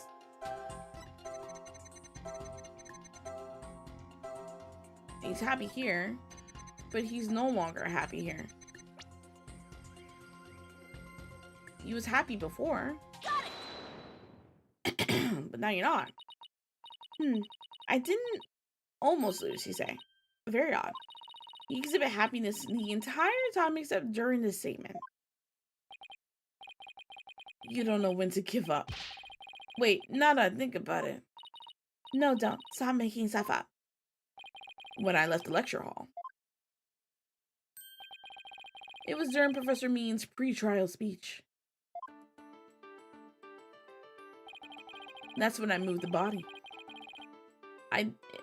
I didn't slipped back in just before the verdict. So you're saying you were there the moment your double was about to lose? Yes, I was. Naturally, I wasn't happy when I saw that. In any case, I was at the far end of the lecture hall behind the screen. I figured no one would see me if I came and went through the doors there. Objection! Sextono, how much longer will you indulge him in this charade? Well, it's true that none in the audience might have seen him go through either of those doors. The faculty seats on the balconies are a different story and have a splendid view. I thought you could do better than that. The lawyer's bench is on the right side when facing the front of the hall. I used the door to the right side near the lawyer's bench. That means my movements were only visible to someone in the left balcony seat. That seat was empty at the time, which is only natural. After all, it belonged to Professor Court, and as we all know, she was already dead by then.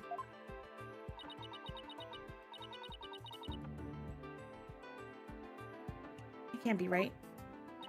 An empty balcony seat on the left side contradicts this piece of evidence. Is it really the Professor Means who did it then?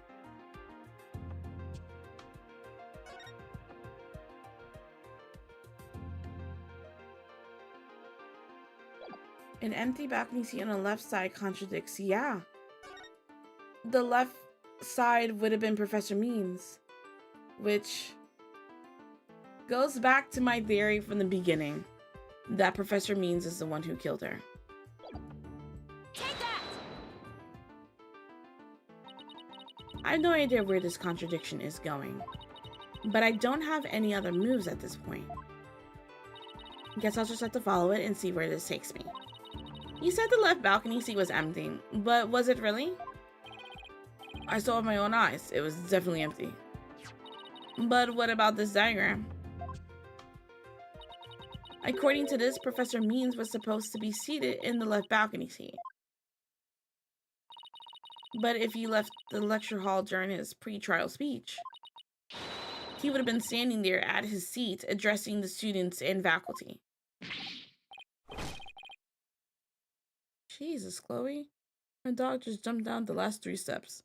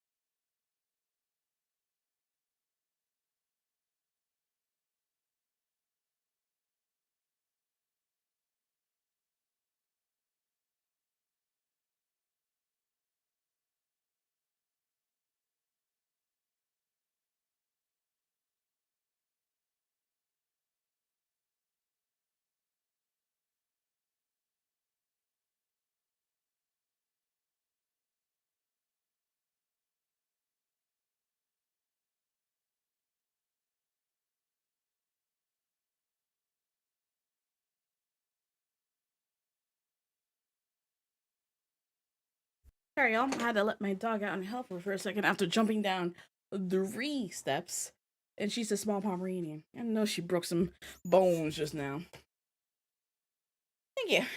God, no, this can't be right. You do no one any favors by exposing the falsities of his confession.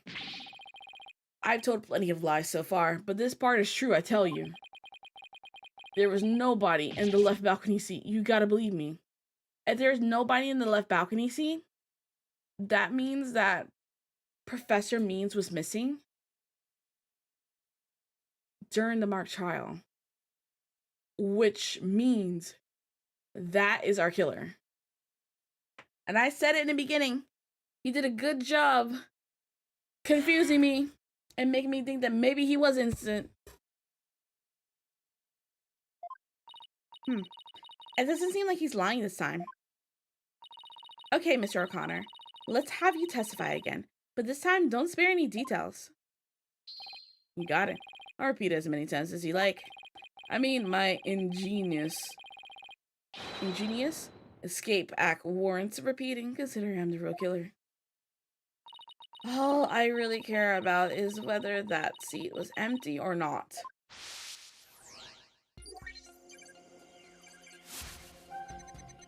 Second floor was deserted. Why won't you believe me? It's true, I tell you. I went out through the back door without anyone noticing. Then all I had to do was go through the empty audio control room, at least into the hallway, so I was perfectly capable of moving the body. If you ran through the empty audio room, control room, you would have saw Junie then. So would he cover because that principal let a 25-year-old back into school? I don't know.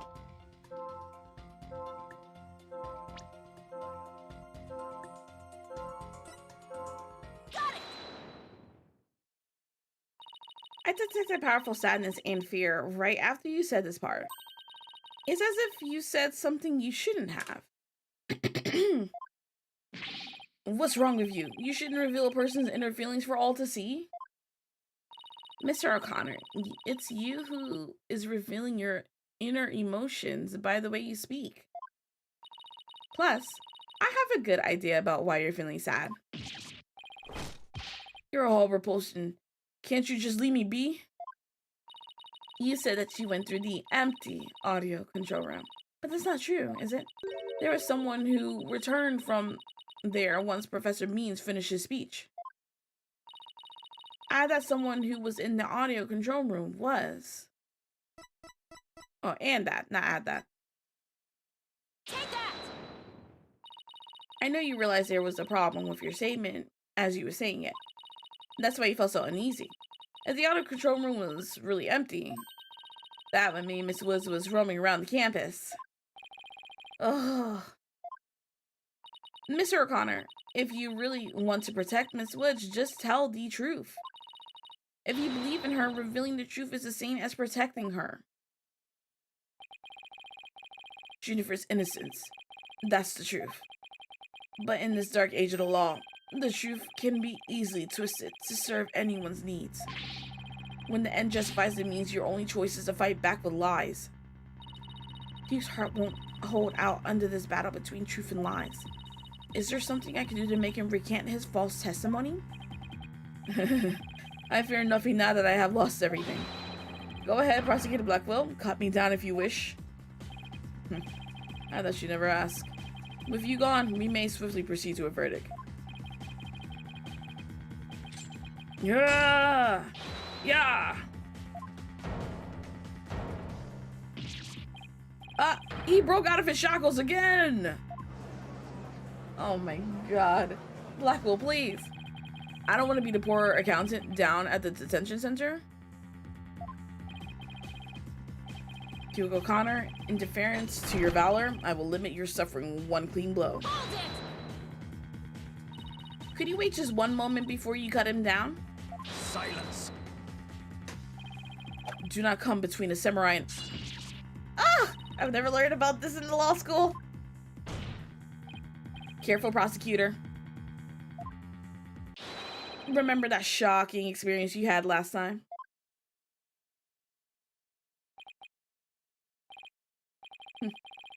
Very well.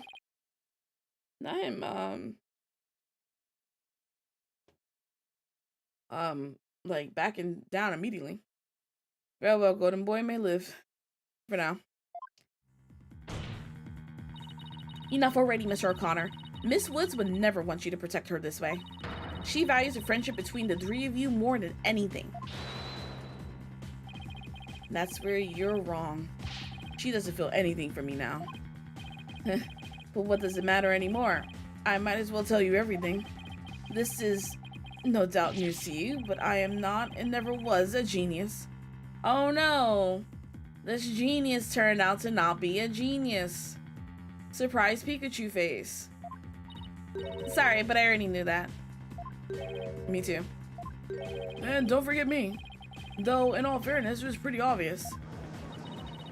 I thought he was a genius at first, but the stuff he said was crazy.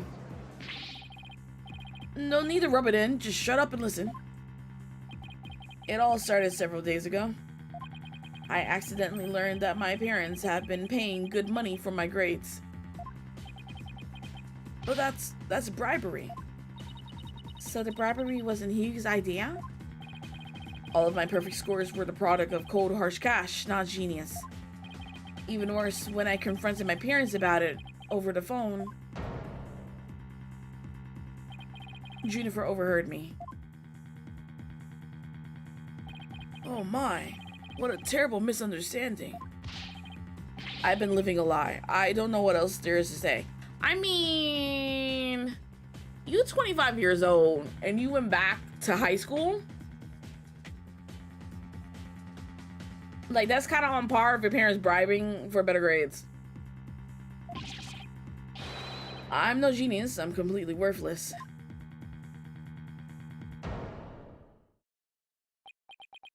A perfect 0.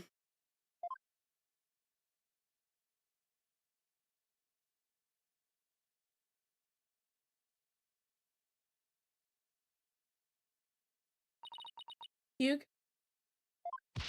Even so, I still wanted to make it up to Juniper for disappointing her like that. That's why I wanted to clear her name by pinning the blame on me. I mean, she probably hates me now, so it'd be a relief for her to see me locked away. If you were trying to help her, then why did you testify against her? You were the ones who told me to tell the truth yesterday. So I thought if I did, it would help her. He wasn't trying to provoke us? It looks like we seriously misunderstood him in more ways than one. At the detention center yesterday, Junie was in tears when she opened up to me. But the truth is, the friendship between the three of them is still rock solid. If there was something that could help me prove that to Hugh... We even have proof of our friendship. Yeah! As long as our friendship lasts, you can bet we'll be carrying them around. I know. What about that proof of friendship they mentioned? I wonder where or what it is. I didn't buy it.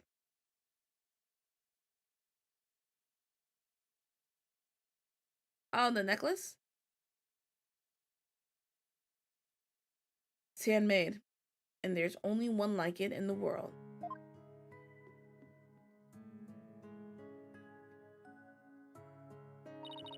Maybe it's... No, that's definitely it. That band around his neck? Mr. O'Connor, that band around your neck, that's your proof of friendship, isn't it? Proof of friendship? Is that anything like a proof of purchase barcode? In court, evidence is everything. That's why the three friends created Friendship Band. It's the evidence that proves their friendship. Oh, very interesting and chic. If they have doubts about their friendship, they can look to the proof they have on hand. That's why Mr. O'Connor's hand always goes to his neck when he's pressured. It proves he still has feelings of friendship towards the other two. It doesn't matter if I wear it, if those two...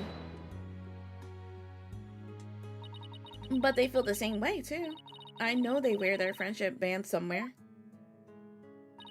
Junie and Robin must feel the same as Hugh. I just know it. Everything Hugh has said leads me to believe that. In fact, he may have also just told me that the others wear their proof of friendship. Where they're easy to touch, where they're hard to spot. They aren't wearing them now. Easy to touch, because it's easy for him to touch.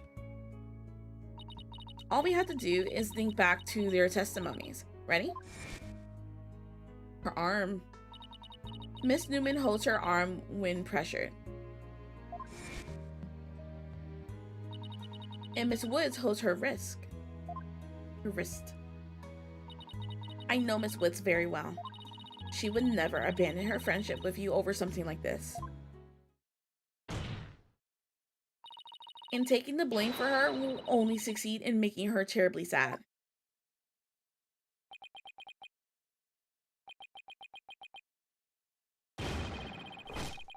Oh, he broke. We broke him. Oh.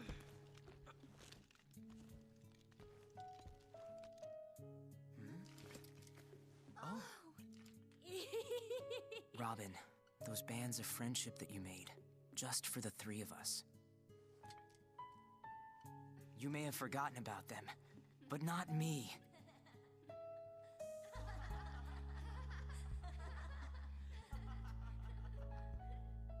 Hugh! Why is she just standing there? Shouldn't she be standing there?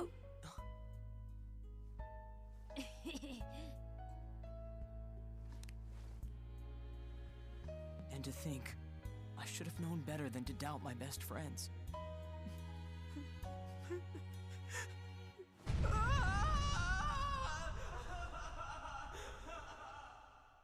Your best friend, sir! You're hanging out with a bunch of 18-year-olds. You're too old for this. And I'm not saying that she can't be friends with someone younger, but these are also still teens. Like, I don't care if 18 is, like, the age of consent. 18! I didn't kill anyone. And I didn't have a body double. I didn't move the body.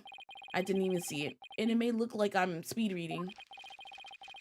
Zen in the art of mastering the bar exam, but I haven't read a single word. Well, you could have fooled me. In fact, you did. Hugh. So, Miss Sykes, can I place my trust in you? I'm going to save Junie. So yes, you can place your trust in me. Then, am I to understand that the witness is recanting his confession? Yes. Again.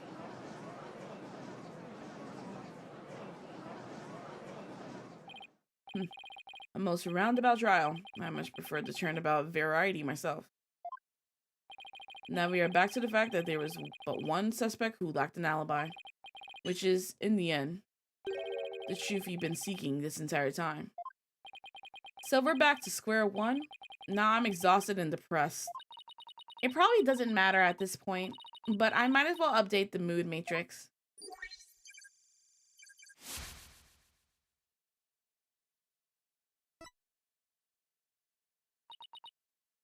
Huh? Does this mean... For the resistance is futile. Time for a verdict is nigh. Objection! Please wait. What sort of devilry are you up to now? What if our client wasn't the only one without an alibi? The trial would have continued, right? Well, yes, I suppose it would. But after such a thorough investigation, does such a person really exist? Yes, we found someone. It may have seemed like a major roundabout, but Mr. O'Connor's testimony has cracked this case. There's no more noise. He is telling the truth now. During the mock trial, the balcony seat opposite him really was empty, which now means there is one person unaccounted for.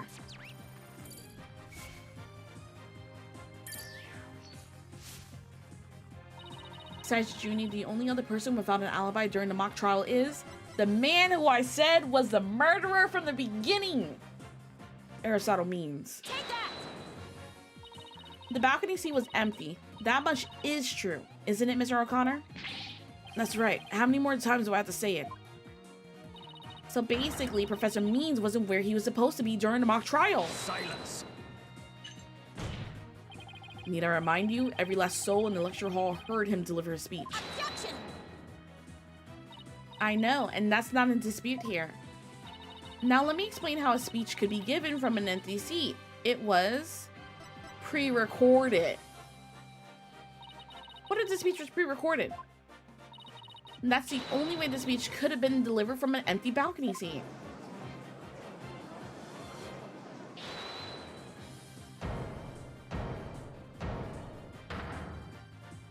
Wait, are you accusing Professor Means? That's insane. I mean, he's the one who gave me the tape recorder. And the tape recorder was fabricated. Take this to the police, he said, and tell them you found it. What? Really? Wait a second. Mr. O'Connor, did you just say that Professor Means gave that phony recording to you? Phony. The defense will refrain from hurling unsubstantiated allegations.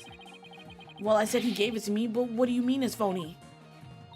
Wow, who could have seen this development?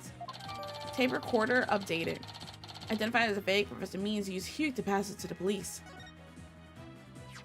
The voice shouting, "You're a goner," as recorded on a tape, was dubbed onto it using a line our client said in the mocking trial video.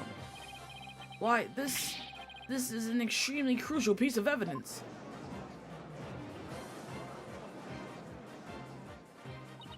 Professor Means gave Hugh the phony tape. If that's really true, then Professor Means has guilt written all over him. Your Honor, the defense moves to call Professor Aristotle Means to the stand. Silence. The seat was never empty. 'Twas but an oversight by a dullard of a witness.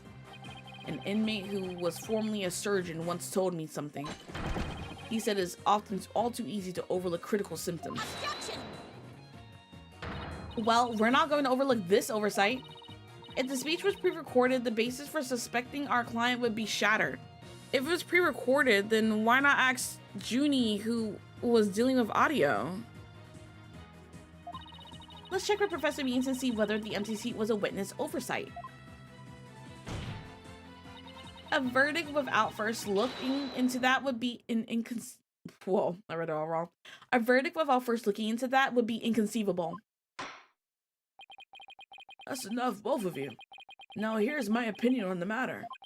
While a surgeon overlooking critical symptoms is a problem, a witness's oversight too must not be overlooked. Thus, as to the matter of whether Professor Means was or was not in his faculty seat, I believe we must ask the professor himself. I agree. Professor Means should be here in the gallery today. Do as you please.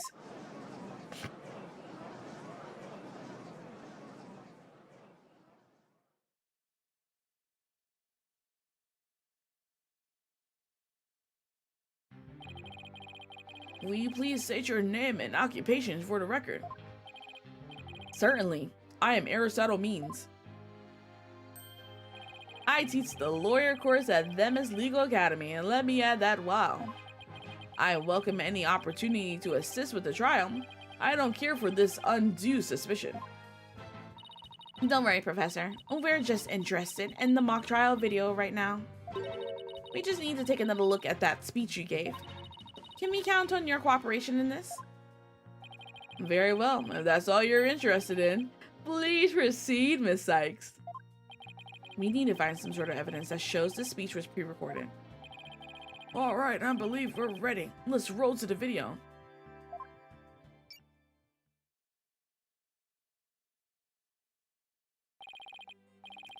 Good afternoon. I would like to start by thanking you for coming here today.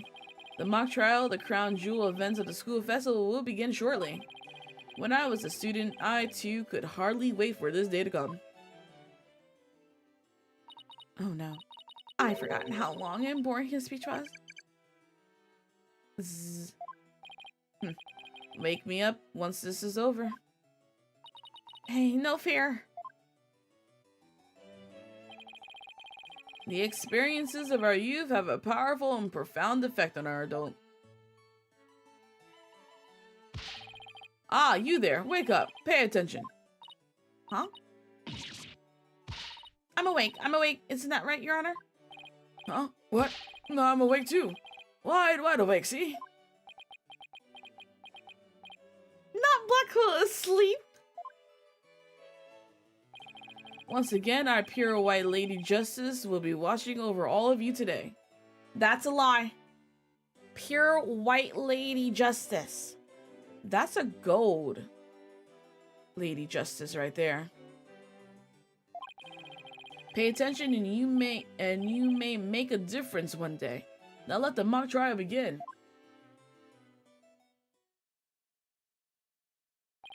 And that is about it. One of my better speeches, if I do say so myself.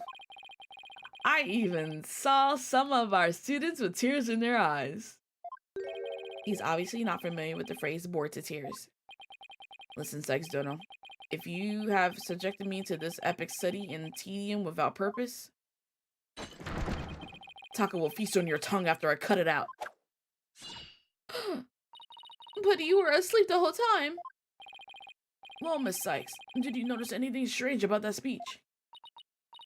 Can I please hear that last part again? Once again, our pure white lady justice will be watching over all you today. There, I finally found what we needed. Professor Means, I have only one question about your speech. Why does that last part we just heard contradict with this?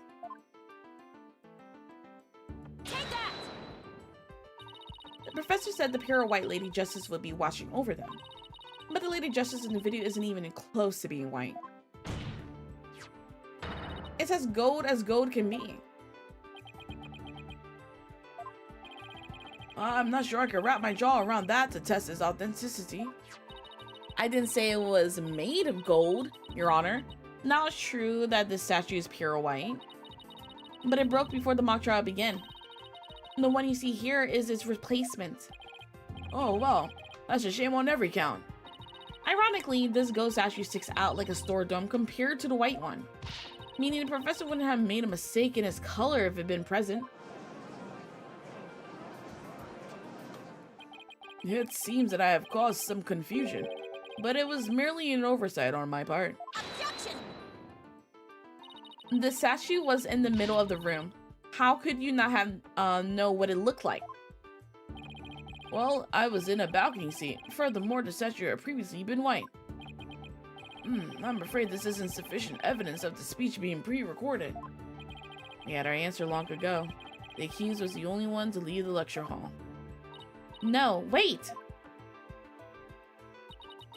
No one was sitting there. There's gotta be something that could prove that the speech was pre-recorded. According to the mock trial video,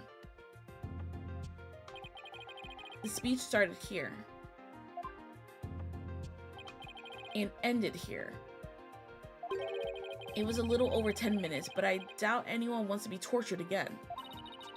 It was only a little over 10 minutes?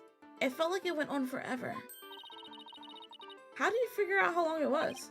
Easy. There's a timestamp in the top right. All you have to do is subtract the time the speech started from the time it ended. Speech goes from 10-minute mark to 20-minute and 35-second. Wait a second. I could have sworn I seen the same interval of time listed among the evidence. Huh?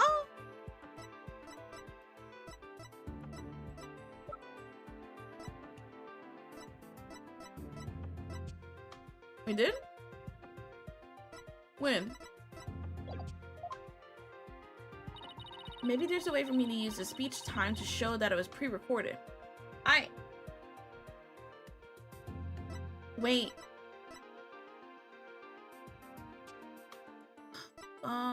on the thingy.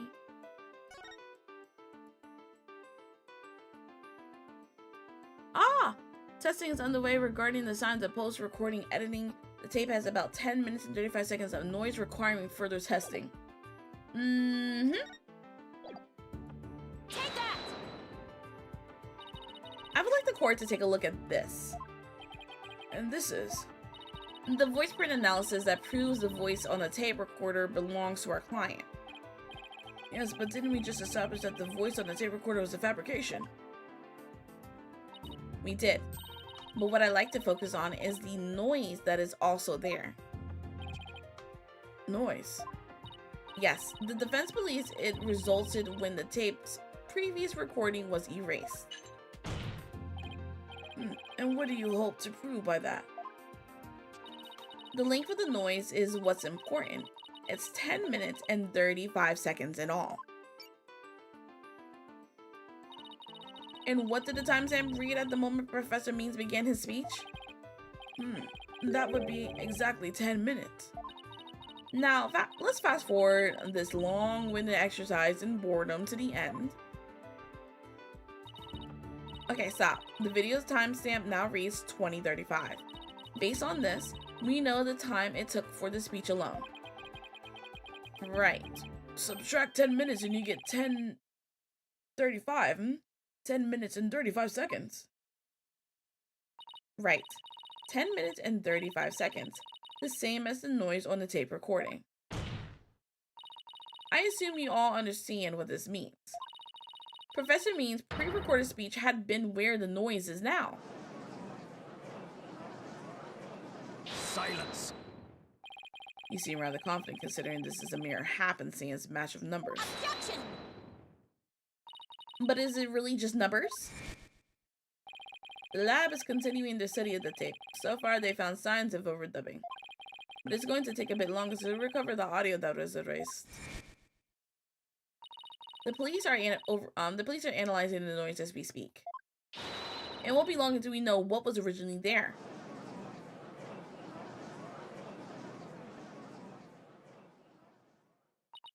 Now I'm sure of it. The professor was trying to create an alibi with the recording by pinning the crime on Junie. Well, he's not going to get away with it. Not on my watch.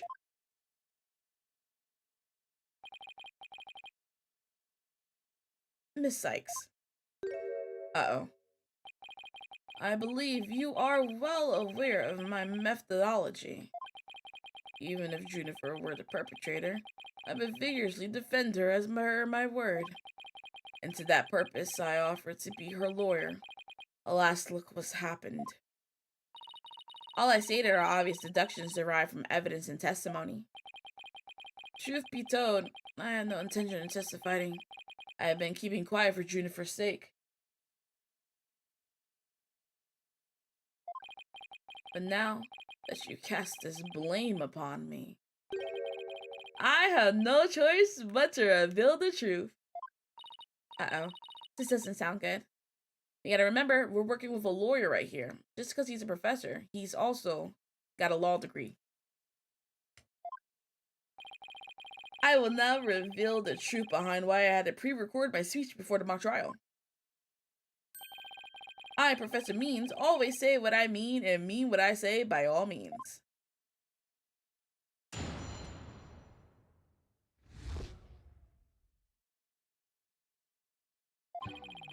The defendant came to me, but what she said was very important and by necessity secret. She asked me to pre-record my speech and come to the audio room during the mock trial. Could have got his twin in the first game, but he's still a jailbird. Juniper confessed to the murder and asked that I get her declared innocent in court. She also said I'd become an accomplice after losing my alibi due to the pre-recording. But when I said I would protect Juniper, I meant it because it's the humane thing to do. Oh my, so you're saying the defendant threatened you? You really felt threatened by an 18-year-old old man? This has to be a lie. I mean, everything about it lines up too perfectly to be true.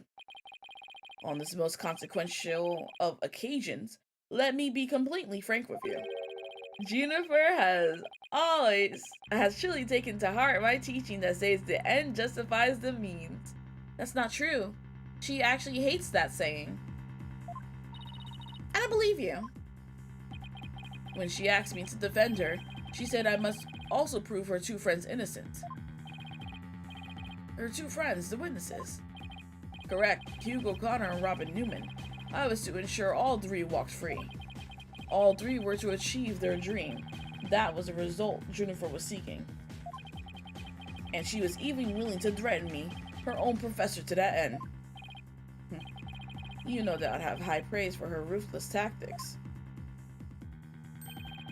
Yes, well, that is why I vow to vigorously defend her despite threatening me.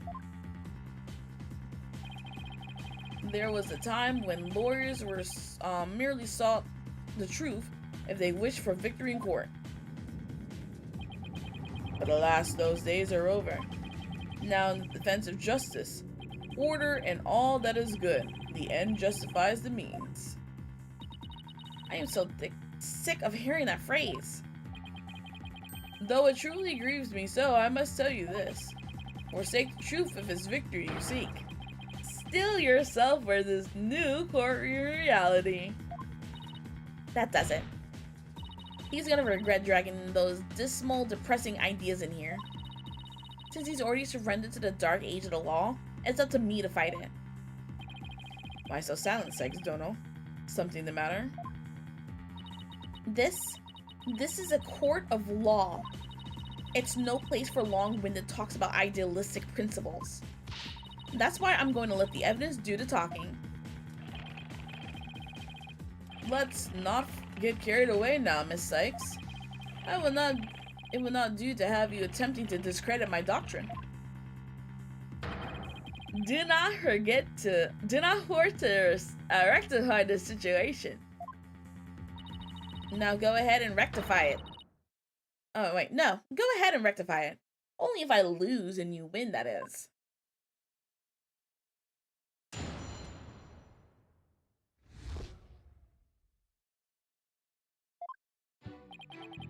The defendant came to me with what she said was very important and by necessity, secret. Hold it! I doubt our client would have come to you with something like that. You have a point there. If only Professor Court had been alive, I suspect Juniper would have gone to her instead. So our client came to talk to you after Professor Court was dead? Let's go through this step by step, shall we? First, Juniper came to me that day. She asked me to pre-record my speech and came to the audio room during the mock trial. Oh, and come to the audio room. Hold it! Are you suggesting it was our client who told you to fake an alibi? You have every reason to be surprised. I, too, was shocked when she told me that. Simply put, Juniper has a secret that she wished to protect that badly. Is he kidding me? That lie couldn't be further from the truth. The problem is, how am I going to expose it? It was an earnest request from an outstanding student. How could I possibly have refused?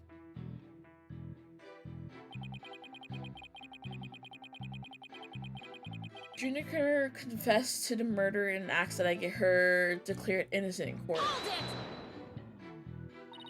Did he consider that a threat? Yes, but it's now you to whom she has passed her demands on to. Miss Sykes, you must realize that you too are being used by Juniper. What? Your Honor, I ask that you two do not let her feign weakness and innocence fool you. Juniper Woods is quite clever and extremely tough.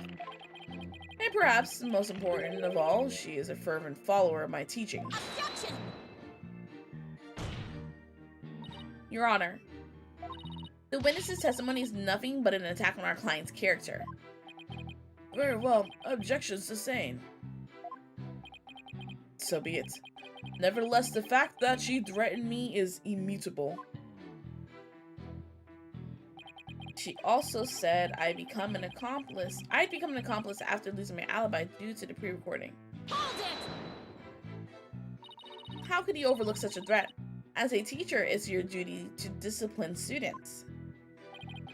Yes, well, perhaps I do have some serious reflection to do on this matter. I suppose it was just wishful thinking on my part. I wanted to believe that Juniper hadn't actually committed murder and that she hadn't meant to threaten me. Really? Please do explain. Long have I waited for a student who would embody my teachings. Does the witness realize what he's saying? Surely he must see the true meaning of my words. I am merely saying true to what I teach, and my methods are but a reflection of the times. Oh wow. His way of thinking is really warped, but I haven't heard any inconsistencies yet. I wouldn't be so sure. Really? The more he tries to avoid logical inconsistencies in his testimony, the more likely we'll see inconsistencies between his actions and words. It is a dark age in which we live, and there is much I would like to say on the matter. But when I said I would protect Juniper, I meant it because it's the humane thing to do. Hold it! You were trying to protect our client? Yeah, right. He'll say anything to pin the blame on Judy. What a frightful look. I would ask that you not glare at me so. I have nothing but admiration for how Juniper was willing to go as far as to threaten me. That is why I am protecting her by any means possible. She has been a model student. Liar. You're trying to pin the blame on her. How am I going to show that he's saying what he's saying isn't what he's really thinking? You cannot possibly overturn my claims, so isn't it about time you admitted defeat? After all, my unassailable logic is not truth, then what is? If he thinks I'm going to give in to his pack of lies, he's got another thing coming. I'm gonna find a hole in his story if it's the last thing I do. Even though he's rotten to the core, he's a total pro. I mean that all made perfect sense. Yeah, but you can't believe a word he says. He's making this up as he goes. He'll trip up on his own words yet. Oh, I think I read that wrong. Time to see how consistently the professor's testimony matches up with his actual action.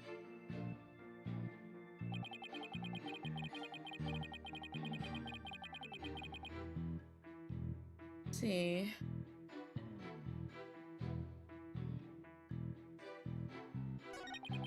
Oops, wait, I want to read that. The defendant came to me with what she said was very important, by necessity secret. She asked me to pre-record my speech and come to the audio room during a mock trial. Juniper confessed to the murder and asked that I get her declared innocent in court. She also said I become an accomplice after losing my alibi due to the pre-recording. Well, you didn't lose your alibi, you gave it to Hugh. This alibi? Objection!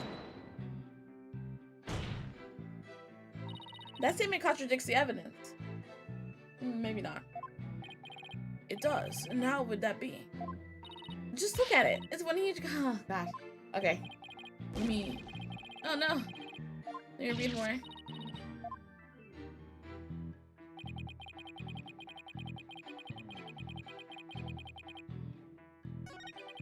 When I said I would protect Juniper, I meant it because it's the humane thing to do.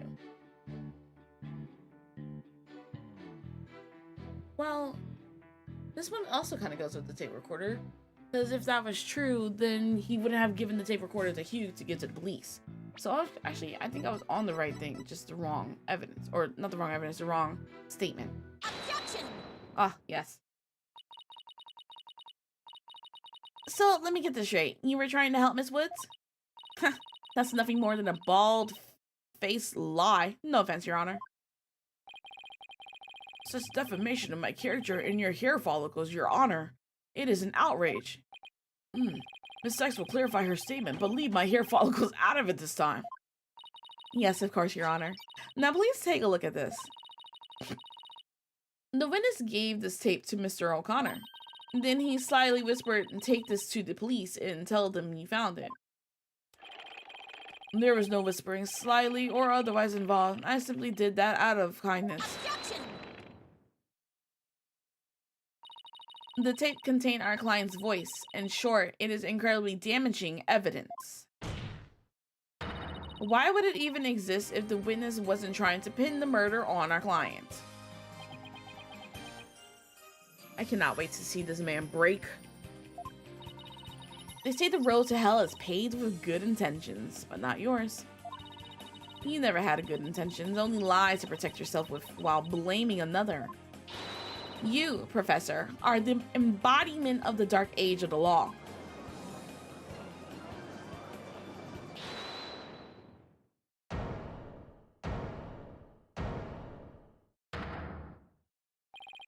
Why, you little... You dare call my teachings and methods lies? Whoa. Whoa. Oh my gosh. Demas Legal Academy is a proud institution. It's the most powerful in the world. You'll never forget what true education and lawyering means once I'm through with you. Huh? Professor Means, what's with your hair? Quiet. No talking in class. Ow! Homeroom, October 26th. Eyes and ears up here, everyone. Homeroom is now in session. We will begin with roll call. Oh, my controller. Hold on.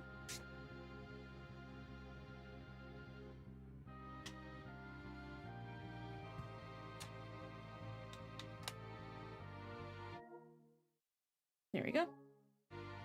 We will begin with roll call. Athena Sykes. Huh? Oh, here?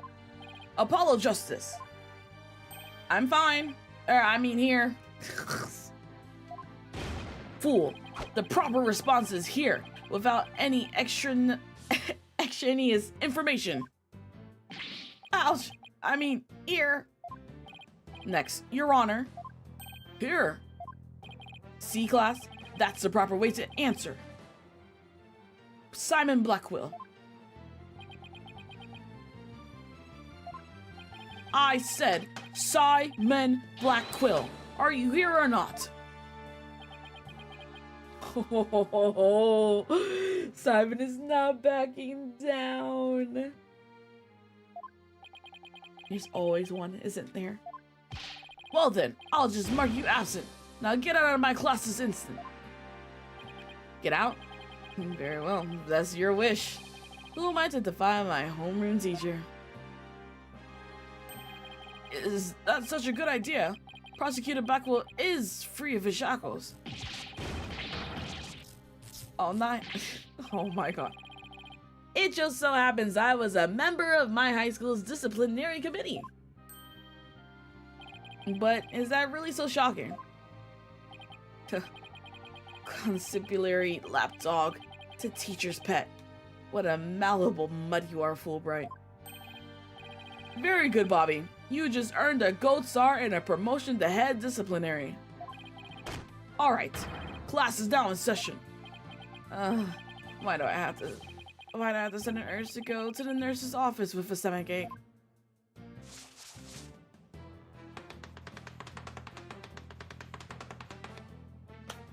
Main point, Juniper is the killer. I am innocent. Pay attention. I am not the killer, Juniper is. Shocking. This will be on the next test, so you had better be listening. Objection! But Professor, you created the funny tape to pin the blame on Juniper. Plus, you were the only one who could have moved the body during the mock trial.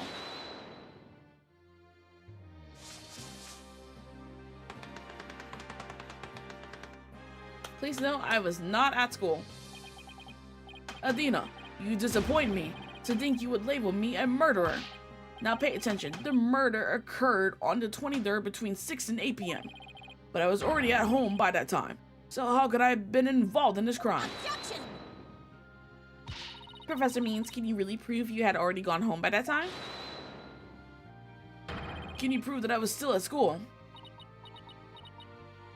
No, I can't. So you admit it. Well, you just earned extra credit for your honesty. But you have to also earn yourself lavatory cleaning duties until you graduate. I do enough of that at the office.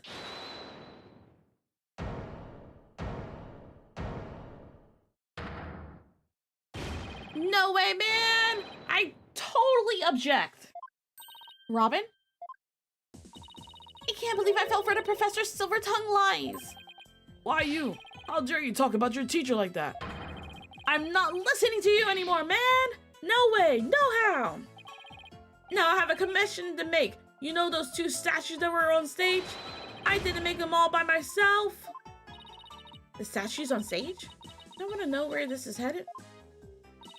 I was able to finish one of them, but the last bell rang. I had time for the the last bell rang before I had time for the other one.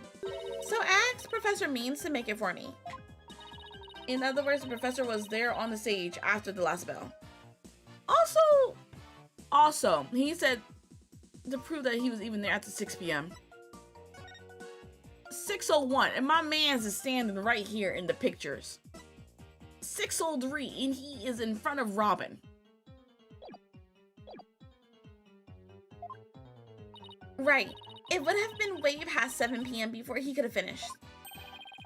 Professor Means was still at school. This is an incredibly important testimony. The professor told me, I'll take care of it. I thought my parents would let me be an artist if I said I made both statues myself. I'm so sorry for not telling the truth. Robin. Quick, somebody get this juvenile delinquent out of my sight.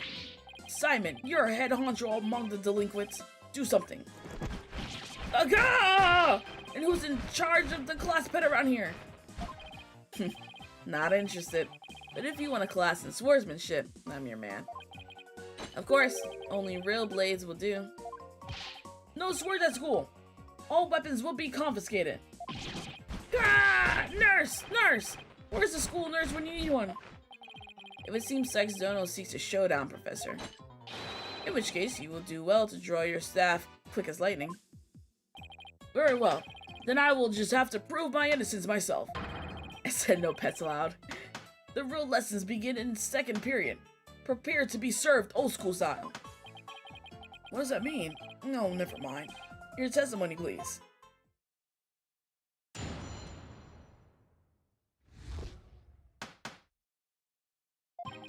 Now pay attention. Robin took over half a day to complete the one statue. I, however, finished most of the other statues between 7 and 8:30 p.m. The defendant Judith saw the 2 statues with her own eyes at 8:30 p.m. Completing a statue so quickly meant I could not leave the stage for a single second. How could I have possibly had time to go to the art room and commit murder? You're saying the defendant saw the finished statues? Precisely. She said she herself at the detention center yesterday. Her defense team was there and heard her say so too. Don't try to deny now. That evening, I went back to my dressing room to get something I forgot in there. It was well after the last bell rang. I'd say maybe around 8:30. That's when I noticed that both stage statues were finished. They were quite large, and they were each covered with a white sheet, but I can tell. Right. The professor was there when that matter came up. Before I address the professor's charges, I have a question for Robin. How hard would it be to complete a statue like that in 1.5 hours? It would probably take me at least twice as LONG. So personally, I think it would be incredibly difficult to finish it in that short a time. Didn't exactly help our case. But he won't get off that easy. He's bound to stumble over his own slippery means.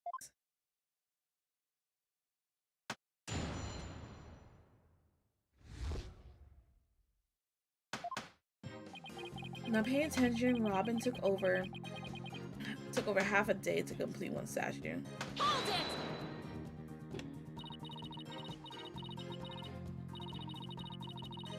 Why was you even forcing her to make a statue the day before the mock trial? This should have been something that was worked on prior. Miss Newman took over half a day. Can you be a little more precise than that?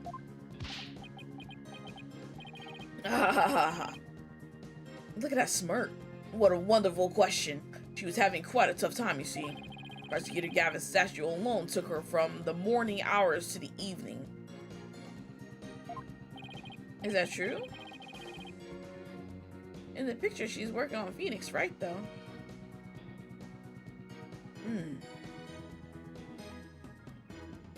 Well, it is rather a large statue after all. Don't be silly. It merely exposes the differences between student and teacher. I, however, finished most of the other sessions between 7 and 8:30. Hold it! Most of the other statue? What exactly does that mean? Robin created the base outline of Mr. Wright's statue before the last bell rang. I, in turn, completed the rest. I see. In academics, as well as art, learning the basics is incredibly important.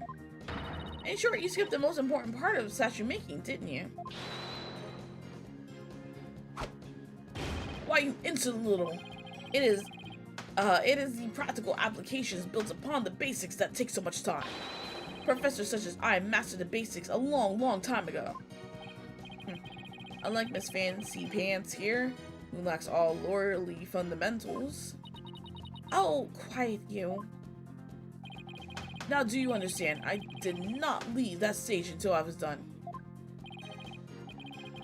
Well, Miss Sykes, do you accept the witness's claim?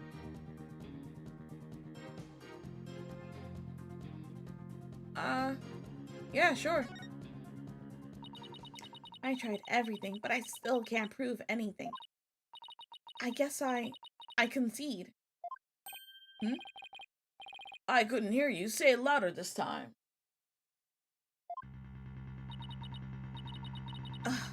I can see that Professor Means never left the stage. That's right. But what took you so long? I was there at the stage the entire time. I couldn't possibly have committed that crime. I'm not gonna give up here. I'm afraid I have to side with the witness, Miss Sykes.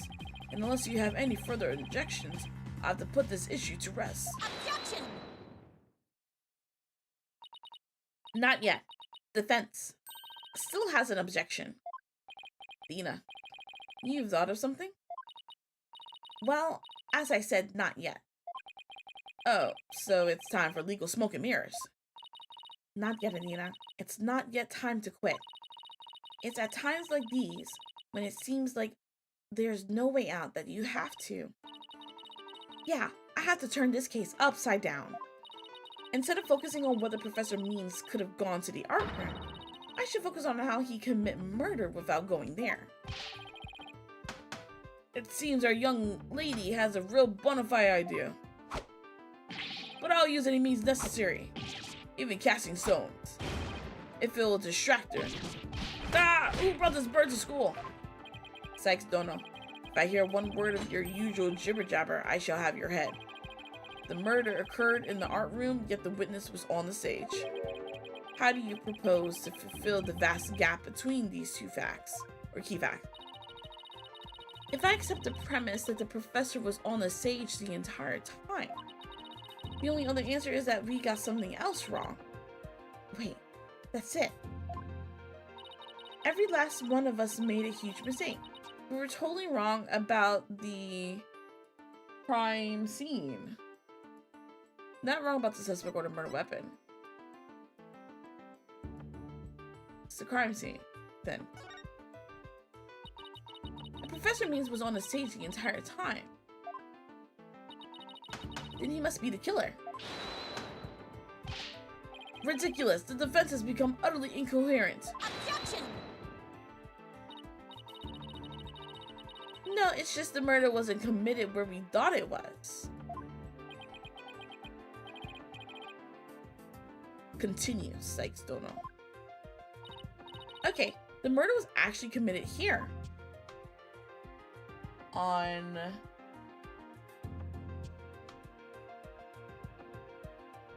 the stage. There's nowhere else it could have been.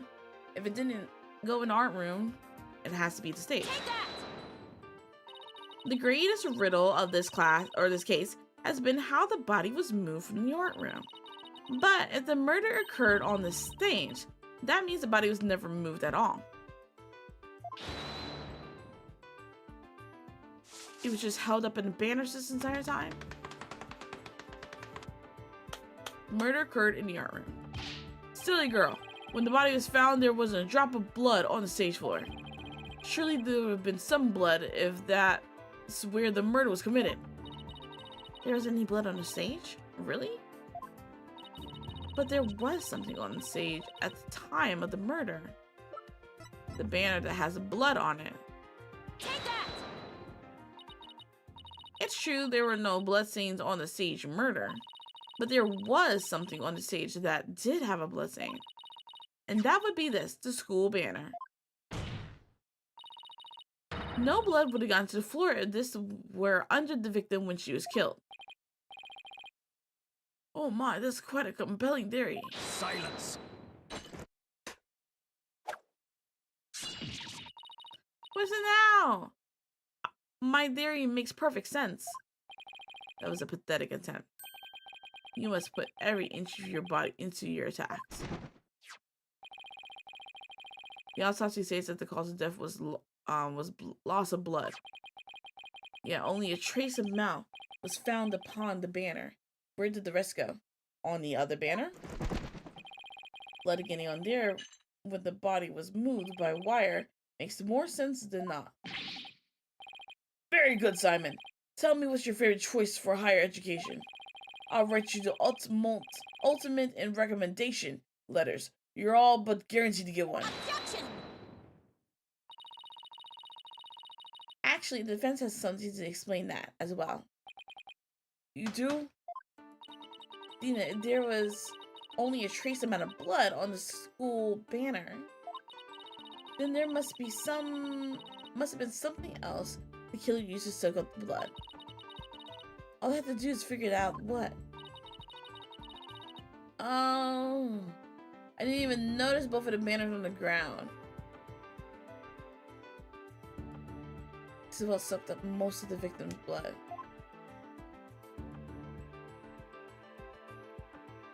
Take that! Why, it does look like some other pieces of fabric on top of the school banner. It's a Gavineer's banner that's been specifically made for the school concert. Since it's on top of the school banner, the blood would have hit it right.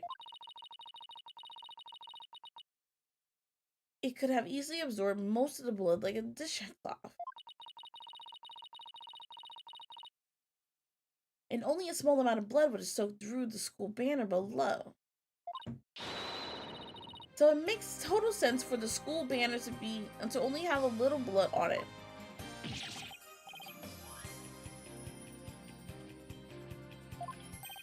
So that banner absorbed blood like a dishcloth. Yes, that would explain it. The Gavineer's banner was like a dishcloth. Surely it was at least a towel quality.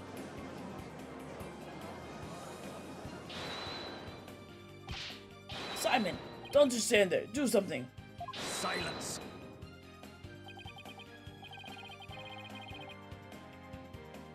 Sex donor, you are learning to wield a blade quite well. But how would you respond when I come slashing at you like this?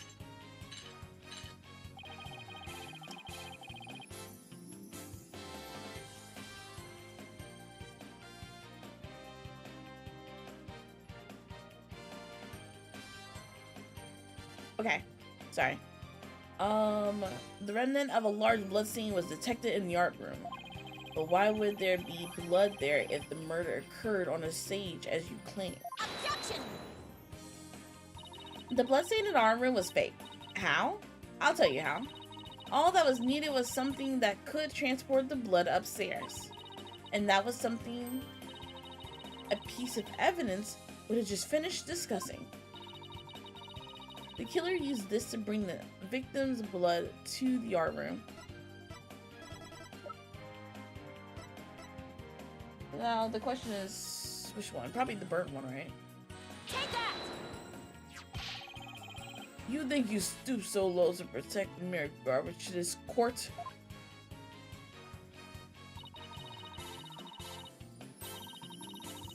It's only garbage because someone tried to destroy it by tossing it in the incinerator. That someone was most likely the killer seeking to get rid of the crucial evidence. The killer used the wire to bring back the blood-soaked Gavinier's burner to the art room. Not bring back, but bring the blood-soaked. So then the blood was wiped onto the floor to complete the ruse. It makes perfect sense.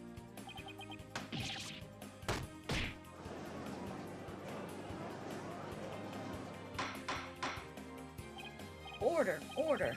This is quite a development. To think the body was never actually moved. Hold it right there. The body must have been moved. How else do you explain that loud crash you heard during the mock trial? If it wasn't caused by the body crashed into the statue, then what is it? I haven't thought of that. If that loud crash wasn't the body hitting the statue, then what was it indeed?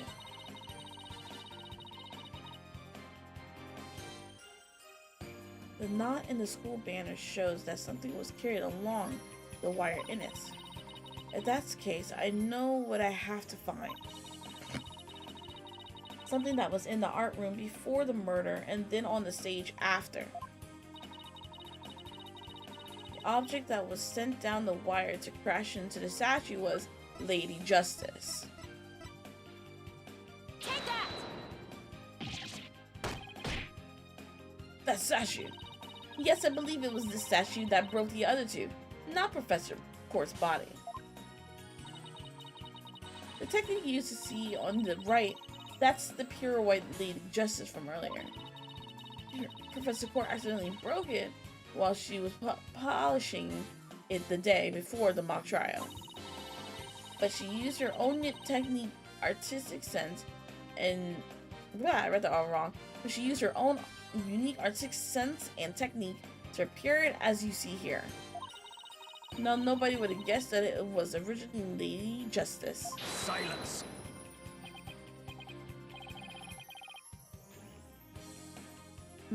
Perhaps you are onto something. But why, pray tell, would anyone move that scrap heap relic in such a tedious manner? Excellent question, Simon. Keep them coming. You know why. But the fact that you won't acknowledge it shows how twisted you are.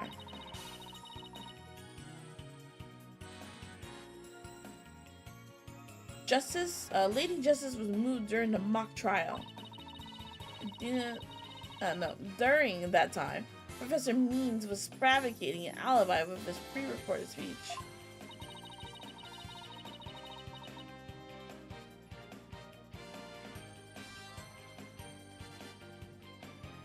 If you consider the facts, then Lady Justice was moved in order to hide the body, interrupt the mock trial.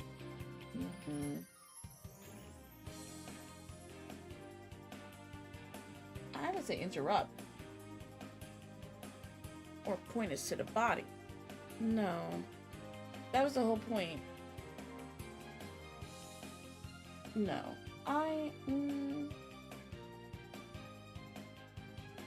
Point us to the body, but why? Professor Means used his pre-recorded speech to figure the alibi during the mock trial. He wanted to make it look like he couldn't possibly have moved the body. Moving, I don't know where I got Mona from, moving Lady Justice was his way of pointing us to the body and cementing his alibi. Oh. That's quite a persuasive argument. For a while there, I thought you weren't taking the trial seriously. Well done.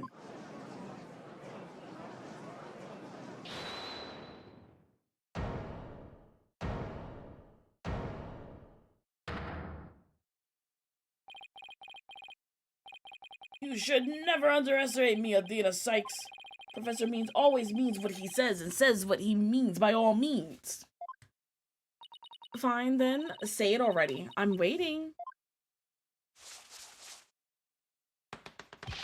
The murder occurred the night before, but the body wasn't found until the late next day. Countless students passed the stage until they met in the lecture hall for the mock trial.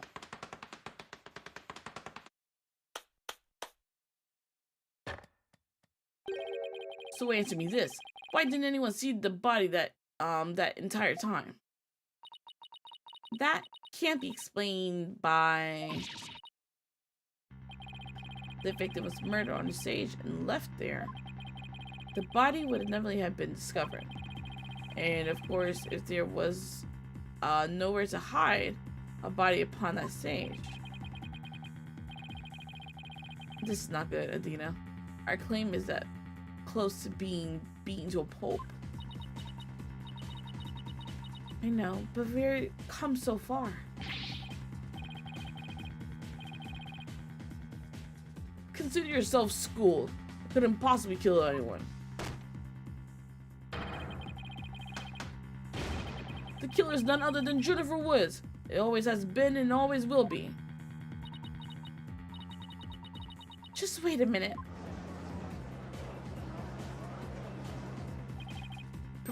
Poor Jennifer. She must seriously regret having asked you to defend her.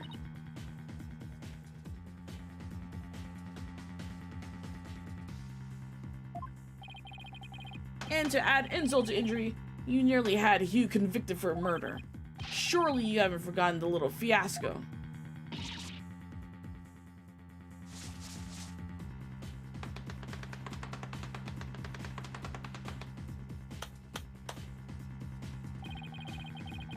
The exact attorney's badge is just for show. Not only did you fail to defend your client, you also raised false charges against her. You have no right to call yourself a lawyer.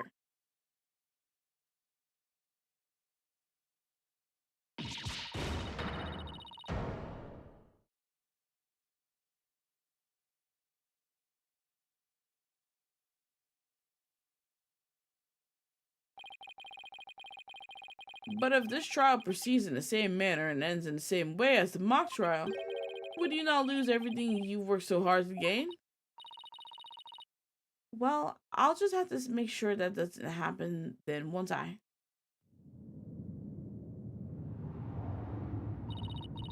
Don't tell me I failed once again. Failed to save someone near and dear to me. I've worked so hard to become a lawyer and even study psychology.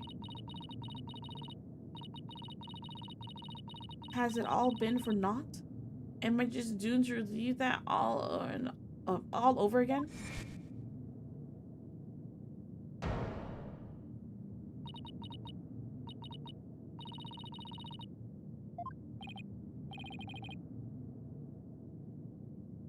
Athena, what's wrong? Breathe in, breathe out. Breathe in. Relax, Athena, breathe. It's not working. Everything's going dark. After all I've done, is this how it ends?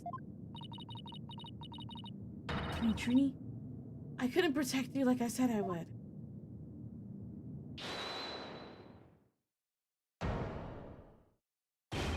You leave Athena alone, man! She's the one who saved me! It was because of Athena that I can stop hiding and start living my life as a girl again. And she saved the friendship between Hugh, Jennifer, and I. I think you're an awesome lawyer, Athena. One of the best. But I raised false charges against Hugh. And that's not all. I've done some seriously unforgivable things.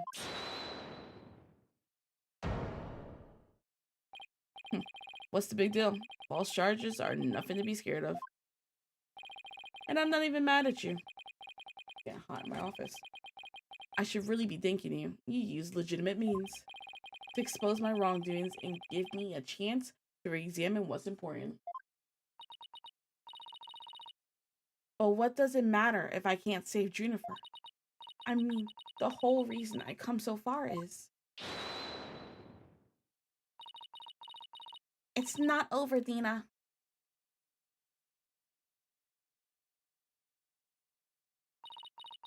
Even now, at this very moment, I still believe in you. Junie, I know you better than most people, Dina. And I know you never surrendered to the dark age of the law like the professor did. thank you, Junie, but I feel like I could barely breathe. I don't know what to do. Silence. Stop your bleeding this instant. You look an utter fool. Prosecutor Blackwell? There is one who awaits you, is there not? And that is the reason you have studied so very hard.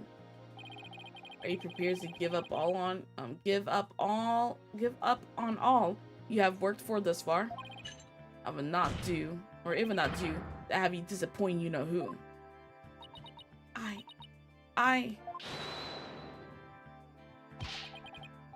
You're wasting your time. You have nothing on me. No evidence or anything else to establish my guilt. You are helpless before the might of lawyers for whom the end justifies the means. Objection! Don't worry, Dana. You're doing fine. The truth will always win against people like him. But Apollo, what am I supposed to do now? Listen, all you have to do is take a deep breath and look back over the entire case. If there's truth to be found, and there always is, you're sure to find it. Now let me see you smile. Remember what Mr. Wright said? The worst of times are when lawyers have to force their biggest smiles.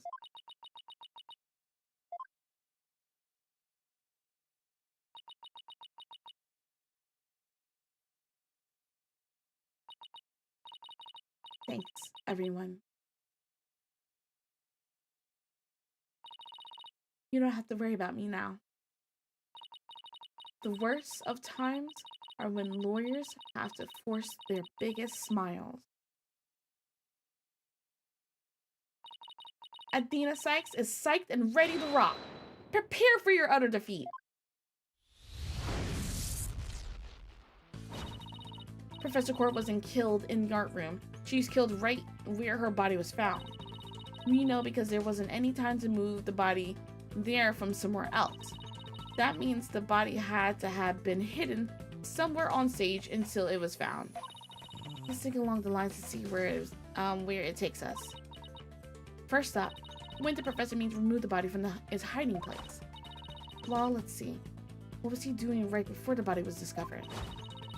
He was using the span of time his fake alibi created to move the body to where it would be more easily spotted.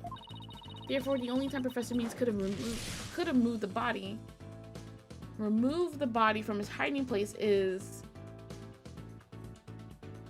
during the mock trial. He wasn't there. We saw that. It was during the mock trial. The body was moved during the mock trial. It was during the mock trial specifically. Specifically during the speech.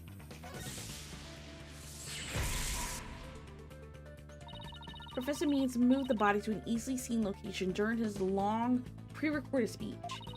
The professor also moved something to the stage that wasn't there before specifically, the white statue.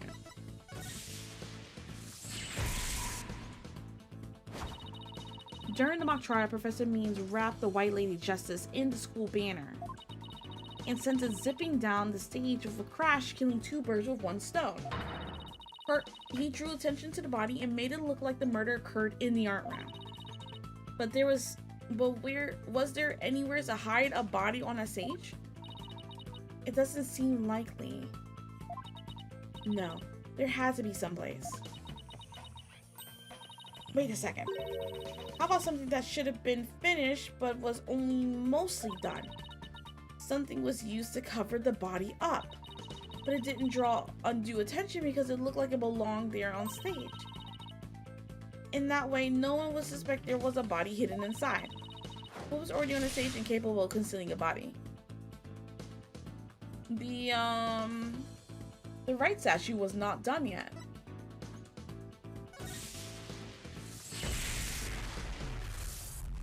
body was hidden by Wright's statue. Oh, I know. The Mr. Wright statue was never actually finished. The body was wrapped under some cloth to hide what was really inside, cleverly disguising it as the boss's statue.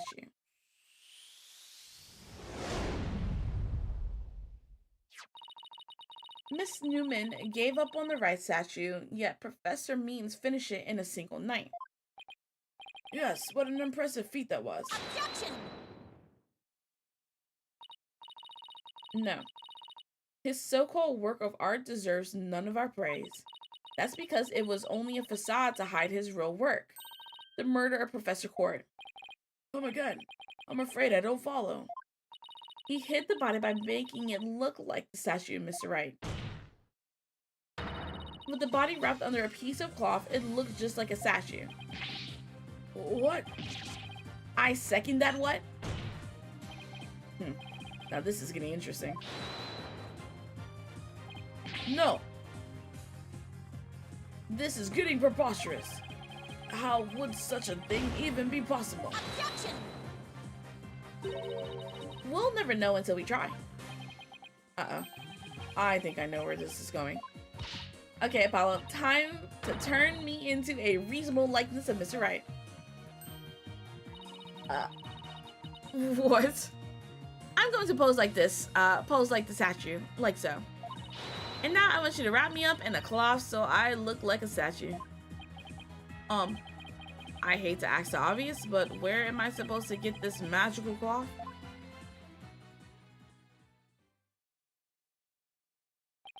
I'm afraid that isn't the right color, Mr. Justice. Well, given how sudden the request was, it's kind of the best I could do, Your Honor. Alright, I think that about does it. Well, what do you think, everyone? Do I look like a statue of Mr. Wright or what? Looks like some random person to me. Weren't the statues a pair of busts? Phoenix Wright has spiky hair on the back of his head. Forget the hair. The statue's head is way bigger than your average person anyway.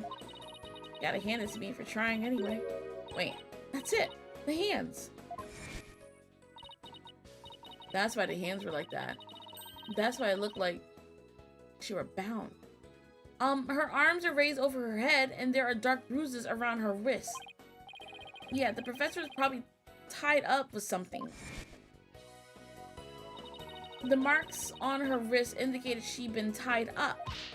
Apollo, tie me in a new pose. Wait, you're not into this kind of thing, are you? What? No.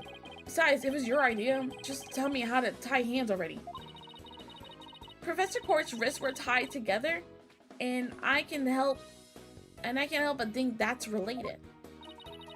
How should I arrange myself to match the shape I want, given her hands were tied? In an objection pose, right? That's the only thing I could think of. Or, well, no, behind the head. Match the shape I want to give her hands. If the hands are behind her head, how would that work though?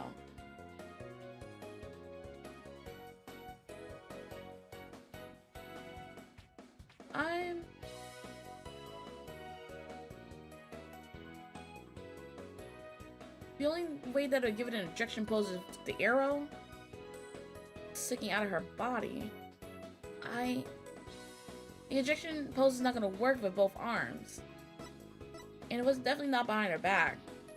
Behind her head? Apollo, tie both my hands behind my head. See? This makes it look like the fake spikes on the back of Mr. Wright's head. Oh. I didn't even think about that. Sure, but then what about the statue's arms? With both arms behind your head, you can't exactly complete the pose. Yeah, it would be awfully hard to make the objection pose like this. I can't help thinking you've forgotten something, Athena. Something on the body that you don't have right now? What did the victim's body have that you don't? The arrow. Take that! Oh, right. There was an arrow sticking out of her side.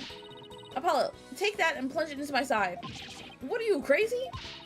Fine, then go get some duct tape. Rapido, Schnell. Alright. I don't need to know other languages to know bossy when I hear it.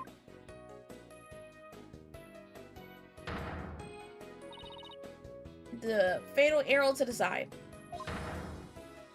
Spiky hair created from 2 hands. A masterpiece in the making. Now cover me with that cloth. But remember to make the arrow stand out, okay?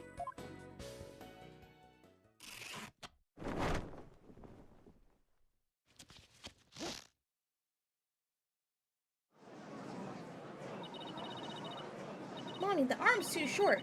Shh, remember your indoor voice there. Nobody's buying it. The arrow's nowhere near long enough. But what else could use for the arm? Still won't give up, eh? I must commend you, if only for your spirit and determination. Of course she's not giving up. After all she's put me through, she owes me an explanation, and one that makes sense. Now disappoint me again and the penalty will be doubly painful. Yikes. I guess I better get it right this time. Think, Athena, think. Professor Core was murdered when she stopped by the stage to see Professor Means. If it wasn't premeditated, he must have used something close at hand in his little ruse. Well, the actual murder weapon, right?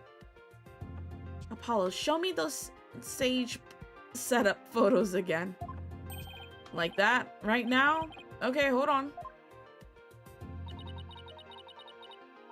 What about his actual staff?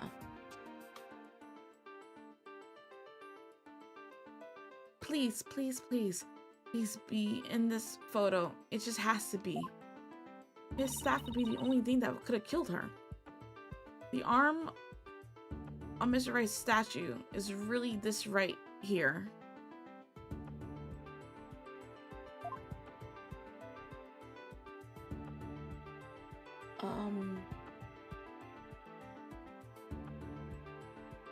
This? Take that! Got it.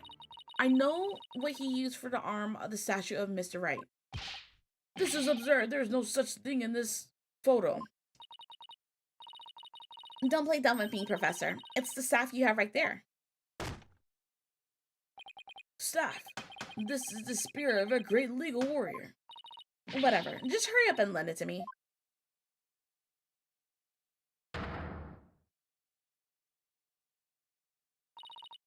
The length is perfect. Mr. Wright couldn't possibly object to such an awesome arm. Okay, go for it, Apollo. Sure, I'll give your arm a hand. Cloth and binding coming right up.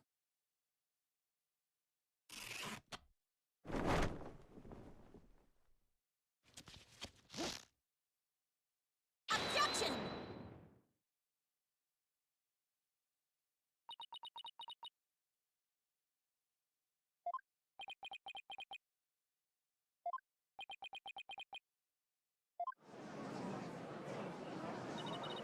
It's Phoenix Wright. Look, it's that famous lawyer. That's definitely him. I know that pose anywhere. We did it. Didn't we? Well, am I not the spitting image of the legendary Phoenix Wright? The man who will bring us out of these dark ages into the era of bringing golden light? Golden light? I want to see before me. This is the pink scepter of a man. That's just because Mr. Wright likes his statue. He's possibly tickled pink. Get it, Apollo? He's tickled pink? Wow, that joke deserves a pink slip. Seems the gallery is quite impressed with the defense sharp thinking. And the witness. The resemblance is nothing more than a coincidence. Objection! Not so fast there, Buster. Unfortunately for you, I can prove my theory to be more than mere coincidence. To prove that the spear was thrust into the victim, all I have to do is test the spear for blood. See if it's staff or spear. Examine the spear for prints. So obviously his prints would be on it, and it doesn't matter if it's a staff or a spear. But test the spear for blood. We had assumed the victim's jagged wound came from the arrow being forcibly shoved in.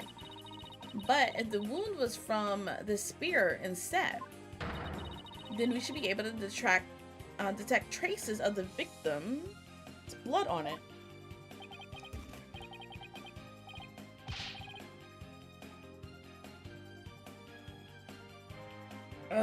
Your Honor, a brief recess, if you will, by any means possible. What if I get rid of my spear? Wait, what if I burn it?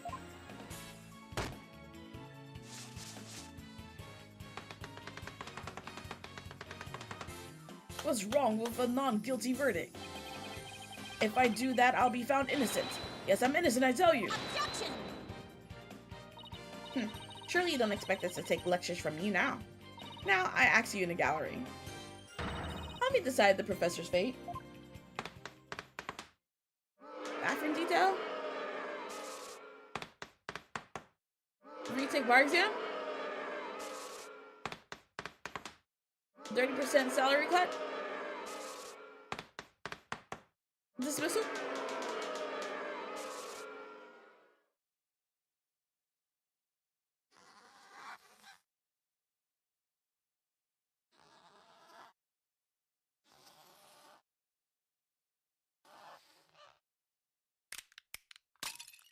Oh, his teeth.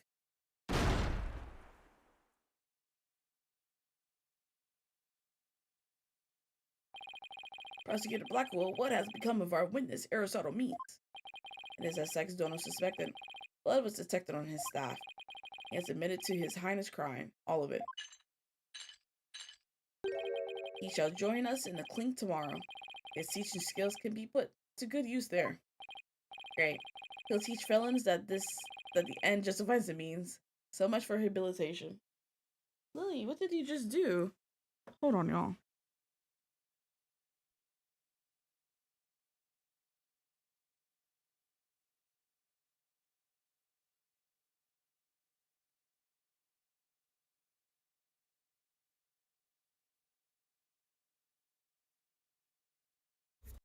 This cat knocked over her whole mat for her food. Alright. Great. He'll teach. Yeah, we read this. Can I ask what the professor's motive was? I could really make out a word he said on account of his shattered teeth. One of Blackwell's fellow inmates was once a surgeon. Why not a former dentist, too? I eventually had him put to pen and paper. It changed that Professor Means was the one taking bribes. Oh. So, okay, I was right about my original theory. The victim has suspected him after a report from the class snitch that led her to question him at the length of the day of the killing, right there on that stage. The result, the heinous crime that was brought before this court. The fool, like Newman, had come to know of the script's contents via the victim's notes. It seems he came up with a plan to stab the victim with her own owl in order to make the killing look like the one in the script and thus frame the defendant. The scrap of paper with Hugh's name had the same mark as Professor Court's planner. Yes, about that. Those planners are bestowed upon all the students graduating at the top of their class. Really? So then... Indeed, once upon a time, Professor Means was also awarded the same notebook. The handwriting is being analyzed now, but like as not, the scrap belonged to him. This too was evidence of the bribery scheme that the victim had obtained. Know that Constance Court was clean, and that only Aristotle Means took the bribes. To think a professor would murder a colleague, then try to pin it on a student. If this is the dark age of the law, then we can only hope that a brighter future awaits. And the first step is to hand down my verdict for a promising young lady. This court finds the defendant Juniper Woods. Not guilty.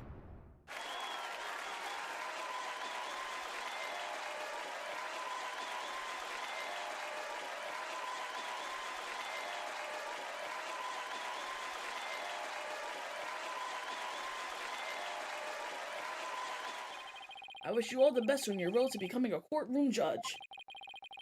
We will need young people like you if we ever hope to restore the law to its former glory. Yes, Your Honor. I'll work as hard as I can.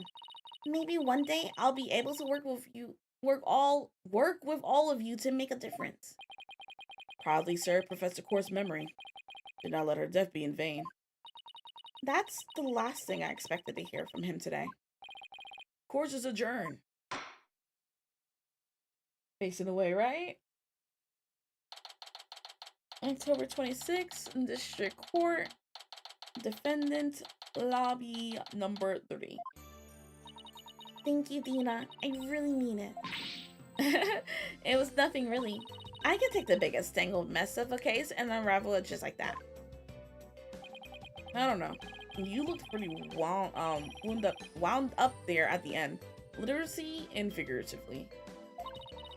You look pretty hungry for a knuckle sandwich, Buster. I wanted to thank you too, Apollo. Don't mention it. The way you were always there for Dina when she was in a bind, and at the detention center where your smile gave me hope.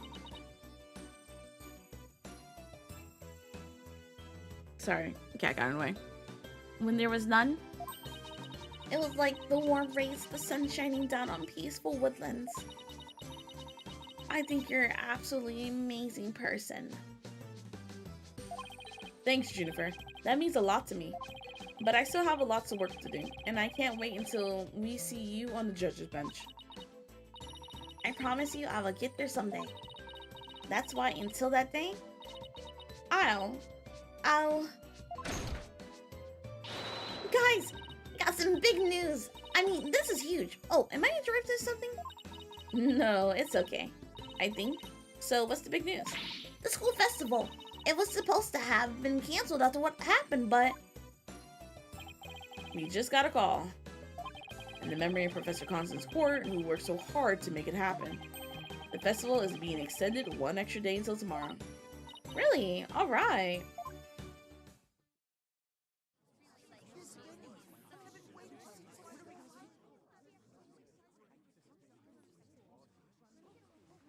Look at her looking like Lamoir. Hairstyle and all. She got a wig on too. Treat for all of you. A love letter for Themis Legal Academy. Achtung, baby. It's time for the guitar serenade. Not her in love with Apollo.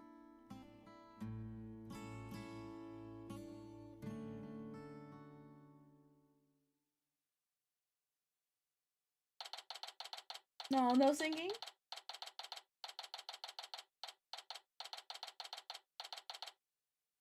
October 27th, Themis Legal Academy, 3rd floor lecture hall. Wow, that was so much fun. School festivals are amazing. I think you and Robin are getting a little carried away. Your singing voice, Jennifer, it could melt my H-E-A-R-T. Miss Wright, thank you for your training seminar. Just remember, the objection posed is all about the attitude. Oh, and congrats on your mock trial win. Although Robin had you for a while there. I did, didn't I? But I'm just glad we're back to how it used to be, thanks to Athena. And you know what? I think we'll stick with becoming a prosecutor. I think I'll stick with becoming a prosecutor after all.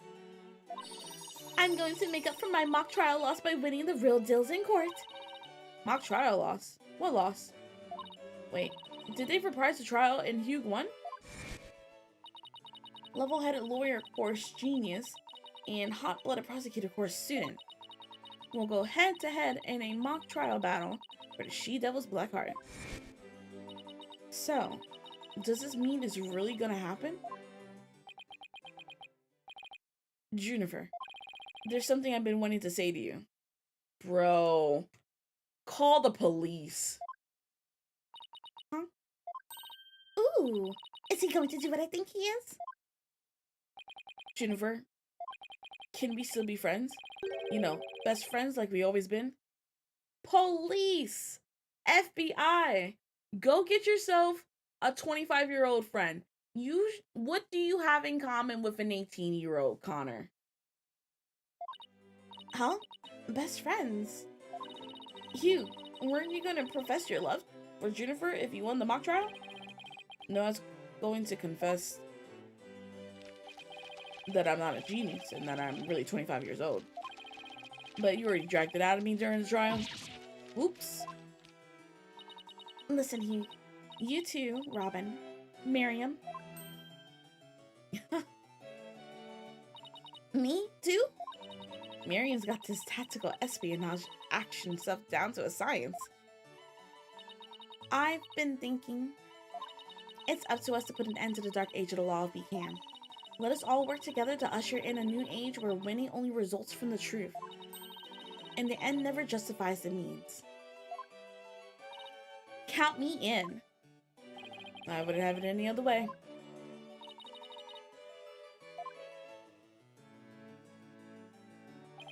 Best friends forever, huh?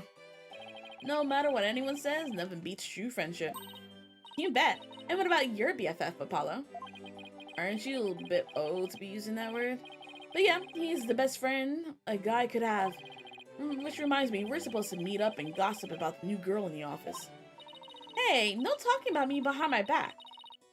So what kind of guy is he anyway? Well, if I had to describe him in one word...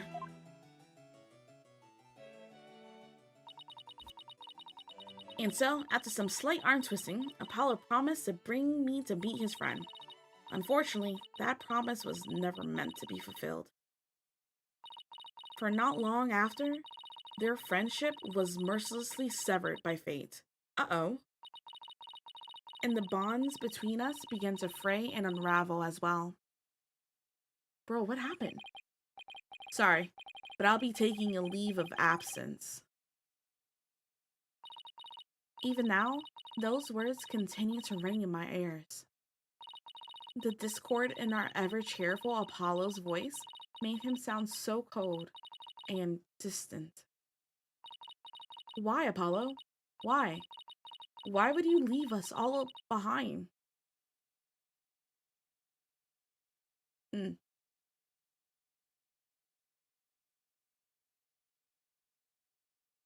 Well, we finished episode 3. Let's go. And we got a trophy for it too.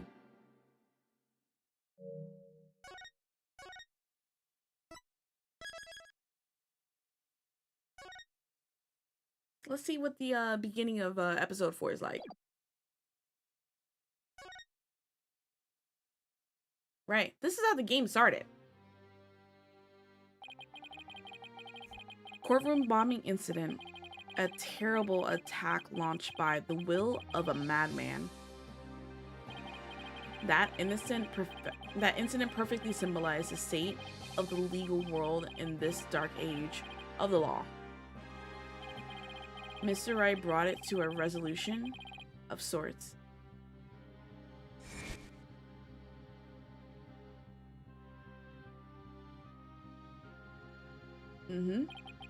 Ted Tenate was discovered to be the one responsible for the bombing. If only it were that simple. Somehow, I can't help but think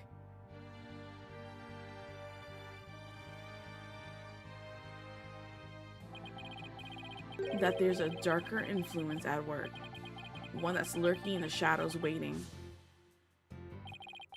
That's why I want to review the trial that was taking place when the bombing occurred.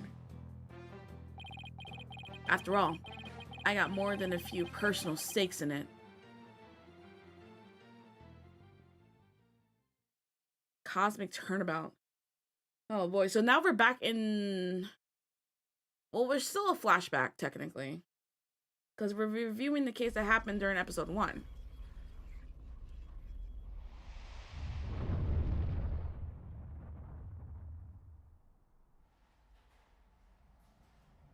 One hour remaining until launch. Please begin your final equipment check. check complete. Everything's A-okay. We're ready here whenever you are.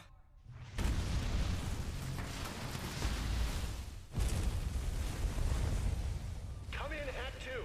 Come in. Do you copy?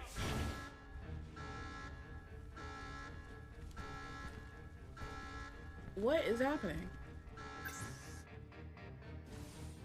Music's intense.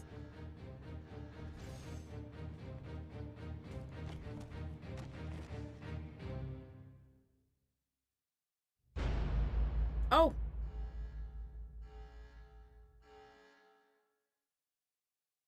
I don't know why I'm surprised that someone got murdered.